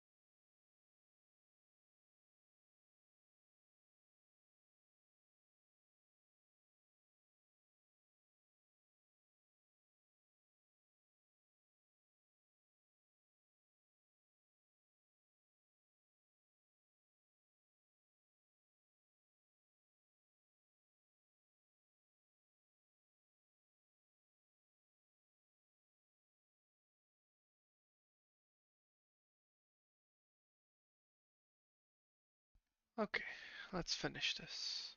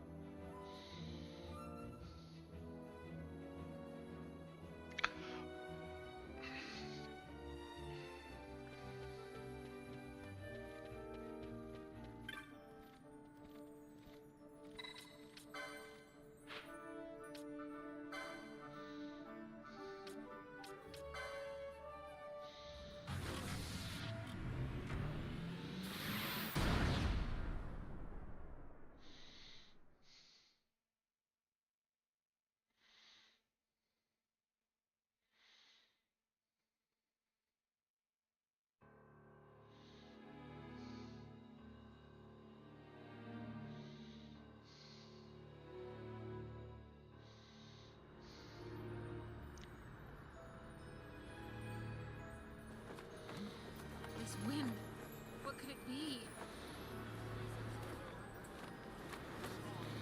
A tornado? Tornado? It's headed right for us!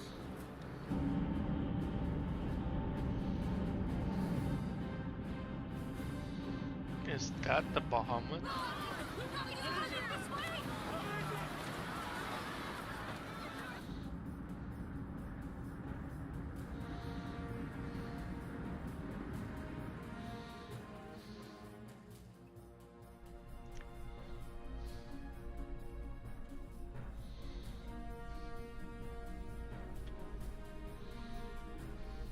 Make your target the Resistance heavy cruiser.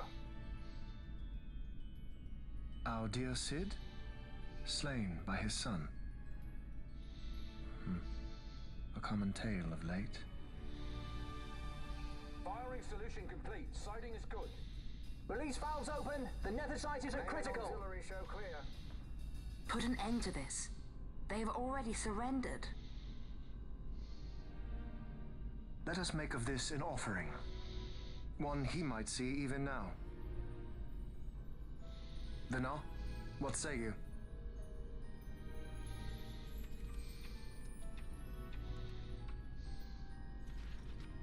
The main battery stands ready. I beg you. Fire.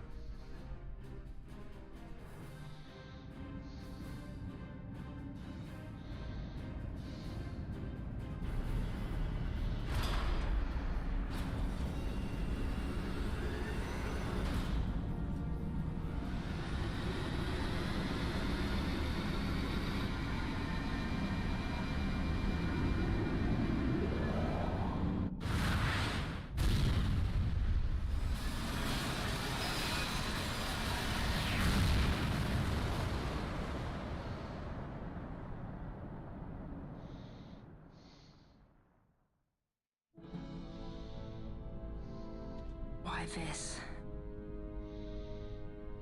Once they see that there can be no surrender, the Resistance must needs come at us with all they have. We will answer their attack head-on and destroy them, before the eyes of all Rabanastre. If you do this, the people will only grow to hate you the more. And should I pardon them, they will only rise up yet again. I do not believe they would. In cooperation lies our hope. You are mistaken. You were wrong, brother.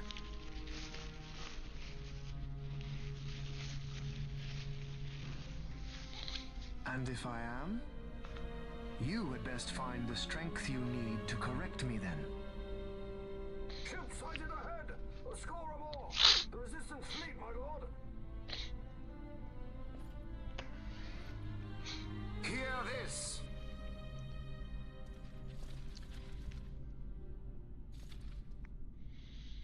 Today we write the first page of a new history. Our history. Each of you must play his part. Put down this rebellion. For Arcadia, we fight! For Arcadia!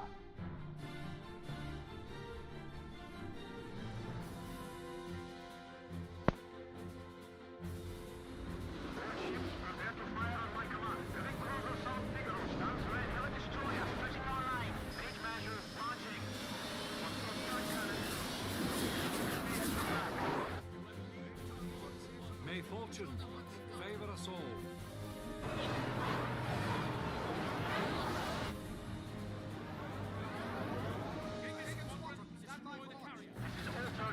Keep your formations tight. Give them a warm welcome. Many more to choose from. Right for the taking.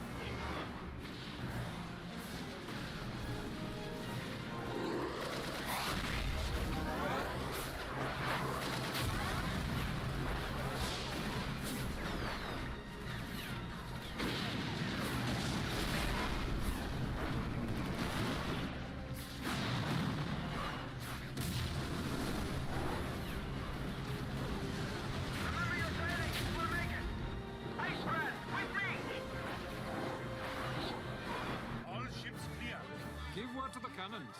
Make ready and fire.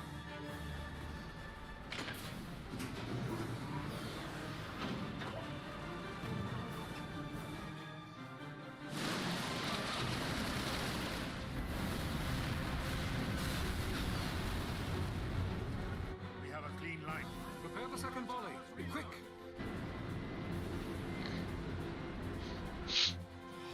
By the gods.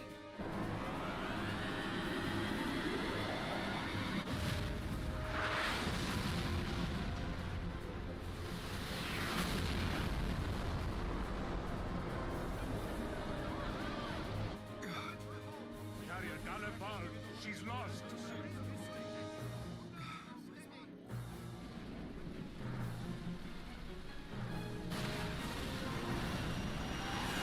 Unknown ship from abaft.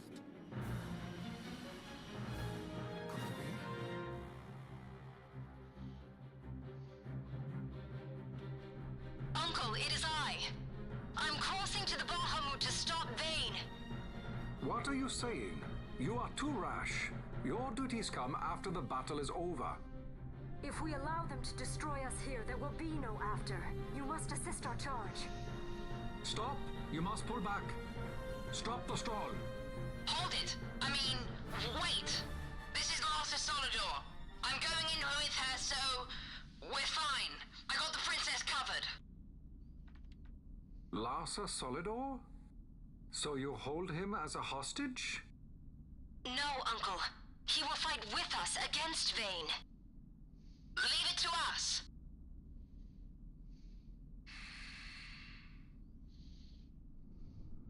Understood.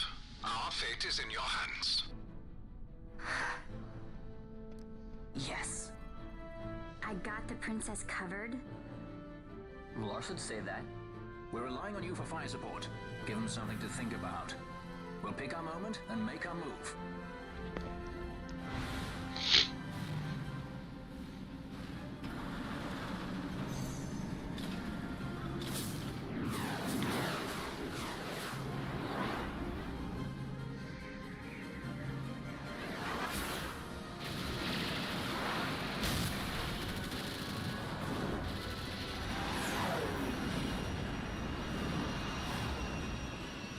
Quite the welcome. Careful. One follows. Ah, you want to dance? Then let's dance. A new partner. It's not easy being this popular, you know?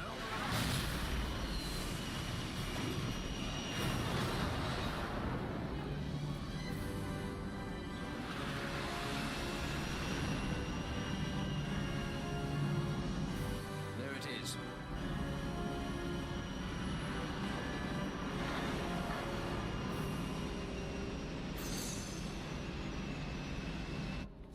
Come on. Come on.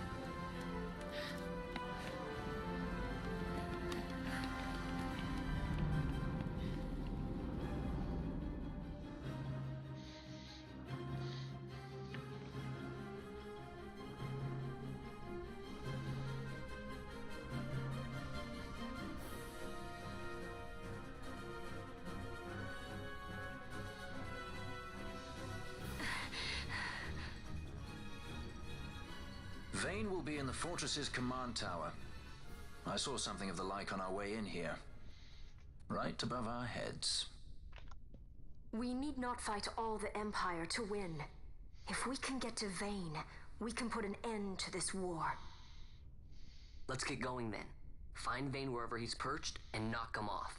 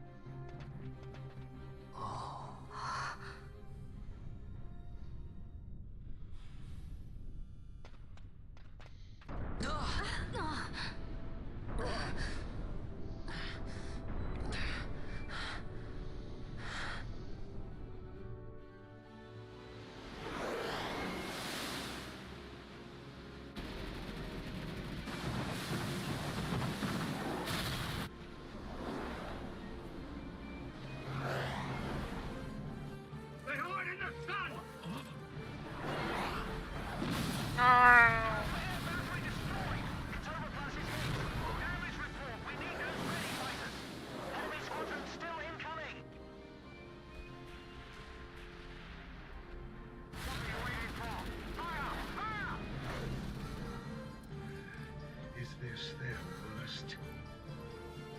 The line is drawn.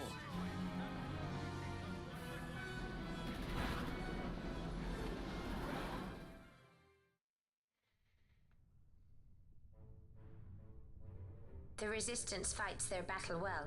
We dare not fail them. We dare not falter. Stop worrying. We just have to clean up here, and then Ash will be the queen. It's kind of hard to believe. I can't even imagine trying to rule a whole kingdom. A queen might always run away with the help of a sky pirate looking to raise his bounty a peg. I doubt our queen would need the help of any sky pirates. Do you really think me as strong as all that? Who said anything about strong? You'll make it. You got good friends.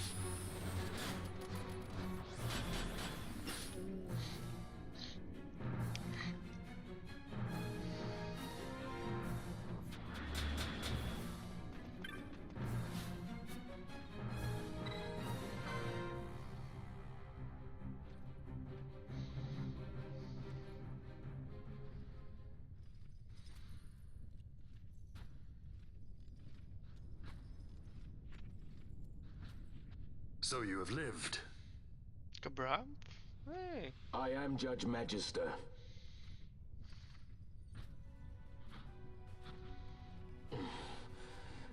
Even in disgrace, my just reward for aiding the empire that destroyed my homeland. Gabranth, do not blame yourself anymore. You confound me, brother. You failed Landis. You failed Damaska. All you were to protect. Yet you still hold on to your honor. How? I had someone more important to defend. And defender I have. How is it that you have survived? Is it not because you defend Lord Larsa? Silence! All was stripped from me. Only hatred for the brother who fled our homeland remains mine.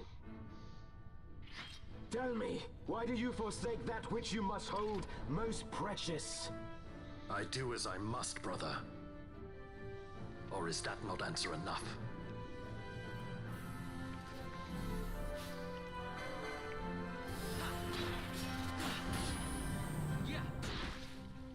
Look, Bash, your friends die, as they must, for surely you cannot protect them. Know now the despair you have taught me.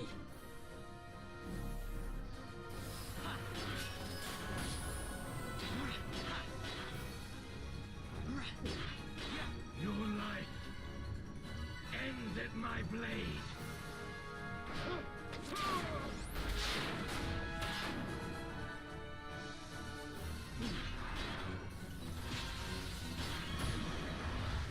Bye-bye.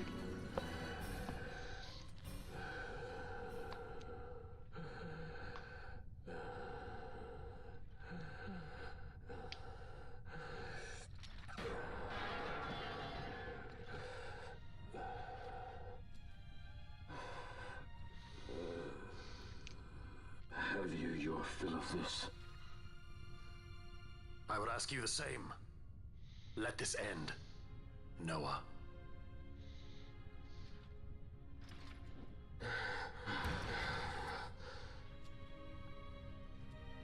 I have no right to be called by that name.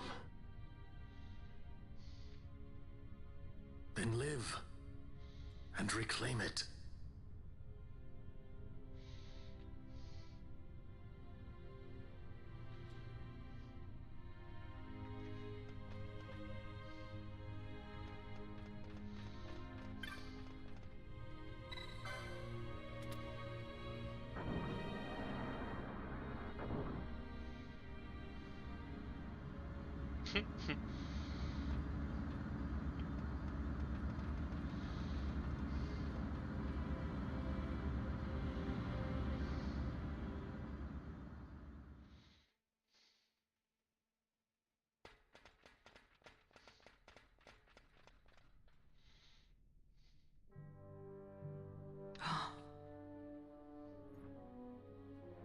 I bid you welcome to my sky fortress, the Bahamut. I need a drink.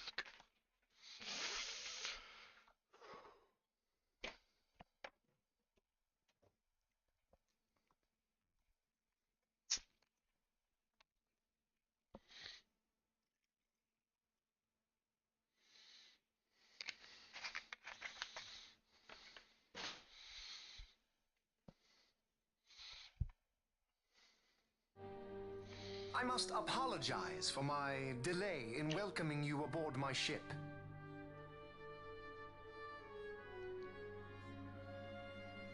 Permit me to ask, who are you? An angel of vengeance? Or perchance a saint of salvation?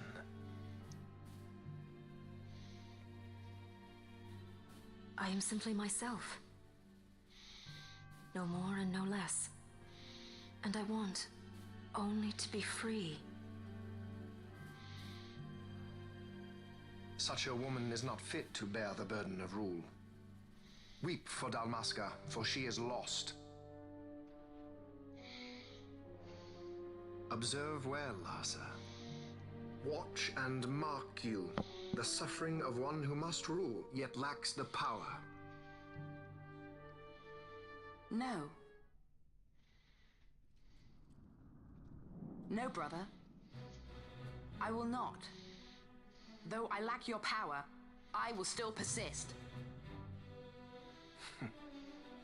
Bold words, child.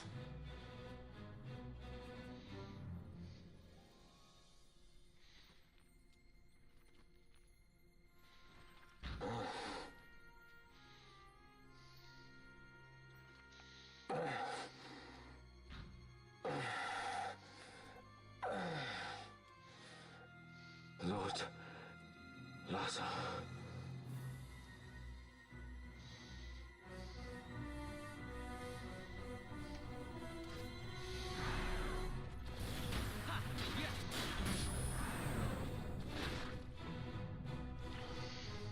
Your lives are forfeit, and your insurgents with them. Dalmasca will again know order. For good and all, I shall bring your futile attempts at rebellion to an end. Sure thing, man. Let me see. Does he actually just do something? What am I to do with those who would oppose me? Okay, magic.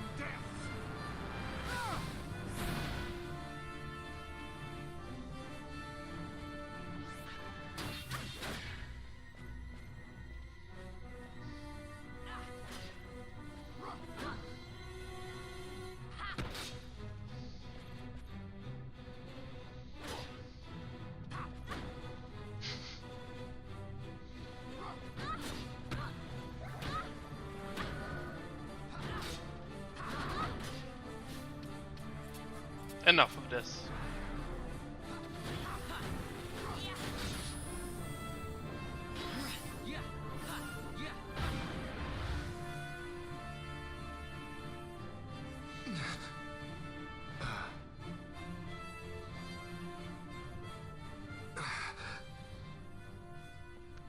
Was that? No, that can't be.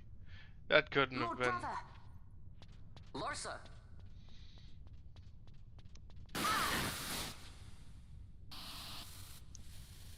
For now?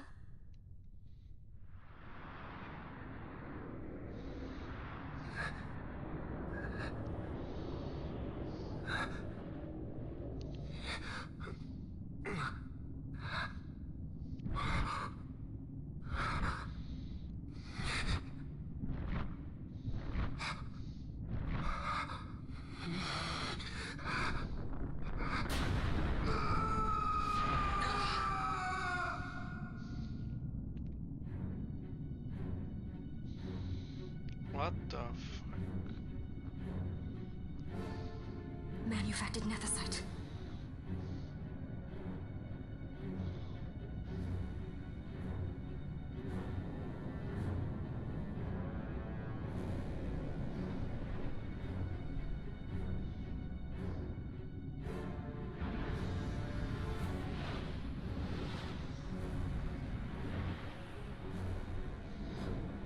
Behold the power left me by our fallen friend.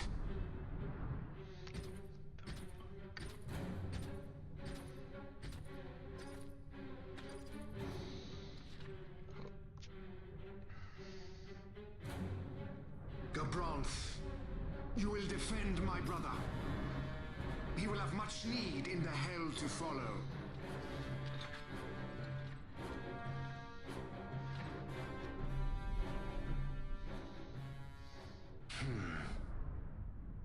Yes, I will defend Lord Larsa. The hound strays. Treason bears a price. One I gladly pay.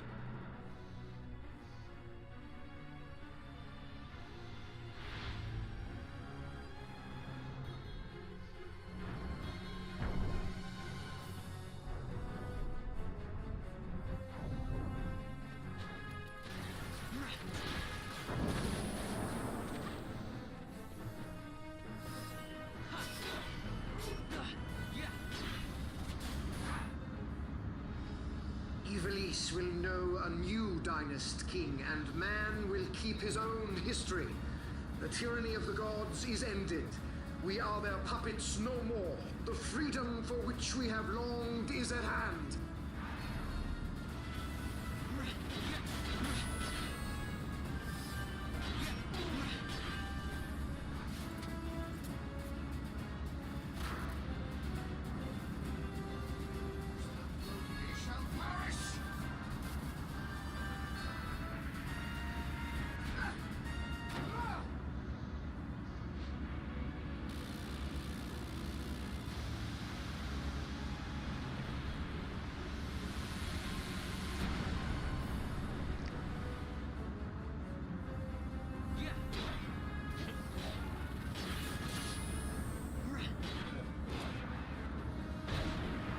Bye-bye.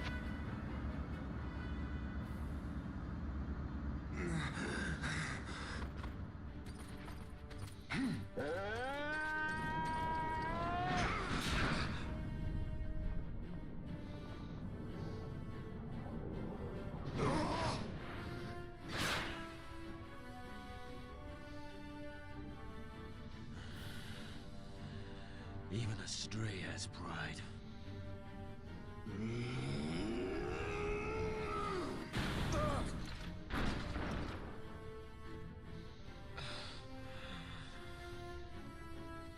Here I pay my debt.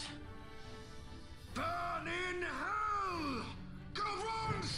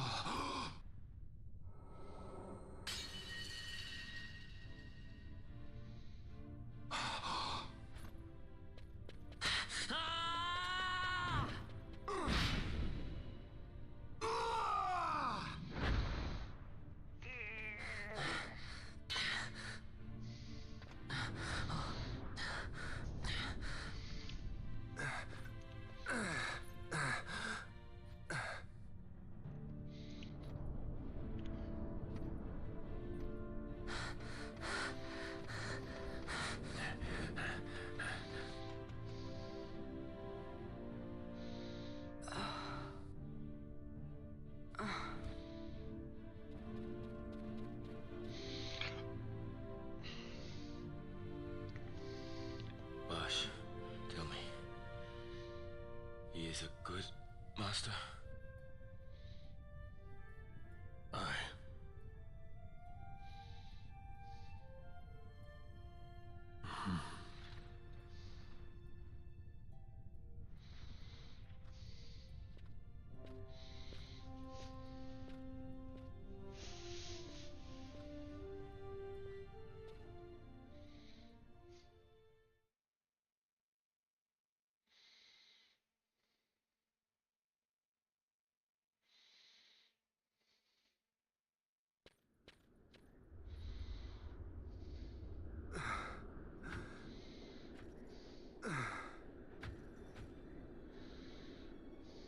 Venna!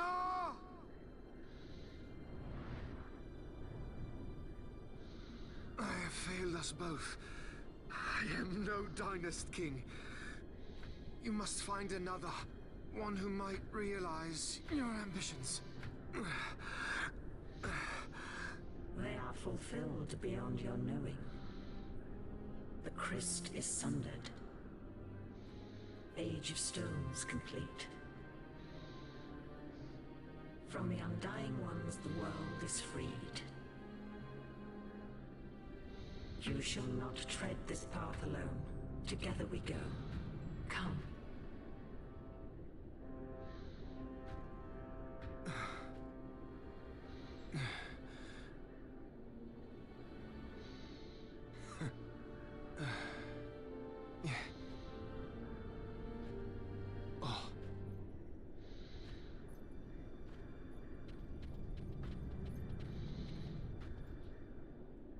Won't Sid be eager to learn what has happened here? History begins anew.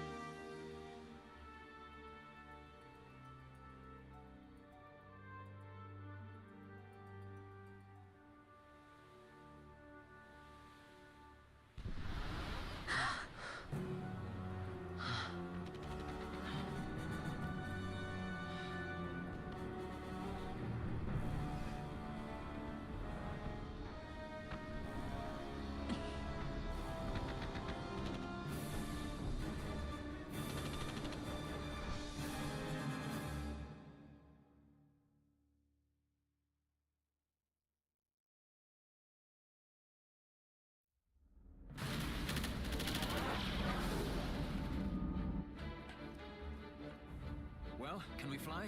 No fuel goes to the Glossair engines. Damn. Vaughn, you're in charge. I'm checking the engine room. Right. Fran, with me. Look! Bahamut's Glossair rings are stopping!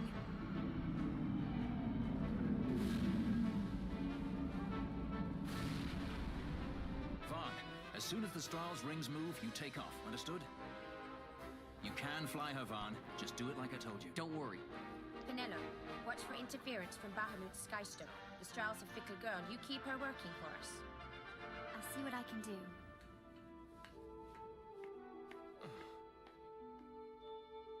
Bash, look after Larsa, will you? If House Solidor should crumble, the Empire would fail, and civil war would take us all. I understand.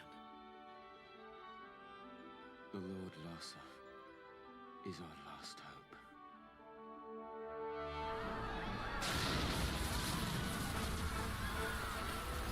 Vaughn, the power's back. We can go. Right. Let's go. Grab onto something. Hold on to something. Sir, it's the Stroll. She's left Bahamut. She's moving away. The Stroll. They made it. At last. The Bahamut has fallen. The final test is upon us. The judges shall rule us no more. Main cannon on the Alexander. This is Judge Magister Gabon. All forces cease fire. I repeat, all units of the Arcadian army, hold your fire. The battle is over. As of this moment, we have signed a ceasefire with the Shelia Benargan Delmasca, the Royal Majesty.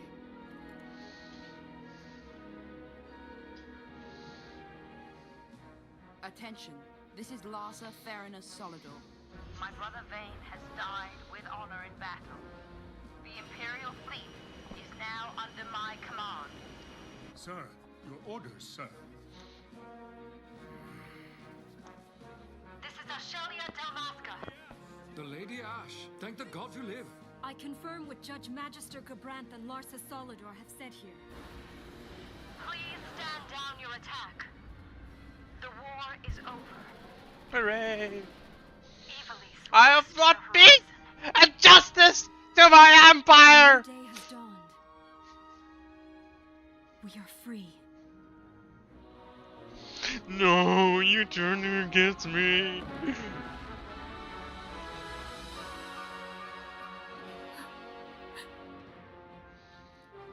Look, Vaughn, the Bahamut.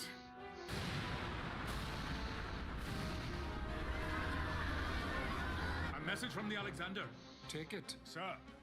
This is Judge Sargabath, Captain of the Alexander, flagship of the 12th Damascan Fleet of the Arcadian Army. I address all ships in Rabanasta's airspace. The Bahamut must not be allowed to fall on the city of Rabanasta.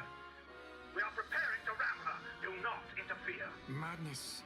Should she fall, the paling will not hold, and all Rabanasta will be obliterated. All ships, concentrate your fire on the Alexander's remains once Bahamut is clear of the city. Hasty, aren't they? I think it's a little early to be throwing away our lives just yet.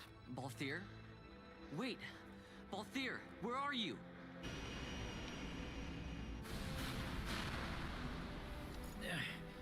Oh, Vaughn. Sounds like you made it out okay. The Strahl's a fine airship, eh? What does he think he's doing? Balthier! Marquis, stop that fool judge on the Alexander for me, would you? Just getting somewhere with these glossair rings. Almost done. Don't want him ramming me before I fix them, do we? Balthier, do you understand exactly what it is you're doing? Princess, no need to worry. I hope you haven't forgotten my role in this little story. I'm the leading man. You know what they say about the leading man? He never dies.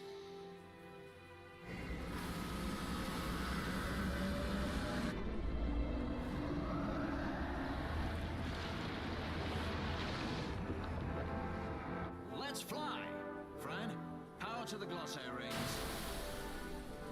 Fran? Do I have to do everything around here? Listen to me, Balthier. Get out of Bahamut immediately.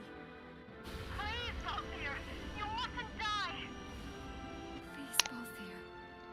Come back. I'd say you're in more of a supporting role. Fran, please.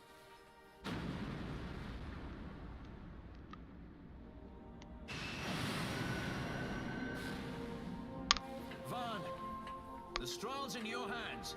You'd better take care of her, you hear? If there's one scratch on her when I get back...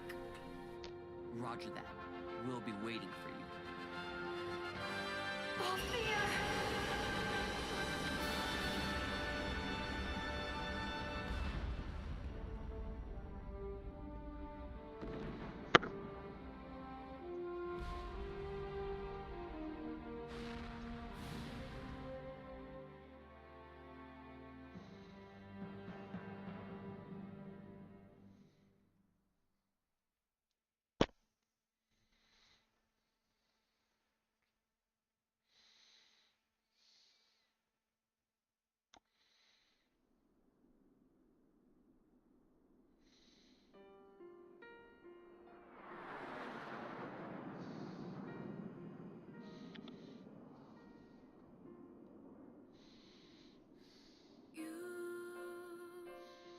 Say my love is all you need to see you through. But I know these words are not quite true. It's hard to believe a year has passed so quickly.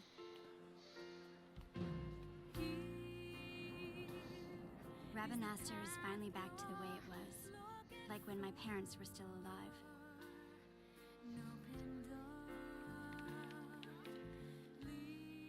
We've lost so much, but I think it's important to put the past behind us and keep our eyes on the road ahead.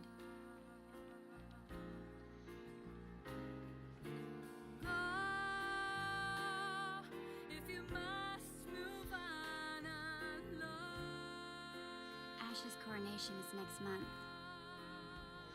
She grows farther and farther away from us, but I guess that's how it has to be.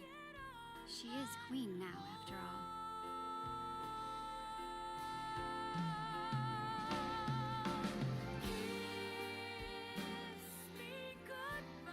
I am looking forward to seeing you at the ceremony. You called, my lord.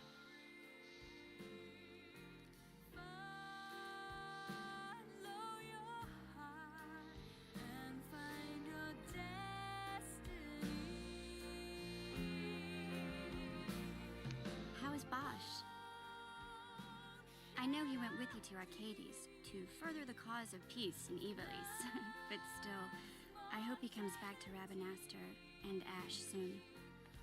She has to keep up appearances now, so she would never say it, but I think she misses him. Lose Lhasa, and we lose the Empire. Protect him. I would entrust him to no other's care. I will keep him from harm. I promise you. For the Empire and for Dalmasca. Your words put me at ease, brother. Sorry to leave you.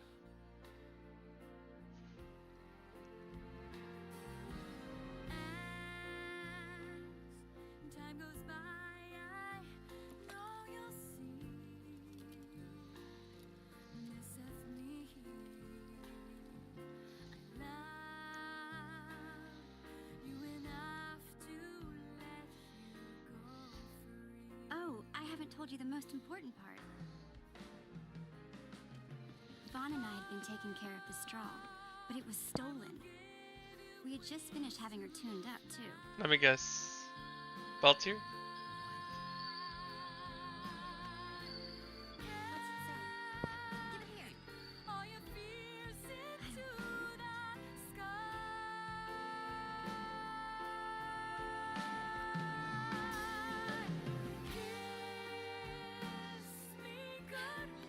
Actually, stolen might not be the right word.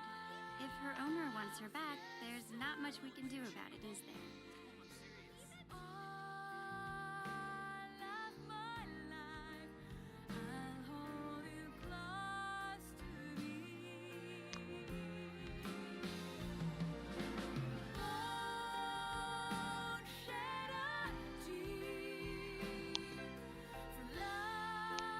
there's still plenty of time before the coronation. So Vaughn's going to pay the two of them a visit. You should see him. He can hardly wait.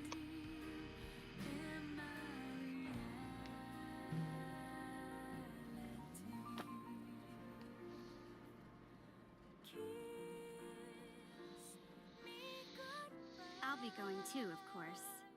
Every good sky pirate needs a partner, right?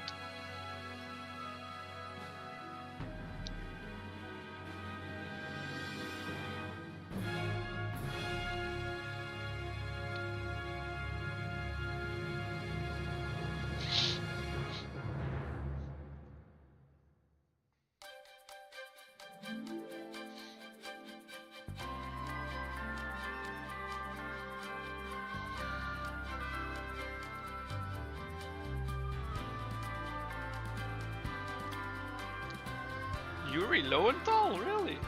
Interesting. That's Spider-Man. If I'm not mistaken.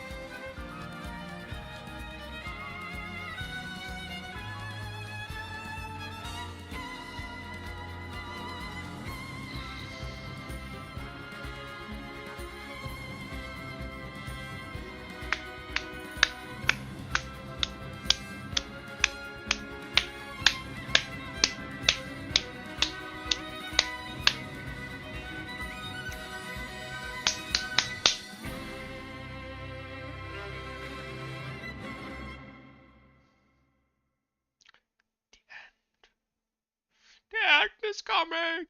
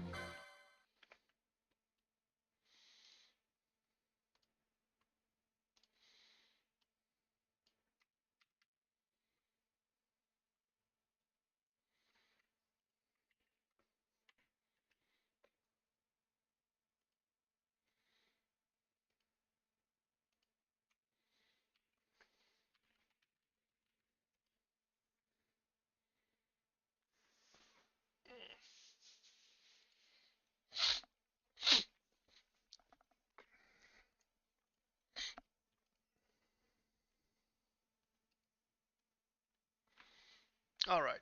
I will probably be back later. Maybe.